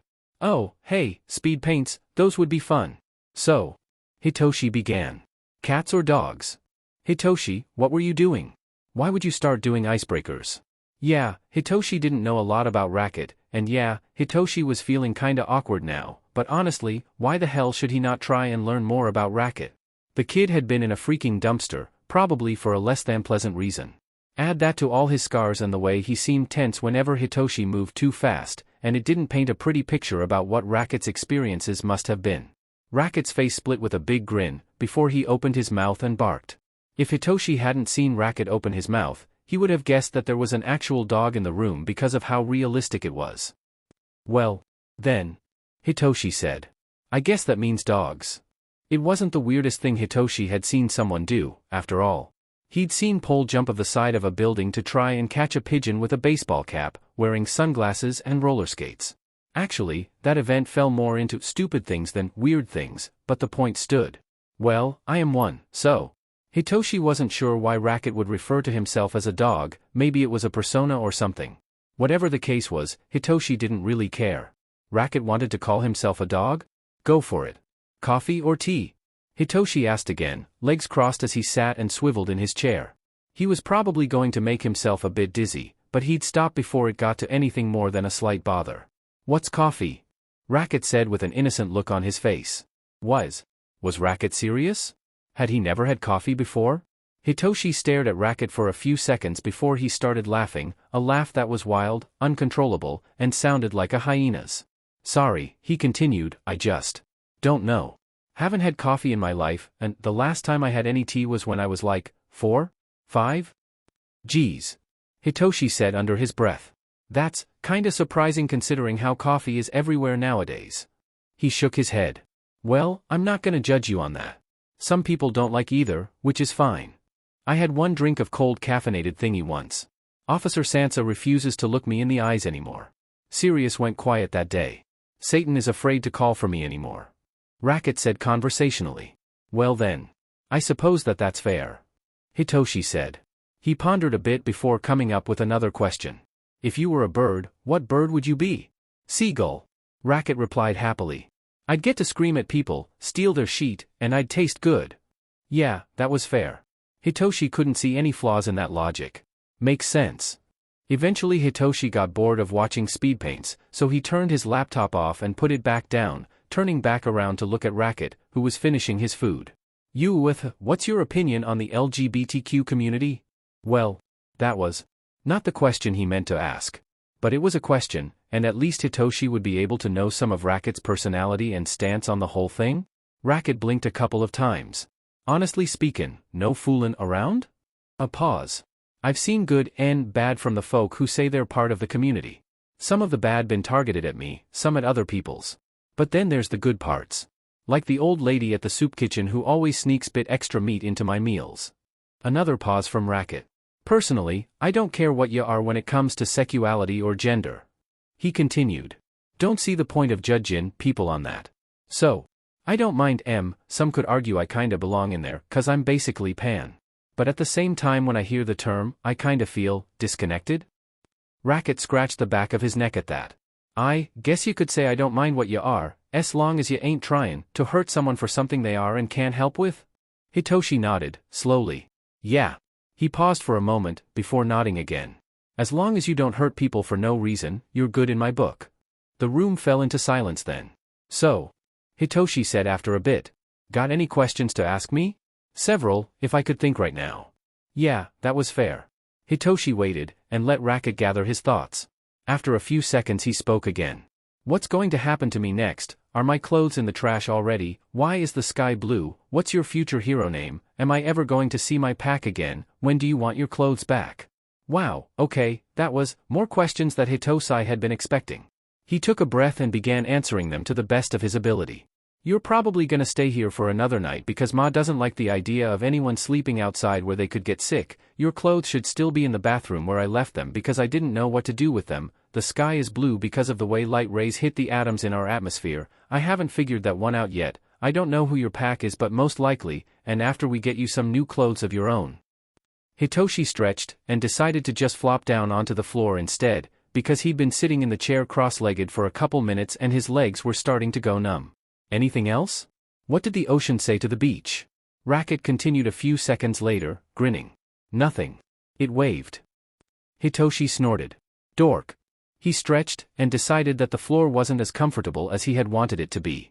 Getting up, Hitoshi dragged himself over to his bed and flopped on top of it next to Racket, wiggling around a bit until he'd managed to worm himself under some blankets. He turned his head to see Racket looking at him. What? Hitoshi asked. The blankets are warm, and I'm cold. What? Didn't say nothin', da. Racket said, a bit of a confused lilt to his voice. Still. Hitoshi said. The blankets are warm. Racket only hummed in response, and didn't say anything else. The room returned to a comfortable silence, and Hitoshi found his eyelids drifting closed. He let them, a nap couldn't hurt. Ochako looked at Midoriya, and they looked back at Ochako. It was almost time for class to begin, and none of the members of their friend group had seen Shinso all day. Do you have any idea where he could be? Ochako mouthed at Midoriya. I don't know. They mouthed back, before Aizawa walked into the classroom and homeroom began. I'll try to find out. They promised, and then the both of them had to pay attention to their schoolwork. Ochako found herself being distracted during the day. It wasn't even halfway to lunchtime, and she'd already spaced out at least twice. Thankfully Midoriya had her cover, so she was able to avoid getting in trouble. Homeroom and history were the easier classes, but English with present mic was honestly just a headache, if not from her own spacing out then from Mick's constantly loud voice. Still, Ochako did her best to push aside her worries and focus on her schoolwork. Lunch was a blessing in disguise. With the rest of her friends there with her, it was a bit easier to have faith that Shinso was okay. He probably just slept in and decided not to come or something. Monoma suggested as they all ate. Maybe he was kidnapped by aliens. Ashido suggested. Midoriya, Rin, and Ochako all snorted, while Kirishima looked at her like she had said that bugs tasted like spinach, and Monoma and Pole both looked like they were trying not to laugh. What? Ashido said, chopsticks moving through the air as her hands waved about for emphasis. It could happen. I doubt it. Monoma said dryly, halfway through eating an apple, which he seemed to have conjured through the air. Or something like that. Ochako wasn't sure why or how Midoriya or Monoma were such cryptids with seemingly unexplainable habits and actions, but she wasn't going to ask. The conversation derailed from there, as Ashido tried to convince the group that aliens existed, and Pole tried to argue against her that aliens didn't exist. Ochako watched with a fond sense of friendship, smiling at the dorky actions of her friends. She was sure that things were fine and that Shinso was okay. He was probably just taking a day off to sleep in or something, like Monoma said. He'd be fine. Yum honestly had not known what to expect when he'd woken up that afternoon. His wife and son, preparing for the day? That was what he had expected. Food being made, a conversation about Yum's time at work before he got any necessary things done before his work shift started? Also expected. What was not expected included several things. Hitoshi, still being home despite the fact that it was a school day. The news that Hitoshi had apparently brought another teenager into their home from on the streets, who was injured and needed bandages. Then the news that Aliana had decided that she wanted to keep the other teen in their home for at least a week. Well, that last point wasn't as surprising. Aliana had always had a soft spot for younger people, particularly those that were in rougher spots like the both of them had been. Yum had planned to perhaps organize some of the small plants that lived on several shelves in the living room area. Would it be better to check in on Hitoshi and the other teen, though? Hitoshi had mentioned that the teen was injured, but hadn't said how injured, only that he needed bandages. The idea was dashed when Yum went over to Hitoshi's room, because neither of the two teens were there. Oh, they're probably getting cleaned off. I imagine spending a night outside wouldn't help anyone get clean. With the thought in mind to check in on Hitoshi and his friend later, Yum went about organizing the plants, like he'd wanted to do. It wasn't organizing so much as it was just moving the pots around a bit, dusting off the surrounding area, and watering them as well as adding any additionally needed nutrients, but it was a way to occupy a couple of minutes. When that was done, Yum found himself drifting towards the study that Eliana had worked from for a time. The room had been organized and reorganized and had its purpose and contents shuffled about several times, but it retained its cozy feel of homeness. Sighing softly, Yum walked over to one of the bookshelves, gathered a few books from their messy arrangement, and began the task of reorganizing everything in the room for the nth time. It ended up taking him about an hour and a half, but Yum looked at the newly dusted shelves, the polished and dust-free desktop computer on the desk, and the blankets neatly folded on love seat, and felt a sense of accomplishment. Cleaning was good. It took up time and left you feeling good for doing something. He checked his phone. He still had half an hour before his shift started. He could check in on the teens now before doing something else. He checked the living room first, just to be sure that neither teen had migrated there at any point. Seeing the room teenless, he then moved on to the kitchen, and then made his way to Hitoshi's room. In the hallway he saw another boy, shorter than Hitoshi was, with skin almost as pale as a sheet of paper, and white-blue hair. That must be the other boy, then. "Oh, you're awake?" Yum asked, conversationally. The boy, what was his name? Ilana probably knew, he'd have to ask her, flinched violently, jumping up several feet as he did. Yum winced at the sight. He hadn't meant to scare him so badly. It's just Dash, the boy started. "You kid, he's, well Dash," he seemed nervous, and the deep breath he took, along with the quiet hum afterwards, didn't help prove otherwise. "He's burnin' da." It was stated deadpan, with only a hint of any emotion-bruff tremor in the voice. "I ain't an expert, but I think he might have a fever. A bad one. Keeps mumblin' things I doubt he wants me to actually know." That was concerning. Hitoshi hadn't ever gotten sick, not in the past 10 years at the very least. For him to be sick now, well, Hitoshi couldn't be having a very fun time. Yum quickly walked into Hitoshi's room, and it seems that the other boy, really, what was his name? Had been correct. Sprawled out under the blankets, Hitoshi mumbled something inaudible, eyes half closed and filled with a feverish light. Yum gently placed a hand on his son's forehead, and let out a quiet hiss. He was burning up, like the other teen had said, and up close Yum could see that Hitoshi was shivering. Cold, Hitoshi mumbled, and Yum sighed, softly, quietly. "I know," he told his son, gently carting a hand through lavender hair. In the fluorescent light of the room, Hitoshi's hair shifted from lavender to rose to teal, much like Yum's hair shifted through a kaleidoscope of colors. "I know. You're cold, and I'm sorry. It hurts." Hitoshi mumbled again, twitching as if to curl up. "Why are you hurting me? I didn't do anything to you." The pain in Hitoshi's voice tugged at something in Yum's heart, and he tried not to gather his son in his arms right then and there. That would only hurt Hitoshi. Any movement from his tentative safe comfort might cause the illness to get worse. Yum didn't know if that was exactly possible, but he didn't want to take any chances. "I'm sorry," Yum said again. "I'm sorry that you're hurting. I'll go get your ma and some medicine, and then we can help you get better, okay?" Hitoshi only mumbled something about his ribs hurting in response, and Yum brushed a hand through his son's hair one last time before standing back up from where he'd crouched and exiting the room, heading in search for Eliana. She would be able to go out and get the medicine while Yum began the struggle of haggling with his superiors at the convenience store to let him stay home sick because, no one will rob the store while I'm gone. I promise that nothing will be damaged while I'm gone. I need to stay home because I'm sick. When he managed to finally get off the phone after reassuring his coworkers and convincing his superiors to let him use the sick days he'd saved up through 6 years, Yum slumped into couch on the living room. Then, sighing again for what must have been the 10th time that day, Yum dialed the number for administration at Yuei, hoping that he could at least inform them of Hitoshi's sickness for the immediate future. If they were informed, then Hitoshi's teachers would know, at least, and would hopefully not be overly concerned for his health. Not that any of Hitoshi's previous teachers at his old schools had given any care, but perhaps Yuei would be different. Yum would hope so, at least. When that phone call was over, Yum sighed again and slumped down into the couch, choosing to rest. Sunbird, why did making phone calls to administration have to be so draining? Non-ethimatter. Hopefully Eliana would be back soon with medicine. They hadn't ever gotten a proper stock of flu or fever medicine, due to the resistance to illnesses that the three had, but this had proved to be a drawback in this instance. The front door to the apartment opened, and Yum peered around one of the walls to see Eliana walking through the apartment hurriedly, holding a plastic bag holding what Yum would assume to be medicine. "Let's go, then," she said, discarding the bag onto the coffee table while she held and opened the box of medicine.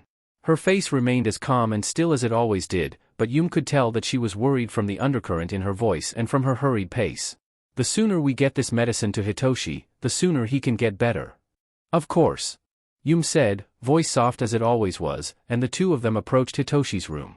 Walking through the door, Yum saw the boy from before move further into one of the corners of the room, that small bit of space between the foot of Hitoshi's bed and the wall. Yum might have wondered more about why he was trying so hard to wedge himself into a place that was difficult to get out of, but in that moment he gave it a passing thought and nothing more, his attention focused on Hitoshi. During the minutes that Yum hadn't been in the room, Hitoshi had managed to get himself even more tangled in the blankets, a paler arm being the only thing not swaddled in them, reaching out as if he had been holding something. Perhaps Hitoshi had thought that he was. Eliana laid a hand on his forehead, and she pulled her hand back soon after, wincing at the way that Hitoshi's forehead scrunched up. He's definitely got a fever, all right. We should get him that medicine, dear. Yum gently reminded her. Eliana looked down at the bottle she held in her hand, seeming to have forgotten it, before looking back at Hitoshi and nodding decisively. You're right. She sat down on the floor rather than crouching, and unscrewed the lid to the bottle, pouring out the needed amount into the cap before leaning over to gently shake Hitoshi's shoulder. Their son mumbled, and pulled away from the touch, but upon further shaking his eyes slid open halfway from where they'd been tightly closed. Ma. His voice sounded rough, almost like he'd been screaming. Yum wasn't sure how his voice could have changed so drastically over only an hour, at most. It likely had to do with the sickness, though. Hitachi, little one, I need you to drink this. She held the lid of liquid up to Hitoshi's lips. It'll make you feel better. Mumke, Hitoshi said, drinking the medicine without complaint. He made a face at the taste, but otherwise made no other reaction. Tea tastes funny? I know, little one. It's supposed to. That's how you know it works. Eliana kept her voice quiet and soft, and she took a moment to screw the lid back onto the bottle before setting the medicine back on the floor. She brushed some of Hitoshi's hair from his face, before pressing a quick kiss to his forehead. Get better soon. She said, before getting back up, helping Yum stand as well. The two of them were about to exit the room when Yum paused and looked at the other boy from where he'd now fully wedged himself into the space between the bed and the wall. Are you all right? Yum asked, head tilting somewhat to the side. You don't have to stay in Hitachi's bedroom. We have a spare room that you can stay in, if you'd like. The other boy was silent for a few moments, probably thinking the offer through. Yum wouldn't blame the boy if he chose to stay in Hitoshi's room. After all, he didn't know Yum or Eliana, and was still injured. Yum did hope that he chose to stay in the guest room, though. It hadn't been used very often, if ever, and there was a thin, very thin, layer of dust on some of the shelves, but it was neat and clean, and if the boy chose to stay there then he wouldn't have to worry about catching Hitoshi's sickness from being in such a close proximity to the lavender-haired teen. Finally, the other boy spoke up. If it's all the same, he began, chewing on his bottom lip. And glancing between Yum, Eliana, and Hitoshi, I'd rather stay here for a bit longer? Well, Yum couldn't blame him for that decision. After all, he was in an unfamiliar environment with people he didn't know, and the window in Hitoshi's room was as good an escape route as any. And Yum figured that he might honestly feel a bit awkward about staying in the guest room, which was also fair. Fair enough. Yum replied, giving a nod to Eliana, who then exited the room. Turning back to the boy, he added, don't feel like you have to stay there in that corner the whole time, though. If you need or want anything, by all means come and ask Eliana or I, and we'll do our best to help you, all right? You're a guest, and you deserve to be comfortable in our home. The white-haired teen didn't say anything, but he really didn't need to. Yum left Hitoshi's room soon after, closing the door most of the way behind him, before he and Eliana began doing their best to set up a routine on how often to check up on Hitoshi. It was after the first few minutes that the boy with his near-white blue hair creeped into the living room, shifting and fidgeting as if he were ready to bolt at any second. Yes? What do you need, dear? Eliana asked, looking up at him. Purple needs some water. He said, plainly. Purple? Eliana's brows furrowed for a second. Oh, you must mean Hitachi. The boy nodded. Yeah, him. He keeps asking for water. I'll bring it to him. Yum offered, and the two of them looked at him. Yum paid them no mind, however, and rose from his seat to go get a glass of water and give it to his son. They ended up falling into this pattern, the three of them. Yum and Eliana would go about doing chores and such, and the Golden Eyes boy would creep from his watch in Hitoshi's room, informing them of any needs that Hitoshi had had in the moment.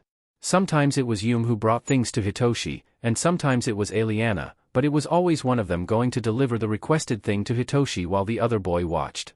Eventually, Eliana started on making dinner, so it became just Yuei and the boy, Yuei bringing water and more blankets and whatever else to Hitoshi while the boy watched with his golden eyes, ever observant.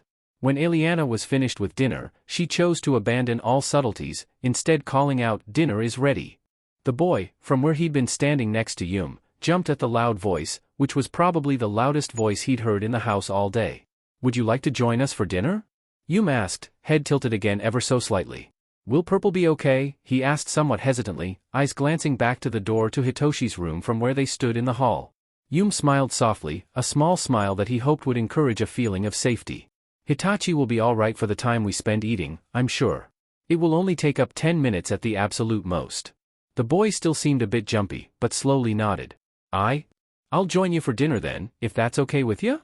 Yuei's smile softened even more, and he tilted his head slightly to the other side. "I wouldn't have asked if I wasn't okay with it," he pointed out.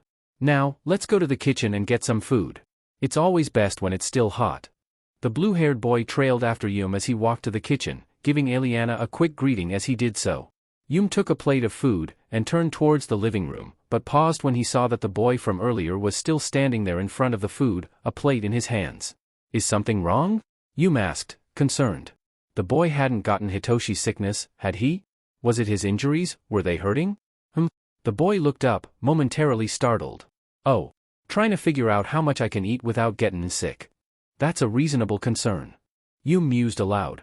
"Do you want me to help you choose an amount, or do you think that you'll be able to get a safe amount of food yourself?" The boy hesitated a moment, before shaking his head. "I can do it myself." "Fair enough," Yuei said, and resumed in his walking to the living room. He sat on the couch, and Eliana joined him. The other boy tentatively sat on the opposite end of the couch, almost on the arm of it. For a few minutes, it was just the comforting silence of a happy, loving home, the only noises being the scraping of silverware against plates. After a while, everyone had finished eating. The teen with the white-blue hair still sat on the couch, although he was somewhat fidgety. Eliana and June both rose. Eliana went to go to bed, and Yuei decided he would give one last check on Hitoshi. "Come on, then," he said to the teen. "I expect you'll probably be needing to sleep soon." Yuei walked to Hitoshi's bedroom, the teen following him, and he opened the door to Hitoshi's bedroom as quietly as he could. Hitoshi was sleeping, breaths even, and Yuei sighed again, softly, in relief. His son would be okay. He wasn't mumbling anymore, so Yuei would let himself hope that the worst of the fever was over. He padded over to his son, and, much like Eliana had done, pressed a kiss to his son's forehead. "Sleep well, Hitachi." Turning around, Yuei saw the other teen, standing awkwardly in the doorway. "You can stay in Hitachi's room if you'd like," Yuei offered. "I can get more blankets and pillows for you to use, and I'm sure we have an inflatable mattress if you'd rather not sleep on the floor." "Nah, I'll just sleep on the floor," the boy said. "Very well then," Yuei said again. "I'll at least get more pillows and blankets for you to use." Which he then did. It was fortunate that Eliana seemed to collect both items, because Yuei didn't want the other boy to sleep on too hard of a surface, no matter if he didn't care about it himself. "I'll let you arrange your bedding yourself." With that, Yuei left Hitoshi's room to go find something to occupy himself with. After all, he'd gotten used to staying up late from working the night shift, and whether he was working or not, it would still be a while yet before he slept. Hitoshi had drifted in and out of awareness. He'd remembered swimming under the blankets, falling asleep, and then being cold, and it had been very, very cold. His ribs had hurt, not too much, just enough to be a bit of a bother, and he'd thought that he'd seen someone there, Then more cold, and warmth, and then cold again. Then he'd seen another person, and Hitoshi wasn't sure if he had spoken or not. He had too many thoughts all jumbled from whatever haze he was in. He was offered a liquid, he knew that, and Hitoshi knew that he had drunk it. It wasn't a very good tasting drink. Then he fell back into an even hazier mess, some kind of dream place. He wasn't sure how long it was that he stayed there, but Hitoshi did notice that it got warmer. With the warmth came a less hazy, more nonsensical dream, the way dreams were supposed to be. He wasn't sure when he woke up. All Hitoshi knew was that it was darker now, and a lot more still. There was a warm weight somewhere around his left armpit, and he looked down towards it. There was a cat in his armpit, purring like a jet engine. Hitoshi blinked. The cat opened its eyes slightly, yawned, and stretched before settling back into the ball it had curled into inside of Hitoshi's armpit. Hitoshi tried not to cry. He failed. He then tried to grab his phone to check the time without disrupting the cat, which he managed to succeed in. "What time is it?" He squinted at the brightness of his phone screen, going to turn it down only to find that it was at its lowest setting. Well, heck. Blinking a couple times, Hitoshi's eyes eventually adjusted well enough to actually see the clock on his phone. 3:18 a.m. Great. It was 3 a.m., Hitoshi was silently crying, and there was a gold and white cat sleeping in his armpit. What a lovely way to start the day. It suddenly occurred to Hitoshi to wonder if Racket was okay. Then he wondered where Racket even was. He was about to lean up to look, but then remembered a very important thing: the cat was still peacefully snoozing in the crook of his armpit. And Hitoshi really didn't want to be the one to make the cat move. So now he was in a crisis. Did he lean up to try and look for Racket, and risk disturbing the cat, or did he stay still where he lay and hope that Racket might make some movement to confirm his being alive? Eventually, Hitoshi decided to try a third option. Hey, Racket? You alive? It was a couple seconds, but Hitoshi did get a response. Kinda. If a grumpy, or tired, whine counted.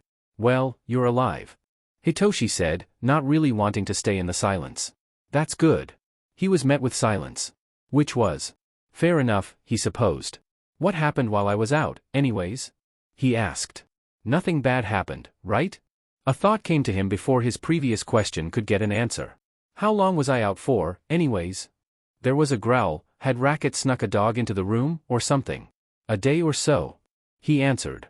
They got you meds, I was on watch duty. Actually sat down to eat with him, which was totally not an awkward moment. Not awkward. Sure. Hitoshi had a bit of trouble believing that, going by his current knowledge of Racket, though that wasn't actually all that much. Now I'm trying to rest before I take Lipton back to the pack. Pack? Hitoshi wondered aloud. Like, a wolf pack, or a pack of dogs, or what? Street animals. Was the answer. Dogs and cats that no one wants around. Forgotten and unseen. Oh, so like me then. Hitoshi said. Then his mind caught up to what his mouth had said, and he wished that in that moment, he could throw himself into the talons of Sunbird to await death. Nah. Racket said after a few moments. You have family that loves ya. The pack's only has itself. They have you. Hitoshi said, not thinking again, and again, wanting to throw himself to the waiting claws of death. Ha! Racket laughed at that. Good one. Nah, I'm part of the pack. Part of the unseen, you know? Well, you're being seen now. Hitoshi said. And besides, even if you're a part of the pack, you should still at least kinda qualify as seeing them, right? A snicker. Not what I meant, and you know it. There's a whole slew of people and animals that the neat and tidy people like to ignore. We don't exist to them. That was a fair point, but it also got Hitoshi wondering just how much the other boy had gone through to get this mindset. I know it's kinda hard to understand, and I ain't sayin' your life's bunch of roses compared to mine, but to those who were left behind or are unwanted. We ain't seen, and we ain't heard. The room fell into silence, apart from the jet engine purr of the cat. Well, why was it always so hard to talk about the things that you knew you needed to talk about? Why was it so much easier to talk about the things that you didn't need to talk about? I kind of know that feel. Of being left behind, unwanted. Sunbird, why was this so hard to say? Oh, wait, it was because Hitoshi had had it drilled into his head that he wasn't worth anything, and that complaining about it or mentioning it would only lead to trouble. I mean, most everyone ignored me or acted like I just didn't exist for some kind of sick amusement, or would beat me up when they didn't ignore me, so I kinda know how that feels. God, he was rambling again. Get it together, Hitoshi. What I mean is, I'm sorry that you and your pack have had to go through that. There. That was an actual response instead of rambling about himself. Nothin' to be sorry for. Hitoshi could hear the shrug in Race's voice. It's how things are, and you didn't put me or other homeless folk on the streets. Once again the room fell into silence, as Hitoshi tried to think of what to say next. Then, Racket spoke again. If you're really sorry, become a hero. One that doesn't just look away when a starvin' child comes to tug your sleeve. I'll do my best not to let you or the rest of them down, then. Hitoshi said, voice suddenly soft. I swear on my lungs. I won't let you down. The room fell back into silence, and this time it stretched for several minutes longer than the previous few times. Hitoshi wanted to break the silence, but as it went on it got harder and harder to find something to say, and eventually he just lay in his bed, with the still unnamed cat purring in its comfortable curl. Movement from the foot of Hitoshi's bed had his eyes snapping open from where they'd been drifting closed, and he watched as Racket quietly padded over to around where Hitoshi's arms were. I'm gonna take Lipton back to the rest of the pack, now. he said, and his voice was quiet and soft. Okay. Hitoshi replied, voice just barely a whisper. Carefully, Racket reached over and picked up the cat, Lipton, and gathered it in his arms. Then, he slowly got onto Hitoshi's bed to exit the room through the window, taking care not to step on any of Hitoshi's arms. Or legs. He took care not to step on Hitoshi at all, really. Racket seemed to be trying not to disturb Hitoshi at all, because whenever he put a foot or hand down in his journey out of the window, he always put it somewhere farther away from Hitoshi, so as to avoid making the bed dip too much. Racket was a kind person, it seemed. Then, almost as soon as he'd been in the room, Racket was out of it, along with Lipton. The room seemed colder without the two of them. It was colder when Hitoshi was alone. He had, in the 2 days so far that Racket had been in Hitoshi's presence, allowed himself to hope that Racket would stay for longer, that maybe Hitoshi wouldn't go back to being alone. Hitoshi was a fool for hoping. Racket had his own life outside of Hitoshi's delusions. He'd probably decided that he didn't want to put up with Hitoshi and all the weird things Hitoshi did, or how Hitoshi didn't really show emotion. Whatever the case, Racket was gone. And Hitoshi was alone again. Guess I was an idiot for getting my hopes up, huh? He said, softly, quietly, and it might not even have been said aloud. Stop letting yourself be deluded into thinking people will stay. Everyone leaves. That's just how it is. You don't deserve friends, they'll only leave once they know what your quirk does. It hurt, saying the words aloud, but it was true, wasn't it? Of course it was. Everyone else had said so, and they all knew better than look, deluded Hitoshi, who was afraid of the wonderful Deba, who'd done nothing wrong at all. Everyone was right, of course. Any attempts to think that someone would stay were just Hitoshi being delusional. He didn't deserve friends. Racket had left as soon as he had came, and Hitoshi was alone. And that reminded that he'd always be alone, no matter what he did. It hurt. But it was the truth. Hitoshi hurt, and it was his own fault. It's still silent. Hitoshi had no idea how long the silence has been pressing down on him, but it's suffocating, and Hitoshi wishes that there was some noise, any noise. A small scraping sound. Hitoshi's breath caught in his throat, and he held his breath, not wanting the sound of breathing to cause him to not notice any other sounds. Another scraping sound, a bit louder, and this time Hitoshi recognized it as coming from the window. There was a flash of something pale, as a figure tried to move through the opened area quickly. Something caught, and the figure made a hushed shout of "Oh, fu dash," before they slammed down on top of Hitoshi, the both of them losing all air in their lungs from the action. Hitoshi blinked, and tried to get breathing again. Racket. You came back. It was a hushed, barely heard question. Racket didn't answer immediately, only letting out a continuous stream of muffled curses. One leg was still caught on the outside ledge of the window, likely because of how much bigger Hitoshi's clothes were on the boy. The rest of the white-blue hate, gold-eyed teen was a limp ragdoll on Hitoshi's chest and stomach. Hitoshi wasn't sure if he was dreaming or not. Racket had time back, something that never happened. No one came back after they left. But Racket. Racket had. And Hitoshi. Hitoshi didn't want Racket to leave again. He was barely aware of his own movements as he wrapped his arms around the other teen, quickly as he could, and was barely aware of when he pulled Racket closer to him, under a couple of the many, many blankets on his bed. Don't leave. Hitoshi whispered, half a crying wail. No one else has come back before.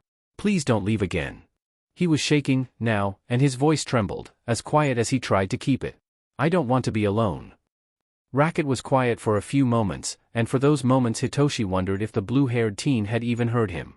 Can't promise I won't leave for trips outside, he began, after what felt like at least several minutes, voice soft and what could have been in a soothing tone, but I won't leave tonight anymore, okay? And if I do leave, I'll come right back.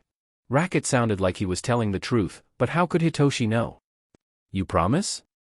This question was a proper whisper.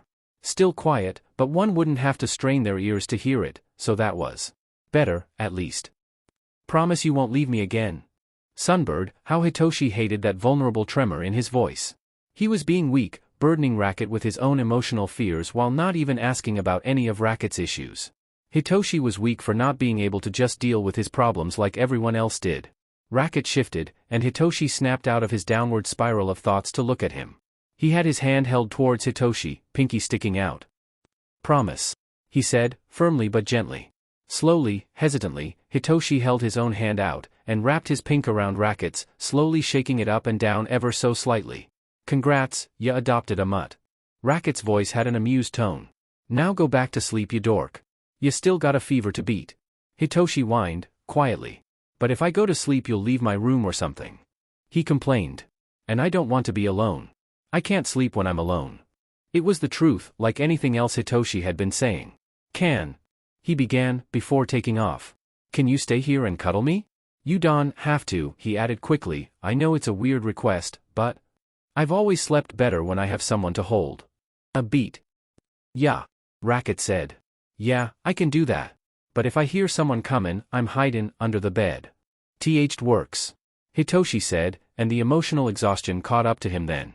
He pulled the remaining blankets over the two of them, and wrapped his arms around Racket, pulling the other close.